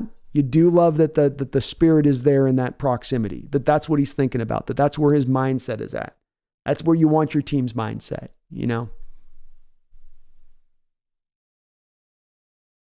Alexander's got 17-28 Seahawks. I like it, man. I got us with 2 touchdown win, but that might be more closer to reality, what you put. And Euro says this Gannon video is cringe as hell. It's so cringe. The poor goofy bastard. He's never going to see whatever. He doesn't know what hit him. He did put a little part of an honesty in there. He's like, we're going to get waxed. Yeah, you're right about that. You are correct on that one. Austin, are you planning to go to any games this year? No, I'm going to be doing Austin this year. There may be an outside chance I could go to one game at some point, but it's turned into where game days are such a huge, they're such a huge bump for the channel. I mean, I will pull in probably during the season when you put between a live stream of doing the game on the channel and then doing the post game, like that can be upwards of 100 subs and whatnot on the channel and then 25,000, like last year we had 25,000 views on the final game of the year against the Rams. So it's one of the higher viewed videos I get out there too. So when I do go to games, the tough part for me, Austin, is that I have to sacrifice doing that stuff. And I don't want to do that. So I like doing the play-by-play. I like having the interactions with the chat when the game's going on. I love going and watching the game in the stadium too. It's just a different experience. But, with these channels, you got to maximize when things are hot. Fleece says, I feel bad for Cliff Kingsbury. He deserved better. Yeah. He definitely was kind of giving the fall guy look. They just cleaned house there. They tried to scrap everything kind of. King's House says, I bet you Joey's going to be sick of hearing his brother getting paid more than him by a nice size gap now. I would think so as well. It's going to be tough. I heard it was hearing today as well, Kings, people were already having some conjecture about there that Joey was going to now ask for a raise himself. The only issue there being that Joey has had, some recent years where staying healthy has not been kind of his bag. Let's see here for him, stats wise. So 2022, let's get that. I want to see how many games he's played. So let's see, we got, 2018, he played 7 games, 16 games in 19, 12 games in 2020. He got back up to 16 games in 2021, but then he was back down to 5 games last year. So I think he's going to have a little bit of a difficult argument to be made for asking for anything where the team comes saying that you can't stay healthy. We're not giving you anything. We already gave you the market rate deal. Plus, you'd have to be willing to eat $50,000 a day in fines. BZ says, I'm heading to the opening day game against the Rams. I have not been to a game since the Kingdome for a divisional game against the Chiefs. Ooh, that's back a ways there, huh? That's back a ways. It's a great experience, BZ, and it's an amazing stadium to go check out. I hope you got some pretty good tickets so you can be really close to the action. All I say is just when you get down there, man, give yourself some time. Go down there and breathe in the whole experience, the sights, the smells, the sounds. Go down there, pre-funk a little bit. It's really an awesome environment down there, and so cool with both those stadiums together like they are. And Eudora says, Gannon reminds me of John Hader and Grandma's Boy. I agree. That sounds about right. Doesn't he wear the black leather or something and it thinks he's a character from The Matrix or something like that in that movie? Is that the one I'm thinking of, right? Jeffrey says, finally, a Coach Kyler can play video games with. What was great is the comments were awesome under the video, too. If you go look at the comments in the video, and it's like, somebody's like, I would run through a exit door for this guy. Oh, my goodness.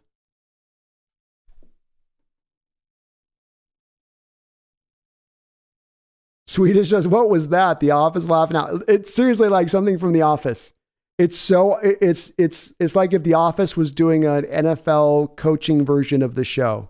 Here's your Michael Scott of head coaches in the NFL. It's the total vibe I get off of him.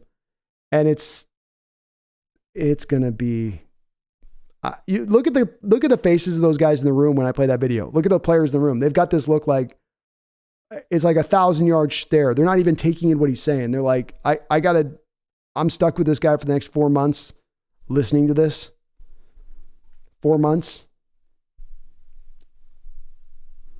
I says, that coach reminds me of the cop who rides the bike in the movie Cabin Fever. So you're the party guy. CLW6, hold on. I can't get over the Cardinals coach clip. Imagine you're a beast on the field and having a dork talk to you like that. Oh, you mean like this? Good. Shoo. Shots. Explosives. You can run. Shots. Pew, pew. Oh my God. That makes my back. My back hurts. I can't laugh. That makes my back hurt right now. I can't do it. Pew, pew, pew. This guy's going to be such a crap show. Oh, it's going to be wonderful. Corey Indahl says, no Ndamukong Suh incoming. You could make a signing like that, Corey. Akeem Hicks could be another guy that is out on the streets. I've been reticent to think that the team would make that kind of move because I think they'd be looking to go a little bit harder, a little bit bigger of a swing that they'd be looking to make. The thing that's really tough with Akeem and Ndamukong is that they're just so very old. And in Ndamukong's case especially, you can't really play him much at the nose tackle at this point in his career. He'd probably be more of a 3-4 defensive end in your scheme. So I'm not sure that there's really a fit there in that. But it's possible, and the team has had back when he was in more of closer to his prime and on the open market, whereas like every year he was kind of a gun for hire. The team was definitely interested at that time in him. So there has been in the past some interest there, but boy, he is old and he just kind of picks his spots now when it comes to his times on the field. He can't run that engine full redlining like he used to. Son of Fire, I'm in Georgia, moving back to Florida this minute. Nice. Both those are really nice states, I've heard, to live in.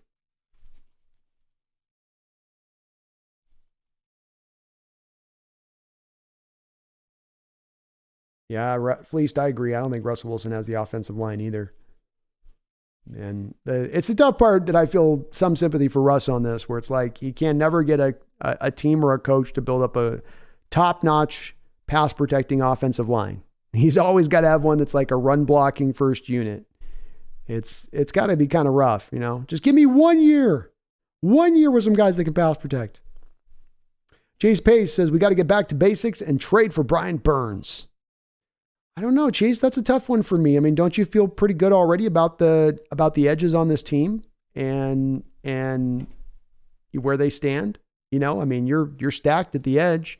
The other thing is if you trade for Brian Burns, he's kind of holding in right now, so he's not going to sit on his current contract. He's going to want to be paid $26 million a year. Can you afford to then pay him $26 million a year after you paid Uchenna Nwosu? And then what happens with Derek Hall and Boye Mafe? Because you got those two guys running out now full time. They're barely going to get any kind of reps unless there's an injury. I do like Burns, but you just kind of have already sort of set your edge group up as it stands right now, as far as the plan goes. Kings Al, the Ravens are secretly stacked, but the injuries are what will hurt the Ravens. Mark Andrews will get 1,200 yards, though. Should be very good. He's got a great connection with Lamar, too. Those guys just very much, Lamar's leaned on him kind of as a security blanket there through the years. Odell, Zay Flowers, Rashad Bateman, Devin Duvernay. It's not a necessarily spectacular receiving core, but it's a solid receiving core. I think they've got the talent there to do it. Ronnie Staley, left tackle. They went and got the Linderbaum last year, best center in the draft. So they've kind of secretly been sort of building back up that offensive line there in addition to that. It's just going to come down to, for me, of can Lamar execute an NFL offense? Not one that's got some college designs to it, not one that's going to ask him to be a running back more often than not than a quarterback, but actual true blue NFL offense. Got to go through reads, got to be good pre-snap, got to change plays and format. Can you do that stuff? We'll see. And if he can, he'll be damn near unstoppable if he's able to accommodate that into the parts of his game that he already does have, being such a dynamic run of the ball and so hard to bring down the open field. Lee says Denver's really screwed. They might lose to Vegas. I don't know, man. Vegas it's another one of those teams kind of like, to me, like the Cardinals or the Rams that could end up being one of the worst teams in the league this year again. Megan says, as a member of the flock, as I am, I personally think the Ravens may surprise some people this year. OB, I believe you, raises an eyebrow and tries not to roll my eyes. Ye of little faith, Megan. Ye of little faith. $sign solely, go Hawks. Gina, repeat year. Let's go. Let's go. And I'm a little bit behind on my donos. I'm sorry about that. David Pugh. Sorry, man. I was getting so caught up in the chat. I wasn't paying attention to my dominoes, man. So that's my bad.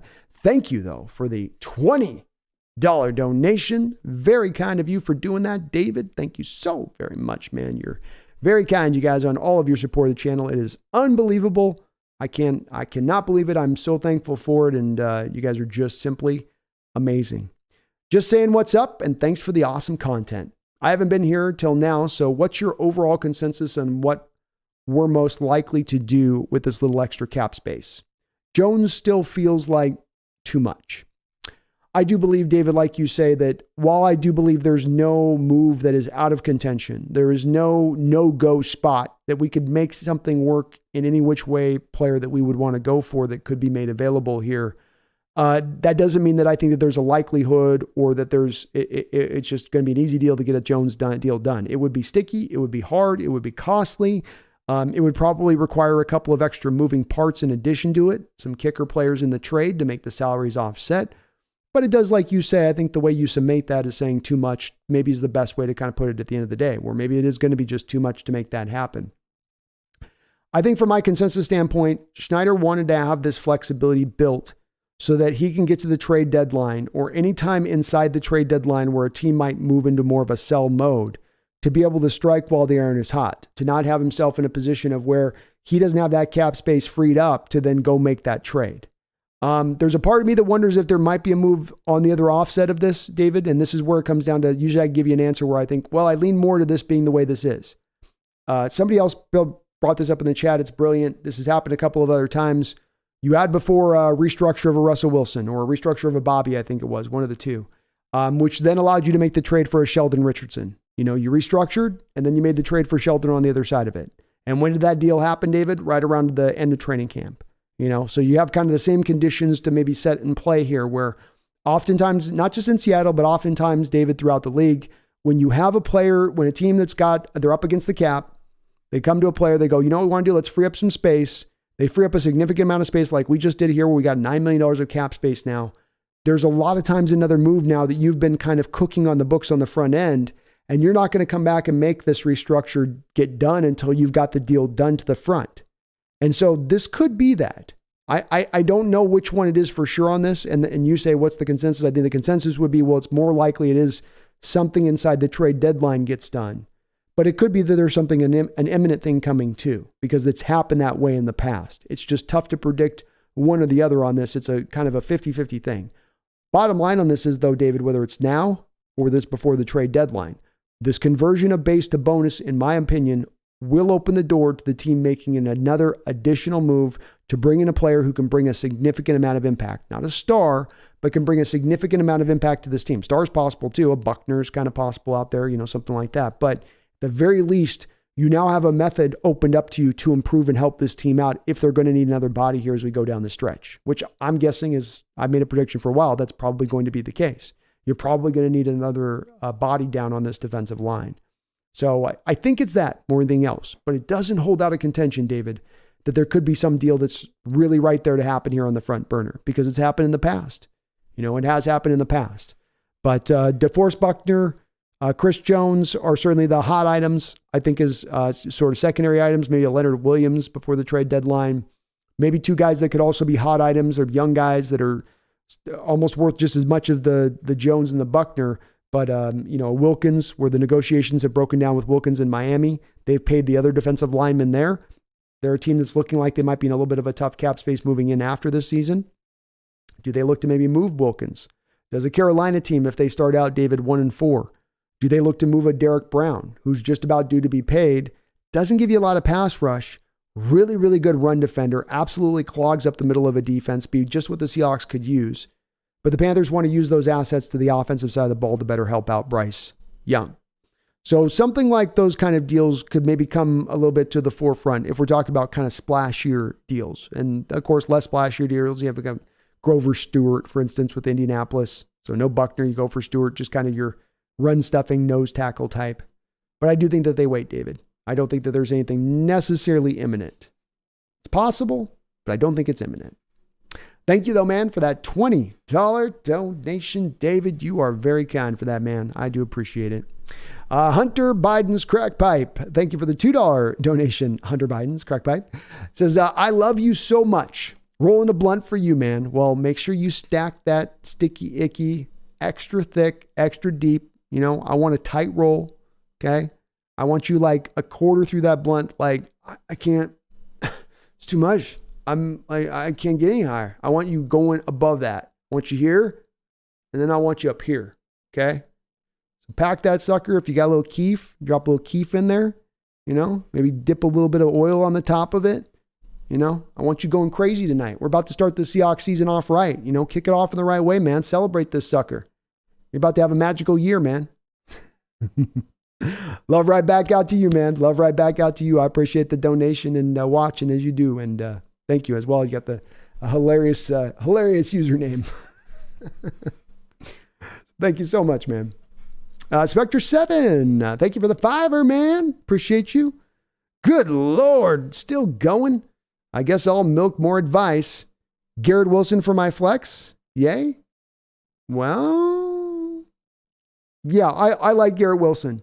The only thing that prevented me on Garrett Wilson from on my underdog fantasy stuff from picking him as a guy to go for a season over 1,100 yards was just the Aaron Rodgers health thing.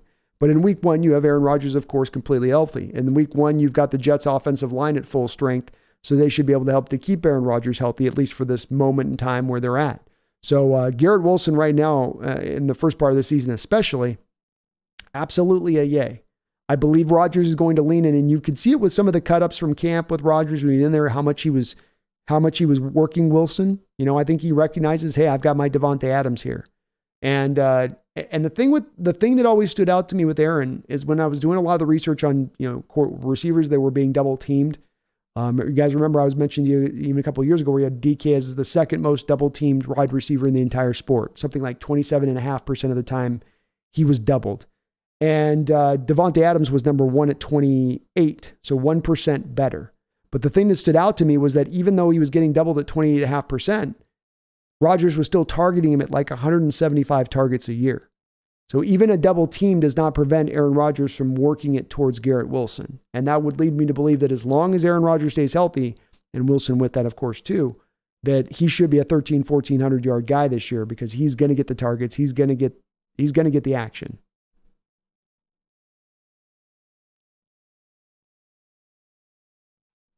It's going to happen. Justin says Jimmy G about to be sacked into retirement. 100%. I mean, how long until he's injured? This is why I think the Raiders are a team that's very much in contention for being one of the worst teams in the league. Jimmy already got beat up on a Niners squad that absolutely is a coach that gets the ball out of your hands light, speed, fast, so that you're not due to have to be hit. He doesn't run a lot of long routes down the field that require you to hold the ball for a long period of time as a quarterback most of the time. And yet he still got broken in that environment. How's it going to be with the Raiders team that's offensive line is horrible? Horrible. I think it's not going to take long on that one, especially because they're going to be playing from behind a lot because that defense is bad, and he's going to have to throw more, and that's going to put him more in the facing the flames of the fire. Fleece says, I think Chargers will be second in the division. I got the Chargers winning the division at this point. With the Jones holdout, Kelsey kind of where he is, just the feeling of that you're getting off that team, losing some of the defensive talent they lost this offseason, especially on the defensive line. I think I'm going to put the Chargers up at 1. I think I'm buying into the Chargers this year.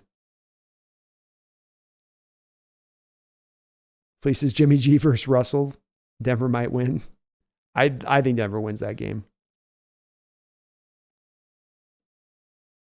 Places the only good team Russell can beat is the Niners, and that is he's trash against the Rams and Raiders.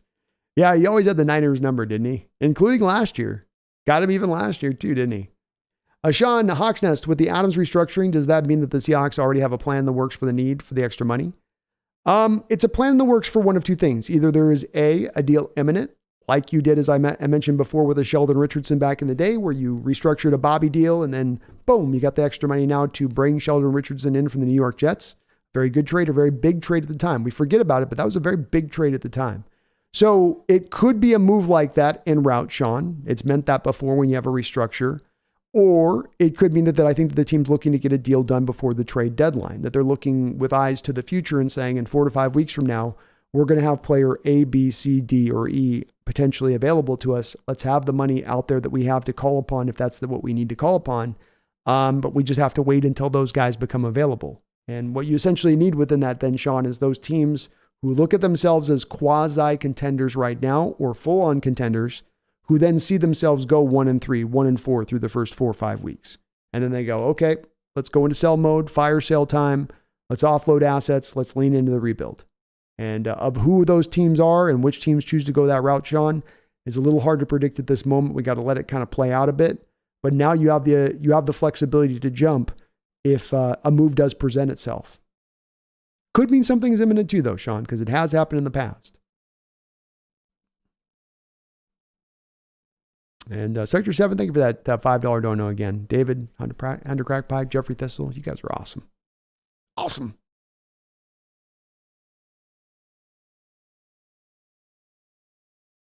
Holy Hand Grenades is just on Twitter. JJ Watt would unretire if he got $170 million like Bosa. I bet he would. Nobody's paying him that. But I bet he would. That's a lot of coin they paid for Mr. Bosa, man. The highest paid non-quarterback in the sport now. Leash says Geno Smith's going to carry this team to Super Bowl. Bro, Geno Smith is the best Seahawks quarterback with Matt Hasselbeck. Let's go. Justin, I would do some shameful things for $170 million. I probably would too. That's a lot of money. Will Valdez, does Bubbo give you Cooper Cup vibes? I don't know if quite that. I mean, they're both guys that rely more on a little bit of quickness, route running, body control, great hands. There's certainly some similarities there with them. I hadn't thought about it as much prior, to be honest with you, but I can't quite get there. Cooper's just been so good as a player. I mean, he's had a year or two here where he's been the best receiver in the NFL, Triple Crown winner. I can't see Bobo in that same realm. And I like Bobo a lot and see him as being a guy who can be productive in this league. But Cup's been, insane in some of the numbers he's put up. Can't quite get there with Bobo on that. But Bobo will be good. Gibson says, Russell Wilson is the best quarterback in Seattle history. I already saw regression the last several seasons before the trade, which turned into a positive considering our draft's last 2 seasons. Well said. I agree with all that, man. You definitely could see some regression starting downwards. This whole he got bad overnight in Denver thing that's a narrative out there is incorrect. There were many of us that were kind of seeing some of the writing on the wall in this, even back in 2020.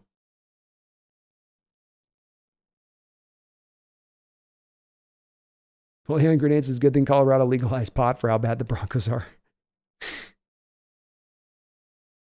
Megan says, kind of famous, Dad? Oh, no, I'm very famous. Yeah, she knows it. She knows it, Megan. King Bomber says, Pumpkin, man, leave me alone. What the hell is a Mark Andrews? David says, adorable cat, my friend. Thank you, man. She's the true star of the show. I'm just here to kind of fill the space in between the cat time. She's a good girl, though. She's lovely and a good girl. Damon says the only thing the Hawks need to fix is the D-line. You're right, Damon.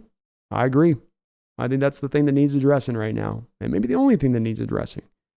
But it does need addressing. But it does need it. Oh, what? Look at you with your little arms up in the air. Damon says, I average the weight of NFL D lines. Most 3-4 defensive lines have combined weight of 800, 900 pounds. Ours is 750. We are underweight on the D line. True enough, man. True enough, that's definitely a little light right now. I've done the same math on that, and it is a little bit undersized as it stands a bit. We'll see if it becomes an issue in the season if those big lines in the league just run it right down our throat. That's what you mentioned it. That's my biggest worry, Damon, with this team right now. That's at the forefront for me. And Val Ramos, I don't know if Richard Sherman's going to want to be a defensive back coach. I think he's got he's just got the skip thing now he's doing. He's got a pretty rich future, I think, with doing the broadcasting stuff and being an analyst and whatnot.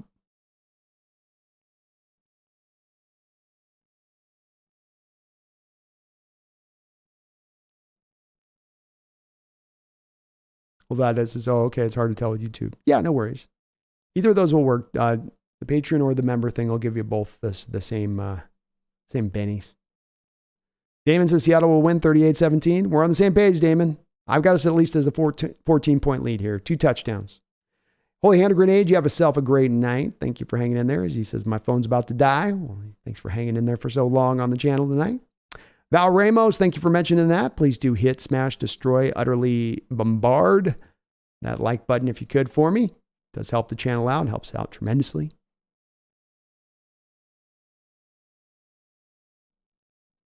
And here says, great stadium. Yeah, Brandon, that was the character. 6, if hypothetically the Seahawks pull off a trade tomorrow, is he eligible to play versus the Rams? I would say probably not.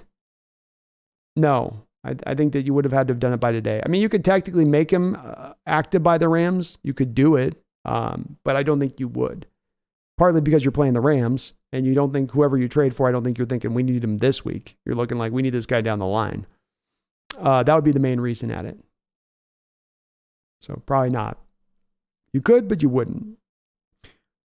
Ricky says, what would be the best case scenario be? The Seahawks winning the game, but giving up a lot of rushing yards to the Rams, thus making Pete and John pull the trigger on a big trade for a defensive lineman?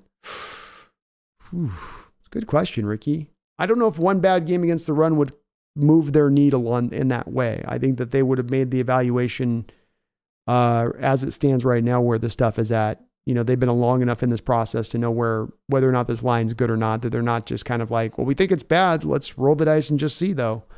I also don't think that the Rams, Ricky, have got the parts to. I don't think that they've got the parts to take advantage of you in that way. You know, as a different team we were playing, maybe that could be a possibility, but I just don't think the Rams they don't have the dogs to get it done. What this smell says, John Hader wasn't on Grandma's Boy. I think he was thinking about the guy looked like him and acted like him a little bit. He's thinking about the guy in leather, I think. The guy that was trying to play like a Mr. Smith character from The Matrix in the movie. Was he the boss? Maybe I got to go back and watch Grandma's Boy now. My goodness. It's Hoof. Shoo, shoo. Shoo, shoo. Shots. You're the speed guy. You're the big play guy. I know you, big play guy. Hey, it's big hands guy. Hey, it's squatty body guy. Hey, it's tiny quarterback guy with a big arm dude. D-boy in the house. What's up, D-boy? How you doing, man? Mama's boy. That's what it is.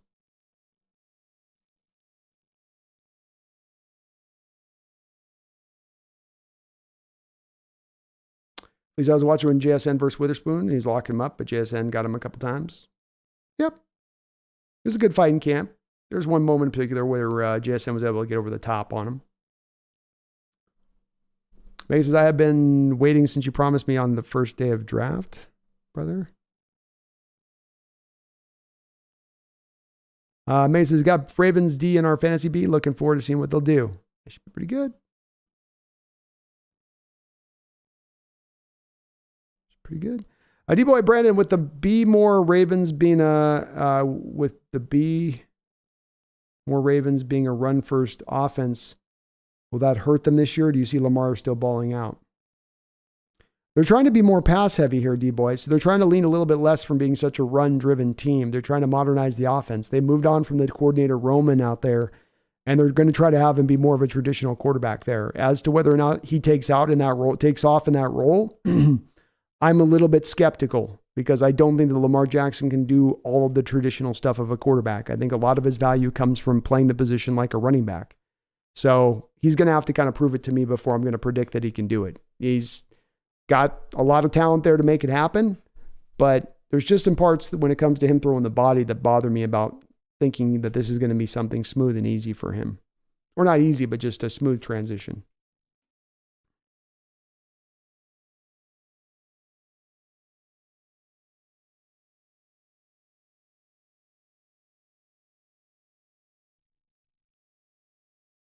Justin says, I couldn't stop having taken JSN in fantasy, like leaving a $100 bill on the floor.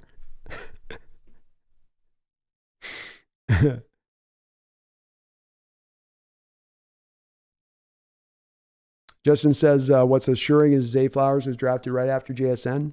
Indeed, he was.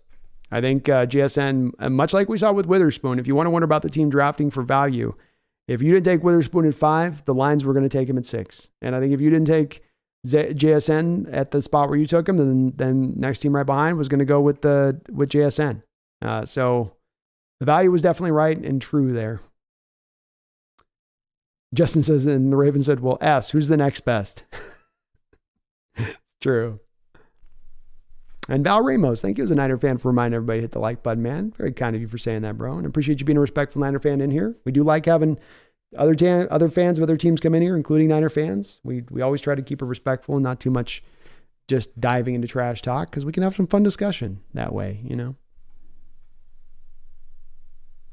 King says, other than injuries, I think a trade coming about is what made Jamal probably cool. Maybe they talked about what might happen, and with him being restructured, we can get another star player soon.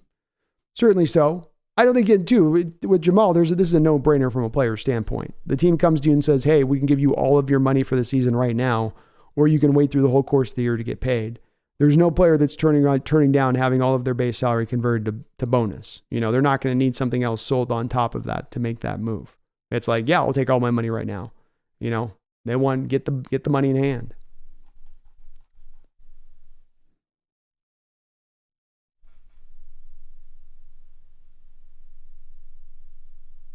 Chad My Pants says, you smoke for sure, Birdman. Hey, I'm from the state of Washington. It's legal here, boys. What do you want? What do you want? We know our terms out here in Washington. Isn't Bruce Irvin on the practice squad? No, he's not. No. Kevin O'Connell, is Bruce Irvin come back? He's not coming back, Kevin, but he has indicated that the Seahawks ever called upon him, being a guy on the couch, as he showed last year. He was on the couch and was ready to play for us and had some impact initially when he came in there. So he's told Carroll, he said, if you need me, I'll come calling. So he's kind of on the practice squad. We're not paying him, but he's on like the non-active practice squad. You know, he's on the players legend list, you know, former Seahawks legend, still can play a little bit. And if you need to call him, like if we had our cornerback room decimated, I bet you Coach Carroll might make a little bit of a call out there to Richard Sherman. You know, as odd as that might seem. Michael Venzier, what do you think of the Falcons receiver, Drake London? I like Drake London. I don't think he'll ever be a top-notch receiver in this league. Can he be around 1,000-yard guy? Yeah, I think he showed that he's got that potential in him. I think he's going to be featured quite a bit in that offense this year. Probably becoming more of the main target even over Pitts, getting more targets than Pitts. But he's okay. He's good. There was a little bit of a thought when he was drafted that he could have like a Mike Evans kind of upside to his game. I don't see a Mike Evans kind of upside. I see a guy that's always going to flirt around 1,000 yards a season for a good collection of years, but never be a guy that'll be up there that's like a kind of a true problem on the outside. You know, you'll always feel like you can get by single covering with him a bit. D-Boy says, Jamal Adams, just keep doing things that make me happy. If you don't think he's a stand-up guy and a team player, there's just nothing he can do to make you happy. He certainly has been that, D-Boy. People can get mad about the injuries as much as they want, but he's been a team leader. He's been a guy that's been vocal, according to just as recently as John Schneider talking about it in a recent interview about him. He's been a great teammate since he's come here. And that's just a little bit of the reason, not the whole reason, but a bit of the reason why you are comfortable making this move and converting the base to bonus is, you know, the work ethic is there. You know, he wants to get back. You know, he's going to do everything in his power to do so. And I'm sure that they feel good about the medical reports that they're receiving on the other end of it too. But I agree. Definitely a good thing of Adams to do it, and helps the team out. And as I said though too, with the D-Boy, I don't think anybody's turning down having their base converted to bonus. You know, every human being would take the money in hand. But nonetheless, he has been a good teammate. Doesn't take any away from your given point. Brady's about to sign to Las Vegas after first game because Jimmy G will be out for a season with a torn hymen. Jimmy's going to have his cherry busted? Dear God, no. Well, you're not wrong. Val Ramos, I'll tell you, I've done some looking into Sue. I don't even think he'd be good for your Niners at this point. I mean, he's really a guy that just picks his spots. He doesn't give you much of any impact anymore in the run game. And then, he might make a nice play for you once or twice over the course of a game, but there's not a lot left in that tank. And he is like 36 years old and he's played a lot of football. A lot of football.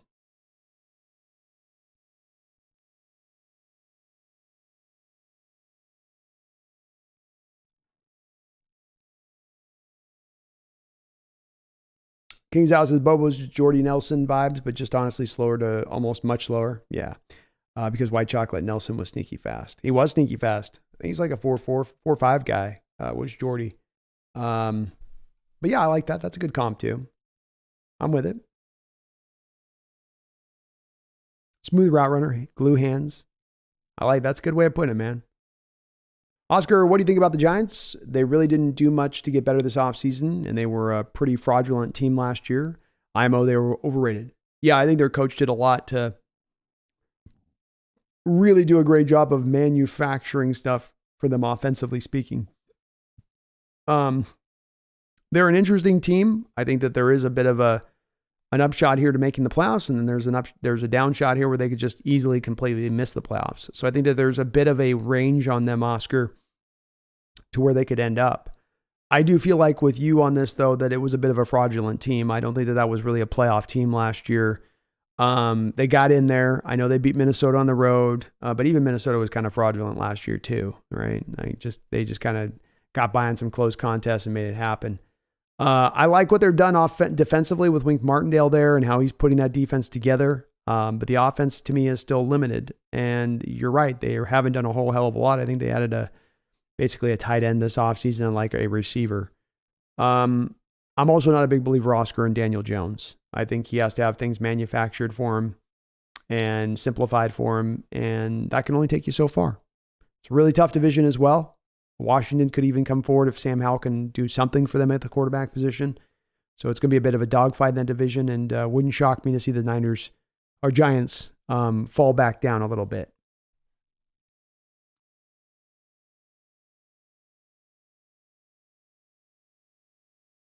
Oh, yeah. Megan, Val doesn't mean anything bad. Val's being cool, Megan. You're all good, Val.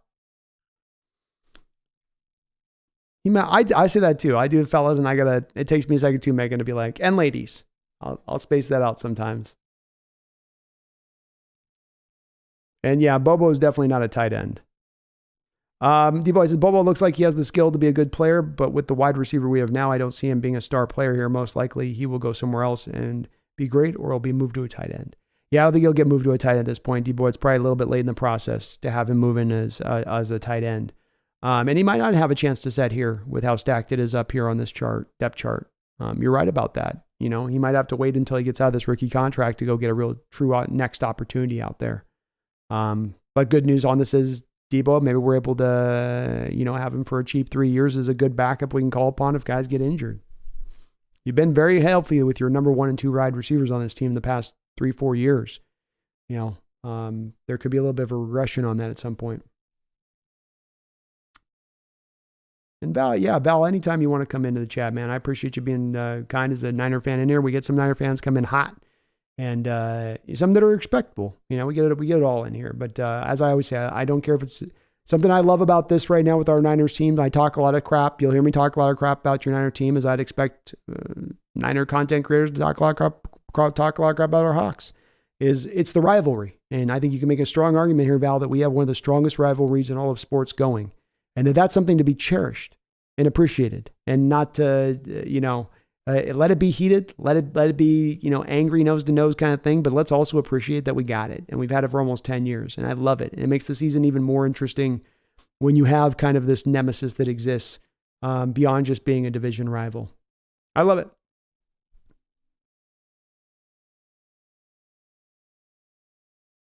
Oxley, does Sean bench Wilson if he's not doing well? Yes. And the indication of that was shown by Peyton when he signed Jared Stidham. You have Russell Wilson making all this money with the Broncos, taking up a tremendous amount of the cap space. You're trying to be in a go-for mode if you're Peyton, right?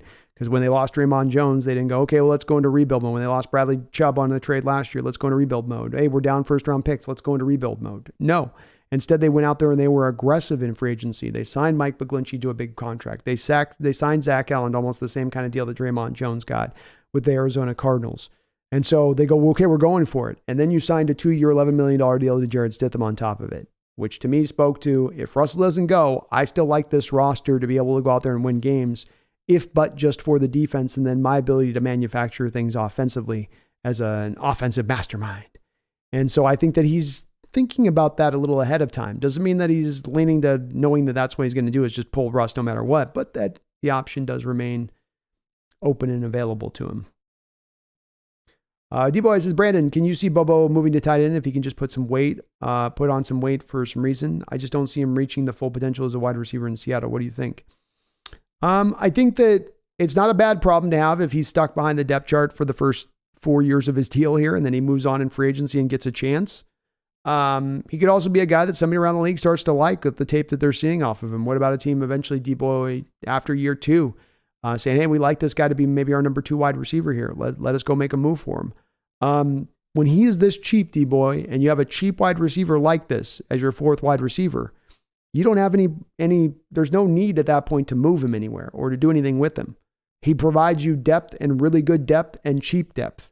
And if you're going to be paying guys at the front end on this, if you're going to be paying $23.5 million to DK and $18 million a year to Tyler, and then you have JSN who's going to be taking up about another $7-8 million a year on a first round contract.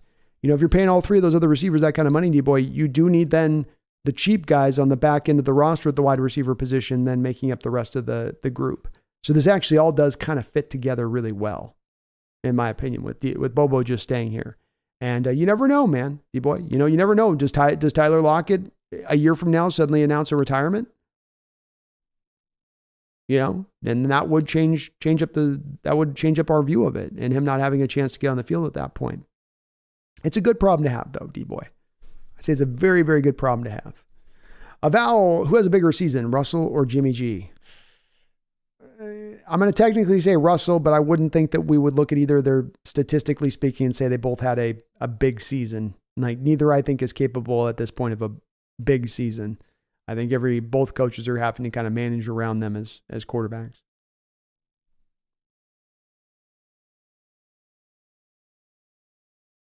JL says, I'm thinking of getting metal legs. Metal legs. Metal legs. It's a risky operation, but it'll be worth it. Yeah. They got some cool metal legs. I've seen those guys run around doing marathons and Iron Man type stuff going on now.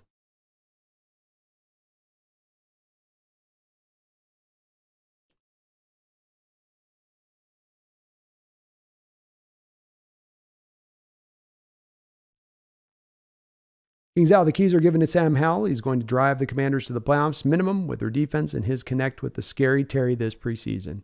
Could happen. I've loved Terry McLaurin for very many years. Underrated guys, never really had a good quarterback throwing the ball his way and still has been mighty productive. I'll tell you what, that front 4, especially if Chase Young comes back into full bear, is going to be tough to deal with. You know, that's a hell of a front 4, maybe the best in all of football. And, you know, you can build upon that. You can definitely build upon that. So we'll see where they go, man. Sam Howell is an interesting case study in what he can do and if he's going to be able to, as a 5th round pick, carry the day for them a bit. A guy who in the previous year to the final year in his college season, everybody was looking as a kind of a top 5, top 10 pick. And then he just had his reputation kind of drop going to new offense in UNC through his final year, doing a lot more of the scrambling thing in this new offense and losing a lot of playmakers from the prior year. So Sam could go out there and surprise some people, I think. That's for sure. Well, Valdez, Caleb Williams looks like the real deal. I don't know what would be worse, him going to Arizona where his talent will go to waste, or the Rams with McVay where he will be trouble for the NFC West. Yeah, I would much rather see him going to the Cardinals than the Rams because you're giving McVay like you're giving the Indy sports car driver, the best stock car that money can buy. That would scare me.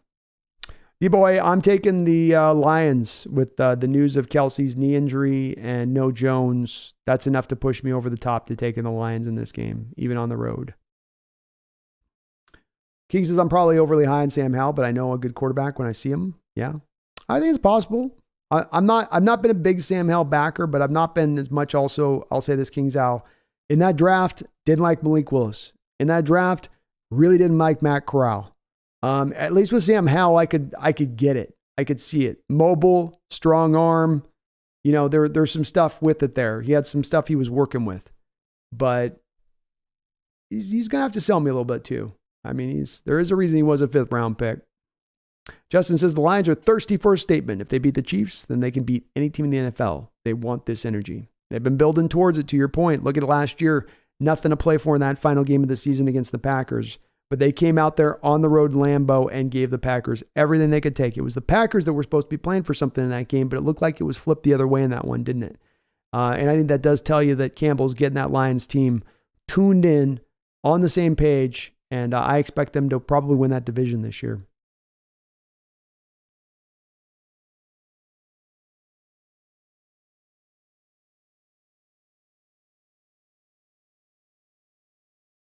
Val Ramos, I'm here with respect, not trying to make enemies. Oh, no, you're all good, brother. You're all good, and I appreciate that. And you're free to come through anytime, man. We've got a couple Niner fans that come in the chat, and we always chop it up, and it is always kind and stuff, and people are pretty respectful in here. We try to make this the place that we want to have just good discussion and conversation. We get hyped about our team. We love our team. We're going to certainly, talk our noise at times. But at the end of the day, we appreciate the sport, love that you guys are our rivals, and it's all in good fun at the end of the day, right, Val? It's all in good fun. And you guys got another hell of a team this year. I'm expecting you to make some noise again, especially now that you got Bosa back. Got that Bosa back now. We are just crossing the 5-hour mark, folks, so let's go ahead and start maybe getting a little bit of the final questions on in. My back is absolutely barking like a dog right now. I feel like a dog biting on my back right now as it goes. So went out on the basketball court today and pulled something. Pulled my back and my neck, my back and my neck.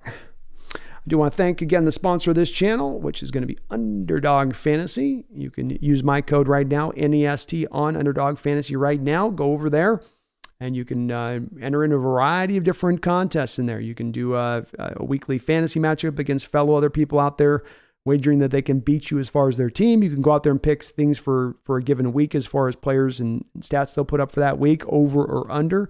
Or go for the full season and pick things out like I did with Geno Smith. Is he going to throw for more than 3,900 yards? I voted, yeah. I did a 5-player parlay with him included in on that. So definitely use my code if you get a chance. Washington does have some restriction on this, so I'm sorry. I know a lot of you guys are Washingtonites, so that does put it a little bit tougher to get them up and to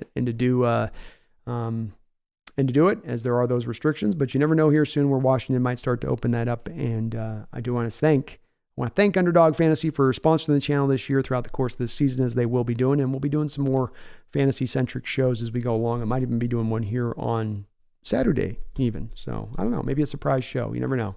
I don't know. We'll just have to see how it goes. Chad says, just the Pittsburgh Steelers fans are not welcome here. That's correct. That is correct.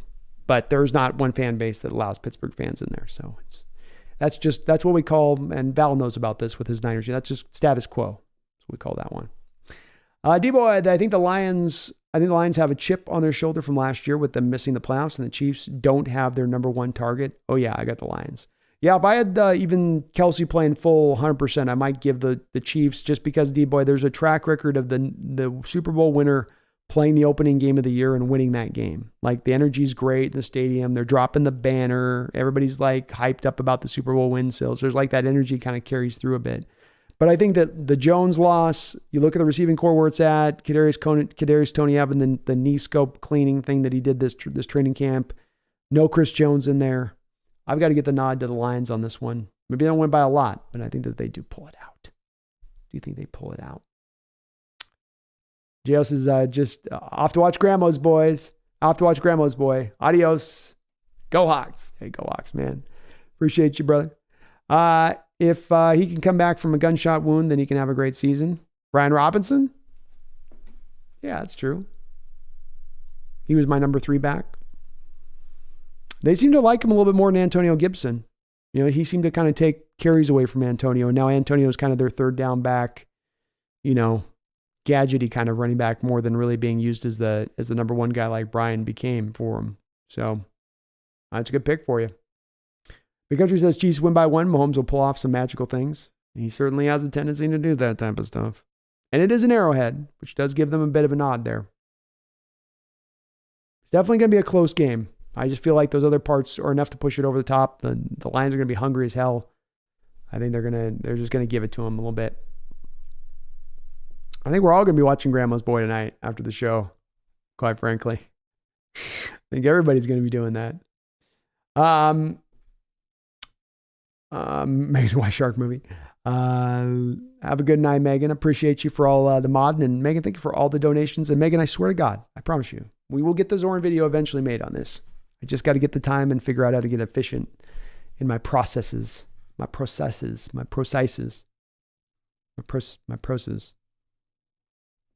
And Euro says, from now on, we shall only refer to Gannon as JP. I was going to just refer to him as Grandma's Boy from here on out myself. I was thinking that was going to work. But that works too. Hey, thank you to all of the folks on the stream today, from John Spector 7, Random McDaniel, Megan, Gok, Roger, Jason, Tudor, In Utero. We had so many. Sector 7, Kyle Mulkey, all of the snail, all the donations that came down the track. Hunter Biden's Crack Pipe, Sector 7, David Pugh, Jeffrey Thistle. Thank you for all of the donations and support on the channel. You guys are tremendous, amazing, second to none. Pick the superlative, and it attaches to you in this respective things. I cannot believe the amount of support I get on this channel, every single show from you guys, the amount of love you do show. And I hope you all do really know it from the bottom of my heart. It's really appreciated. I'm going to get to do this channel again this season, like last season, full time, 24/7. We're going to have 4 live shows a week going. We're going to have plenty of extra content as far as uploads go, and player breakdowns and anatomies of a plays, all that kind of good stuff. And this is what allows me to do that with the support. It's you guys coming through on this angle of it. And so I hope, I thank you for that, and that it's in that support. You're just going to get me working nothing but hard on this channel to produce even more content this year. We're going to try to kick this into gear and do as good as we've ever done on this channel in our 4 years of running, and we're right on track to hit all of those marks that we were looking to hit at the start of the year. So thank you as well to all the new people who did sign up and become subscribers here at the channel, who's now just about to cross on over into about 13.2 here pretty soon. So we're rolling. I appreciate all of you guys for doing that. And do me a favor as we do wrap this on up, hit that like button if you could one more time for me if you haven't already, just to kind of make sure everything's right and good in the world and proper, that the universe is balanced. That's all you're trying to do with that. Just making sure everything's balanced. Pumpkin also appreciates it. She'll lick if she appreciates. See? She's appreciating. That's what she means when she licks. Absolutely, that's what that means. We will be back tomorrow. We got a member stream right at the start of the game there against the Chiefs. We'll be going with that for a little bit of time, chopping up a bit there. I got the B&B show where we'll be doing a Rams preview of this upcoming game coming up on Sunday at 8 o'clock Pacific Standard Time. So that will be coming down as well. Get ready for me coming back again twice for you tomorrow on that side of things, though. I really appreciate everybody tonight watching. I don't know what the Hawks are going to do next. No one knows what the Hawks are going to do next. But the one thing that is crystal clear at this point is they've created the space and flexibility to go do something at some point here in the next 6-7 weeks before the trade deadline. That should get you excited. This team is all in. They signal that they're all in with this kind of move and the taking of the Quandre Diggs base to bonuses they've done. They are all in. And that's what you want to see from your football team. Do everything. Take advantage of every possibility you have on the table to take advantage of. Leave nothing on the table. Use it all. Use every last bit of that cap space up. And that's just what they're doing. And I love to see it. Shows we're going to be competitive. Shows we're going to do everything within our power to try to bring this team up into a contending status, even this upcoming year.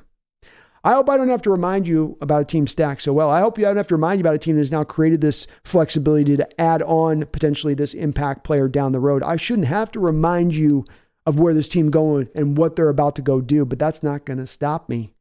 That's not going to stop me. I may be back in under 24 hours, but I'm going to keep reminding you. I'm going to keep letting you know. I'm going to keep it at the forefront of your mind.